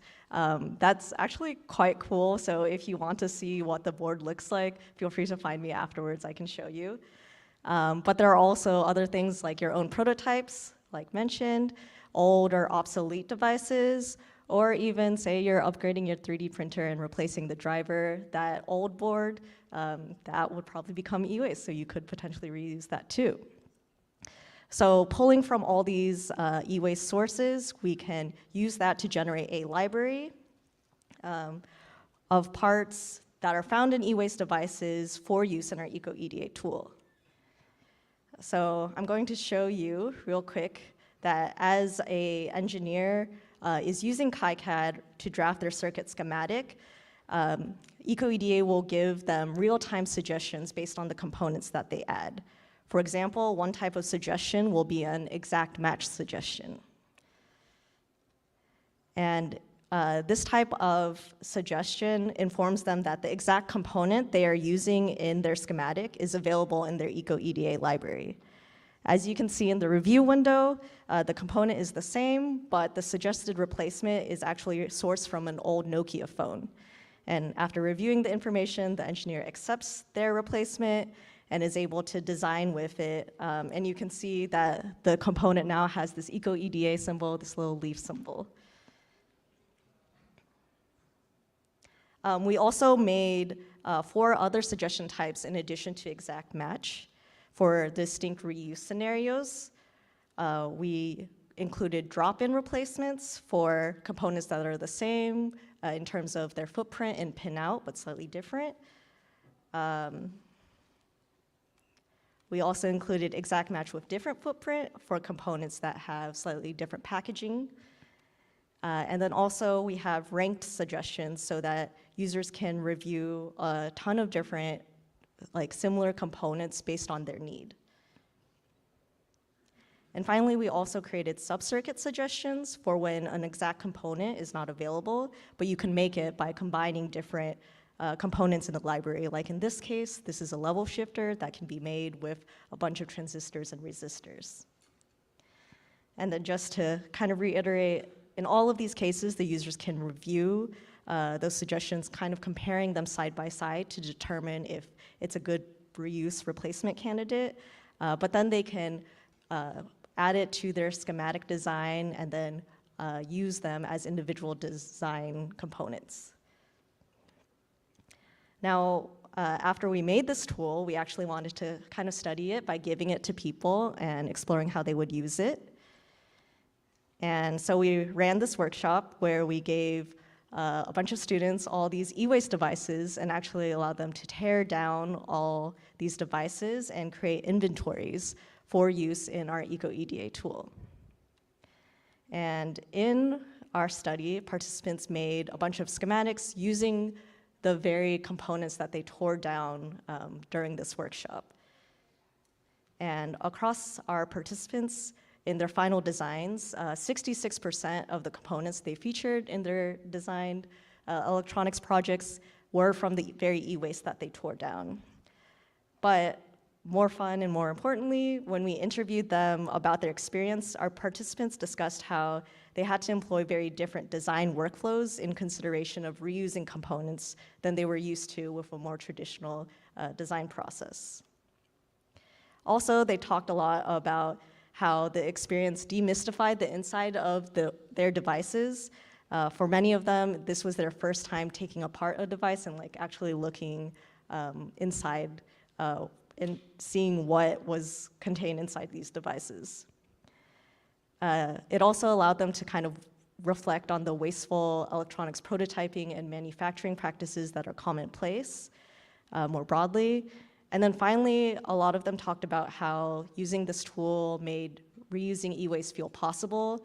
In fact, 2 of our participants actually continued on to reuse some components for their final class project a little bit after our workshop. Now I want to talk about a little bit of how you guys can use EcoEDA tool too, because we made the tool open source and you can find it by going on this website. It's on GitHub. So you can all download it and use the tool on your own too. And I would love if people want to help make this better and contribute to it, definitely looking for people to help me out on that. I talked about kind of one process of going from a schematic design to a final prototype, but as we're all pretty familiar with, there are a ton of different ways to prototype with electronics, and this is kind of our badge with all the different devices that it was made from. But you can also prototype with electronics by reusing them or using toolkits like Arduino, so we explored that with a project incorporating our Arduino. We also explored a pathway of reusing electronics without manufacturing an actual PCB board and kind of stitching it together with proto boards, and last, kind of through rapid prototyping. I wanted to take a bit to just kind of show you the fun devices that we made. So this was done by my student, KD, and they created this custom Photoshop controller using resistors from a synth diffuser and then also the rotary encoder from electronic mouse. And in this little GIF, you can see it's using it in Photoshop to like just adjust the brush size. I also made this energy harvesting device, which I used a car charger, the old ones that plug into the cigarette lighter, and also the wheel from a Roomba. So here you can kind of see it at least lighting up and indicating charging when you roll it. And then we also looked at doing like very rapid prototyping by using a Volterra. So instead of waiting on the PCB to be manufactured and waiting on your parts to come in through the mail, now you can very, very rapidly prototype by using the Volterra and sourcing the components from stuff around you. And across like all of these projects, we learned a lot. So we learned a lot about what you might need to consider when trying to reuse different components. So to kind of summarize, I'll go through this a little bit quickly, but there's a lot of things to consider depending on the source device that you're pulling components from. So for example, just as a small example, a lot of modern devices have very tiny components, so that makes things a lot more difficult to pull from. These are like some examples of like the wide variety of PCBs and like what they look like inside. So some source devices are much more amenable to scavenging from than others. Also, component type. Sometimes it's a little bit more dangerous to pull things that are close to the power line, but on the other hand, passive components like resistors and capacitors are like available in near every circuit, so there's a lot of great opportunities for reuse there. Also, depending on a component footprint, some footprints are really hard to desolder, or you might have to like clip legs of through-hole components, and you might risk like damaging the component itself. There's like a lot more details about this, but I encourage you to read our paper if you want to learn more. But to kind of like wrap things up, I want to emphasize that e-waste is like this super thorny issue. It's something that like our community clearly, with all the talks and workshops around it, it's something we can't really ignore. It's something we definitely need to address as we move forward. And kind of echoing some of the talks that have been given earlier, I really think critical and creative approaches to working with e-waste are especially important. So not just like top-down methods, but like really fun, hacky projects are really cool to see, and I think are really important in trying to address these issues. I see EcoEDA as a small part of that, but I also wanted to talk about how open source hardware especially has a big role to play in reducing e-waste. There's a lot of really cool talks. I went to a workshop yesterday about creative reuse of e-waste. These are just like all of the things that have happened today related to e-waste, so it's super cool to see the open source hardware community engaging with this topic and being ready to have these conversations. But I think open source hardware in particular is really helpful for building tools to support this process of reusing e-waste or reusing different devices. I mentioned, or this is a couple slides back, but we can use all these devices to build a library for use in the EcoEDA tool. But This becomes infinitely easier if these things are open source. So say you have your own prototypes, you already have the schematics and all the information you need, like resistor values, data sheets, etc. And you don't have to go through the manual labor of taking apart devices and trying to identify every single component. You already have this information, and our tool also allows you to directly import old schematics so that you can feed old projects into your EcoEDA library. This is also true for just open source hardware devices in general. If it's open source, then you can directly import them and have all the information, know what components are on that board so that you can reuse them. I also just want to emphasize, beyond like use in the EcoEDA tool, open source makes devices much more amenable for repair, customization, and upgrades that extend the longevity of devices, making sure that if they're broken, you can fix them. But also, I think a really cool theme of a lot of these talks today was that when you customize them, you can kind of form like new attachments, and devices can have their own identity beyond what they were originally intended for. So I really enjoyed being able to do this project because it allowed us to kind of get beyond this paradigm of thinking of ourselves as users and consumers of devices, where we buy devices, take them, use them, and then eventually discard them. I think there's a lot of like really cool potential when we think of ourselves as potential recyclers of devices too. So I see EcoEDA as a way to explore this, a way to explore how we could better support this process of enabling a wide variety of people to explore reusing components during that design process.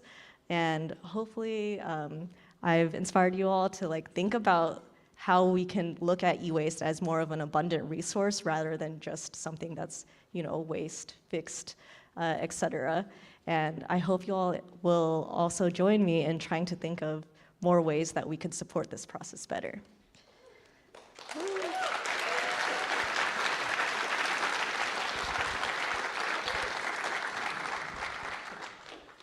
Jasmine, thank you so much. Can you help figure out like where to put all that e-waste in a one-bedroom apartment?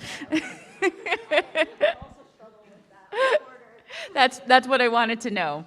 For our last speaker today, we have Gracie Wheelahan. Okay. Yay!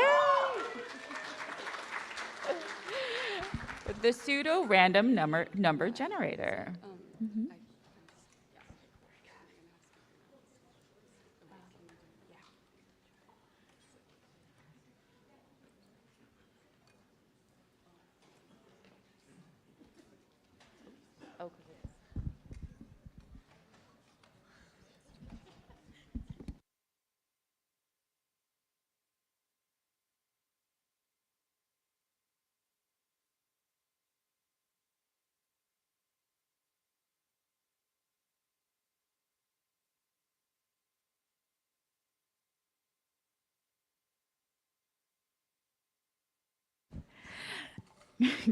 Gracie is a creative technologist and artist based in New York, holding a master's degree from NYU's Interactive Telecommunications Program, or ITP, and a bachelor's degree in mathematics and economics. She merges art and mathematical concepts through the integration of software and hardware.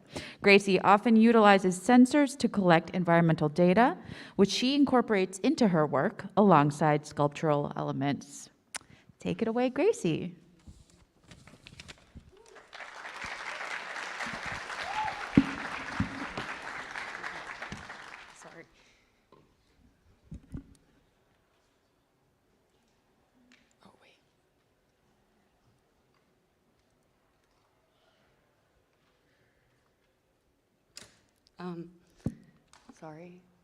Sorry.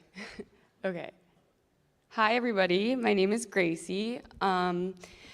First of all, thank you all for having me here. It's really such an honor to be talking alongside all of you guys. You're super smart and cool. And thank you so much to the Open Hardware organizers for putting this on. This is my first time here, and I'm quite new to the open source and hardware community, so I'm really excited and also a little bit nervous to be here.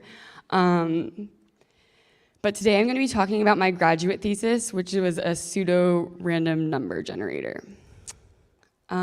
I think the word random has a lot of different meanings, and when we ask someone to describe what randomness is, it can be a wide range of things, like running into a friend on the subway, or for me, trying to get my stepper motor to work. But as programmers, technologists, makers, and artists who use technology in our work, we are familiar with randomness and using random functions in our code. Using these functions to add some flair, maybe by changing the colors of a neopixel or choosing the amount of time that passes between events. Often we use it as filler data to test if our code is working properly.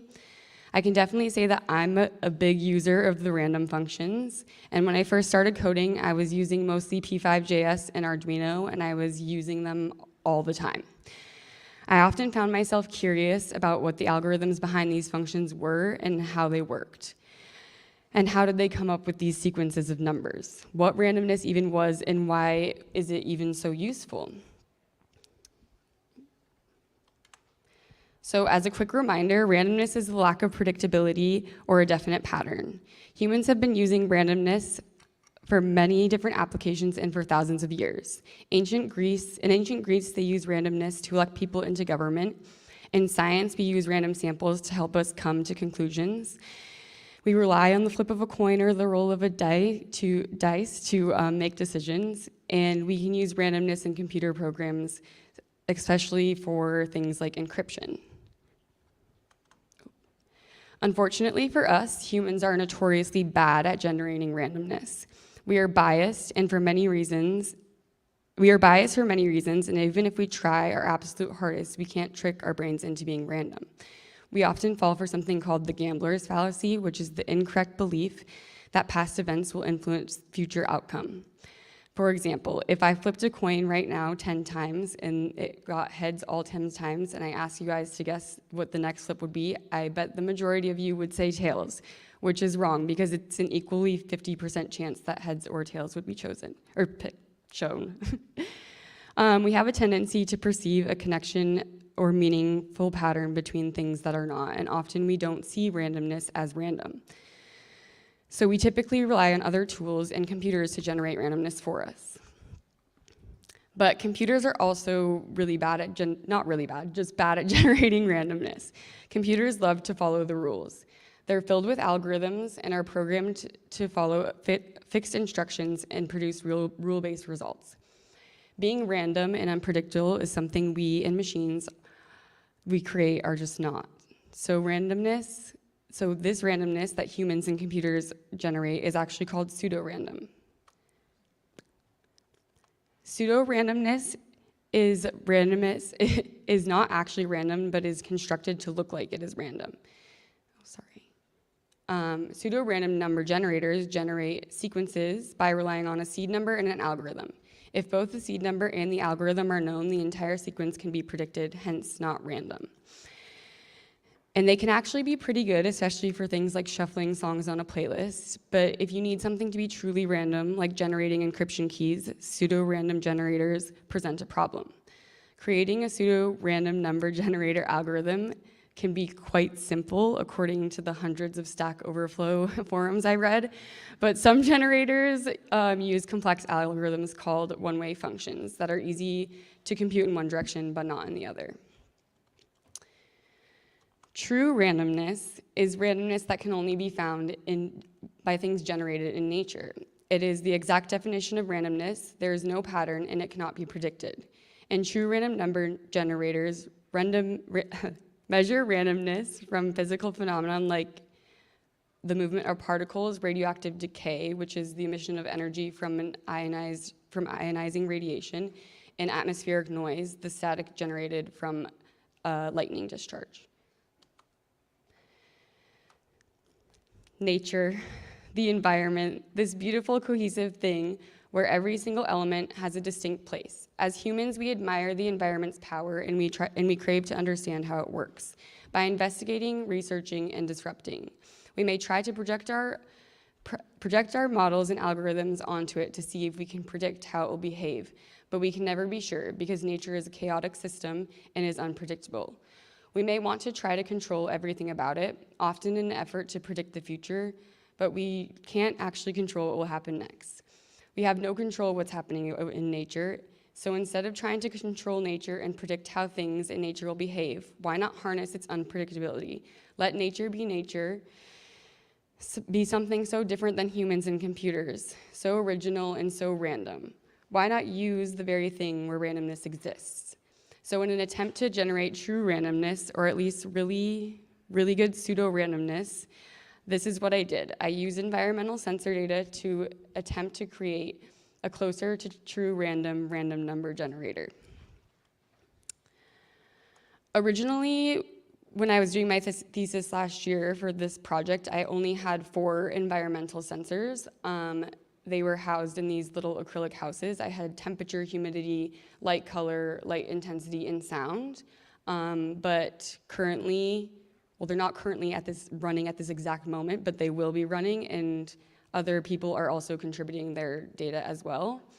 The data is then sent to a server via an MQTT broker, which is a backend system that coordinates messages between clients and computers. This visualization is made by Shifter.io, which is the broker that I'm using. And in the visualization, the original 4 sensors are represented as the small circles on the outside, and they're accompanied by their pictures, and the data is represented by the black circles, and it is sending that via Wi-Fi to the broker, which is the circle in the middle. The broker then sends that data to a server, and the server is where the algorithm lives.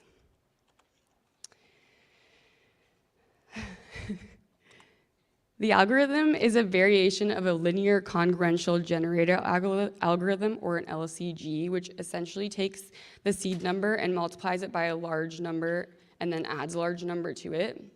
These 2 numbers are relatively prime or co-prime, meaning that the only factor that they share is 1. Then it's divided by a number, a large power of 2, and the remainder is multiplied by pi for some additional randomness. Although I do love math, I wouldn't say I'm a mathematician, so I can't guarantee that this is the best algorithm out there, though it is relatively simple and straightforward. But the hard part about generating random numbers isn't really the algorithm. The challenge is in finding a good seed number. The data coming in from different environmental sensors, sensing different attributes of the environment in many different places, seems to be all 3. Oh, sorry, a good seed number needs to be unpredictable, unique, and varying in length, or relatively long. So all of that data seems to be all 3, unpredictable, unique, and it can be combined to be relatively long. This is because we can't really control the environment, and also a lot of these sensors create a bit of noise, which makes it more variable. And we also, in theory, when there's more sensors set up, can't know where the data is coming from. And this makes it unpredictable and unique. And then by combining all these data points, we can make the seed number quite large. So to make the seed number, the script uses the current millisecond to determine a number between 5 and 20, which determines the length of the seed number. As the data points come in from the sensors through the MQTT broker, they are added to a seed string until it reaches the determined length. And then all of the decimal points are taken out, and it's converted to a number, and then that is the seed number and that the algorithm uses. And it results in a random number. Like most other random number generators, the number resulting is between 0 and 1. And the random number, then the server then sends that random number back to the broker, so other clients can subscribe and use that random number, or it can also be accessed via an API call.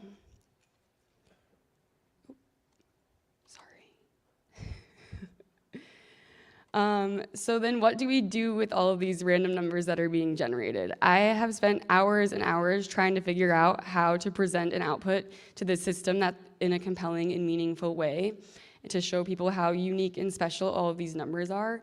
But the truth is that experiencing truly random event is rare and usually unappreciated. The randomness we know typically makes us feel overwhelmed or bored. Because we can't find the patterns and we can't predict what's going to happen next. We can't see how we're influencing the outcome. For this project, I don't know if it's so much about the outcome though. Sure, I would love to say that this generator is the best random number generator ever, but I can't say that because I actually don't know. And I don't really think it matters because as humans, we can't really tell the difference between pseudo and random anyways.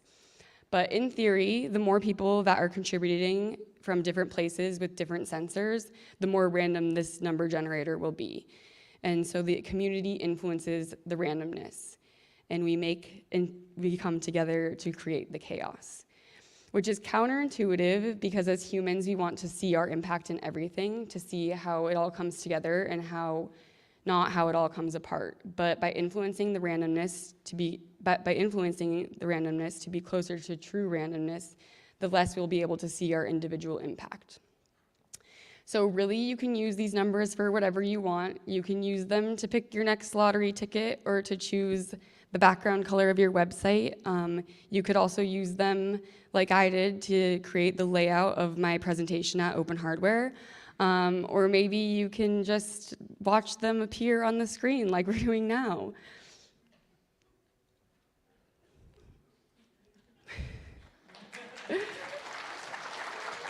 Thank you so much, everybody, to all these people. And this is the GitHub repo if you are interested in using the numbers and or sending data to the numbers. And you should, everybody should.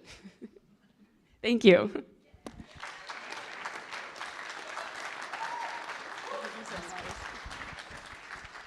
Thank you, Gracie. That last slide was very mesmerizing and lots to chew on there.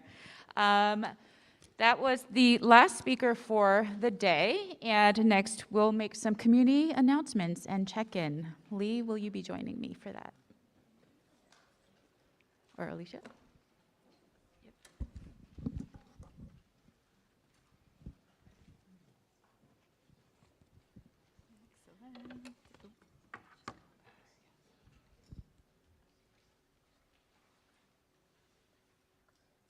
All right. Oh, thank you, Mom and Dad. That's beautiful. Let me see. How do I advance these slides? Oh, there aren't slides. Wait, where did the slides go? Can we get the slides back? All right, maybe we'll do this without slides. Who knows? There we go. Is that somehow?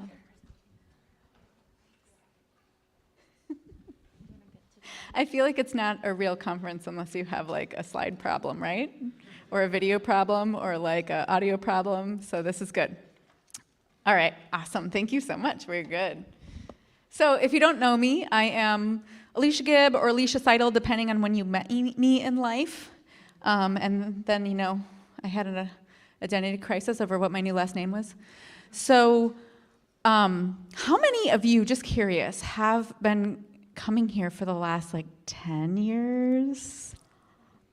There's hands in the audience. How about like the last 5 years? Like let's say, how many people came here like to a summit pre-pandemic? Okay, nice. How about post-pandemic? How many people of this is their first summit? Awesome. Welcome. That is extremely awesome. So yes, welcome to the Open Hardware Summit, of course. Welcome to what Ashwa does. So yeah, we say Ashwa. It's the Open Source Hardware Association, but that's a mouthful every time you have to say it. And I am so glad that you all are here as part of the open source hardware community. So I wanted to celebrate you all a little bit and talk about why it's so important that you're all here. So first of all, thank you.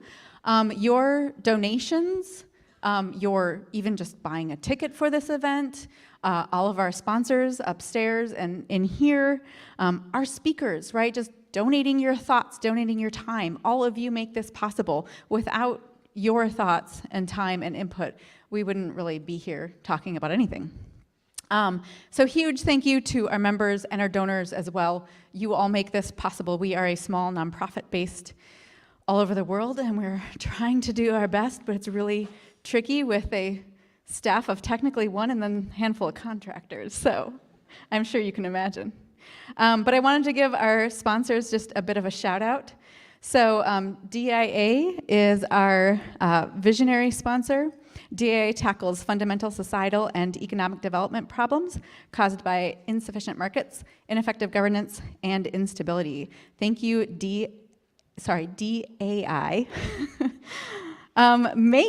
Make celebrates your right to tweak, hack, and bend any technology to your will. Thank you, Make. DigiKey. Thank you, DigiKey. They have parts for every project. Thank you, Haishu Peng. Haishu was one of our mentors for our Open Hardware Creators and Academia program, and Haishu made a personal donation for the Summit Fellows program. Thank you to Beagleboard, our lanyard sponsor. Thank you all for wearing these lovely lanyards that Beagleboard sponsored. Beagleboard, they are making computers open again. Thank you to Cyber City Circuits for our badges. Cyber City Circuits, rapid prototyping, PCB design, and assembly services for small business. And we would be remiss if we didn't mention all the other sponsors who are on the slide. It's amazing. It's really great to be part of a community that so many people want to uplift with financial donations to make this event happen. So thank you very much to all of our sponsors at every level. Every single level is very, very important to us. We appreciate it, and it really helps our bottom line. And lastly, we ended up getting a grant this year as well for our Summit Fellows. So those are people who wouldn't normally be able to travel here that are being granted some funding to be able to travel. So the AVNet Cares Grant is a philanthropic program focused in the areas of science, technology, engineering, and math, or STEM, as we sometimes say. Diversity, the environment, and supporting communities in crisis. Ashwin received a grant through the Community Cares program for our Summit Fellows, so thank you, AVNet Cares. And to our wonderful leaders, give it up for Lee and Sid.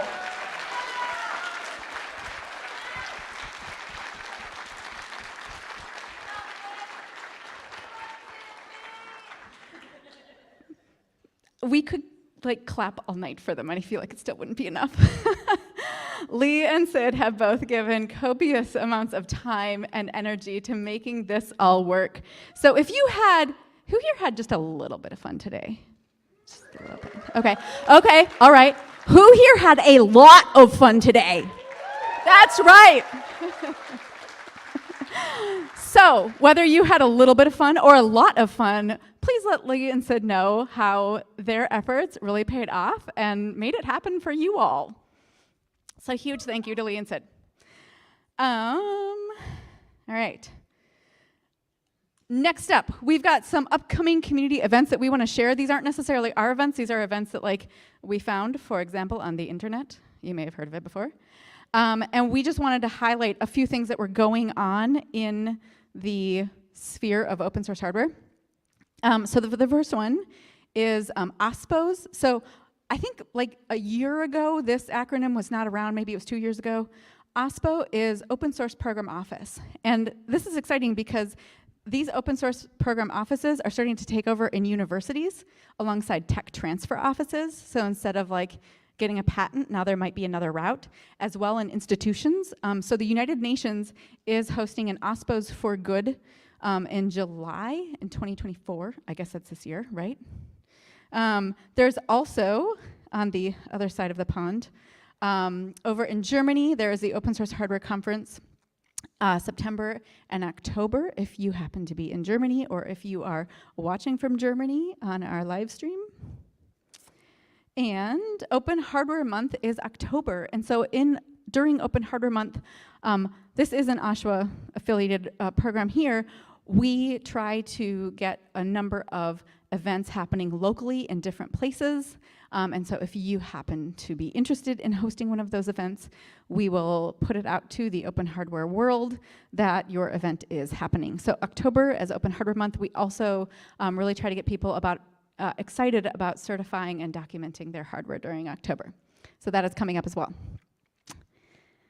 Next up, open source hardware news. What have we been doing in the news lately? We created, if you were at our summit last year, we talked a lot about the Open Hardware Creators in Academia program, which was happening at that point in time. That program ended this November, and we are looking at what the new program is going to look like. But we have a number of really great documents that have come out of that program. So open hardware, guidelines for open hardware, tutoring, mentoring and training guide in academia for open hardware, different open hardware case studies in cultural institutions and art museums. Carlotta Berry was our keynote last year, and I just kind of stuck her keynote up there, but really it's because Carlotta created so much content, I couldn't really pick one thing.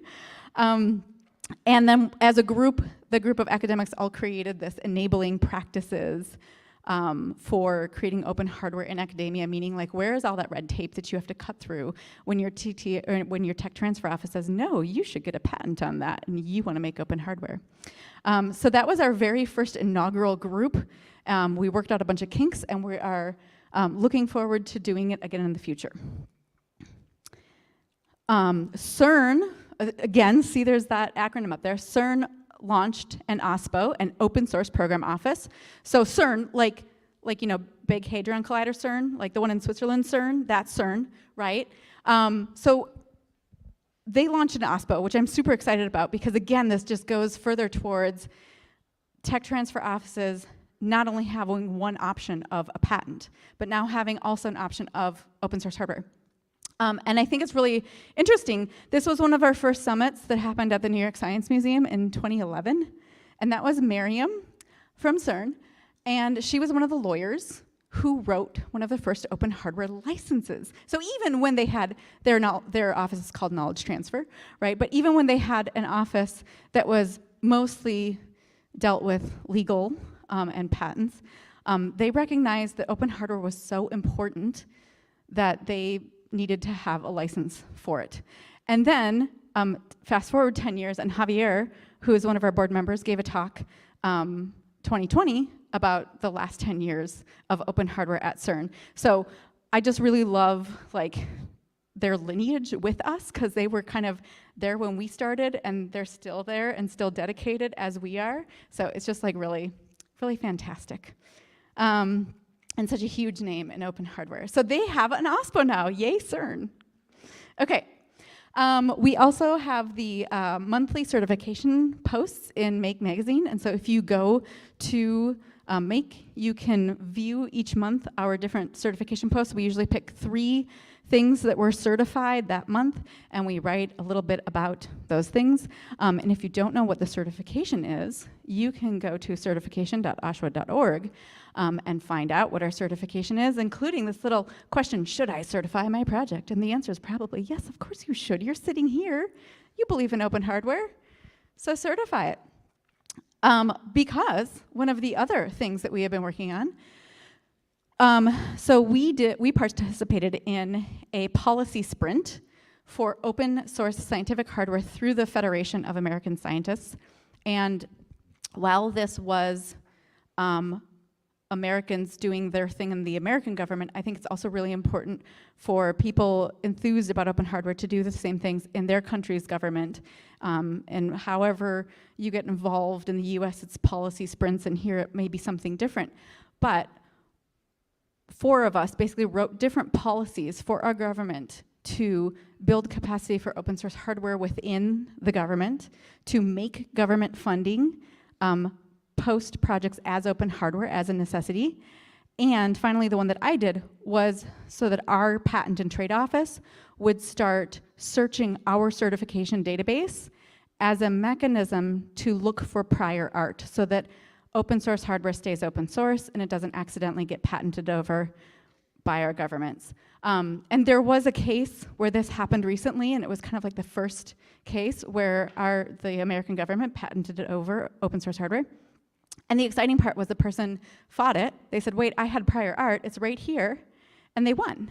And so that really tells us that open source is a real thing that our governments will actually obey and will recognize when they have incorrectly given a patent. So that was great news. But we want to take it one step further, and we want them to start searching for our databases for that certified stuff that it does create a database when you get your certification, meaning that your prior art will be found. All right, finally, I want to talk about ways to engage with OSHWA. So you're all here, you're all engaging, way to go. Everybody gets a gold star today. But just to let you know, in case you didn't realize that we were out here in some other spaces, you can connect with us on our various social medias, and I'm sure I will forget one of them, but we are on things like Twitter. But then some weird things happen to Twitter, so we kind of realized that maybe community people were like starting to go other places, and that was okay. And we kind of want to go other places too. So we're on Mastodon now, and we're on Instagram now, and we're on LinkedIn, and we have a Discord, and like really kind of expanded the network there. We also set up a Hackster community hub, so you can join our Hackster community hub if you go to like hackster.io and you like search for Open Source Hardware Association. We will pop up. You can always certify your hardware as a way of engagement, participate in Open Hardware Month. You can become a member. Members get to vote in our board members and who's on our board making our decisions. Or you can also make a financial donation, which really helps us out. And I just want to bring up one person from the audience who has given not only her time as a board member, but also as a board member, understands that a huge part of board membership is fundraising. And so she's been crucial to getting a number of corporate sponsorships for us. But she's also contributed financially to herself with her personal money. So Kat, Scott, I want you to come on up. I want you to tell people why it is you donate. So, who here has given money to like the EFF before? Public radio, other nonprofit organizations. So we've been doing this for what, 12 years, 10 years, 13 years, something like that.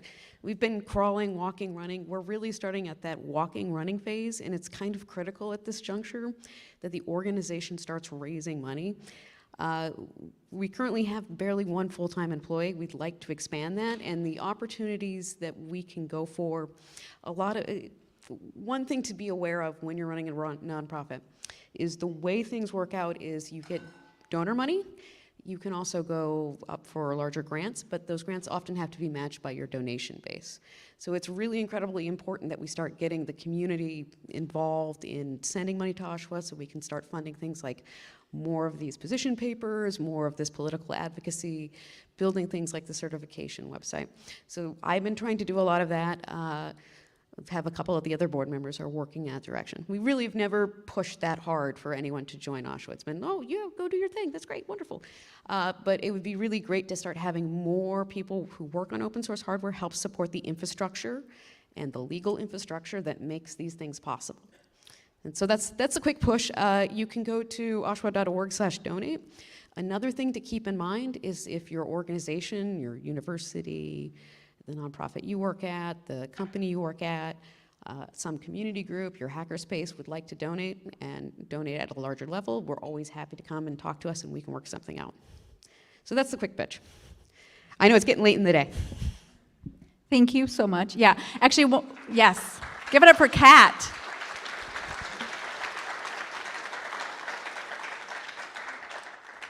Thank you so much, Kat. The link that Kat mentioned, there's two ways, right? So there's the membership link there, there's a donate link there.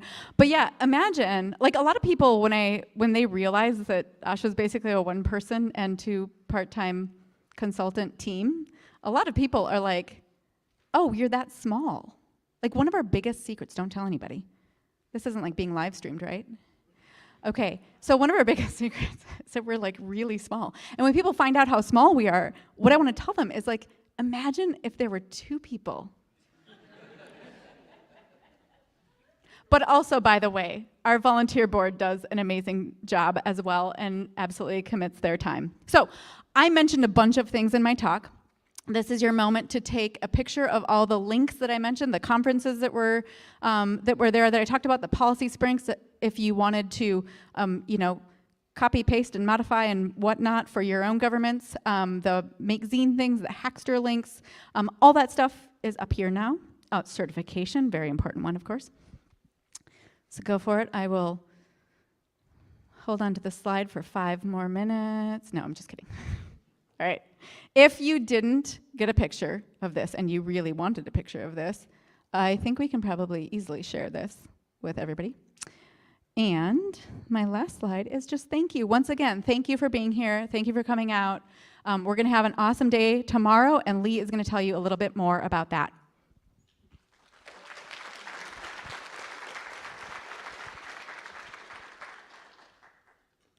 Thank you. Just a quick few notes for tomorrow. I am really excited for you all to join us at Lisp Maker. If you haven't been there before, it's a super cool makerspace in Hochelaga. And yeah, they're hosting us, they're a venue sponsor, and it's gonna be really awesome. We have a whole day of workshops, so if you haven't signed up, there are still a few workshops that have spots left, by the way. But if you haven't signed up for a workshop as well, we do have unconference sessions running all day. So if you saw the black board with all the Post-its on it, if you just wanna like vote for those topics, and me and Sid are gonna make it into a schedule. And it's gonna be a lot of fun. We also just have like some spaces for people to chill out and keep hacking on your badges, and yeah, so like there's like a full day of discussions and also workshops and hanging out. So yeah, hope to see you guys tomorrow. And also tonight there is a after party starting at 8 p.m. at North Star Bar on Saint Laurent. They have pinball machines. It's gonna be really fun. And yeah, I think that's it. Thank you guys so much. This was a lot of fun, and also I'm like really, really happy to see so many people who it's their first time at Open Hardware Summit. So yeah, thank you.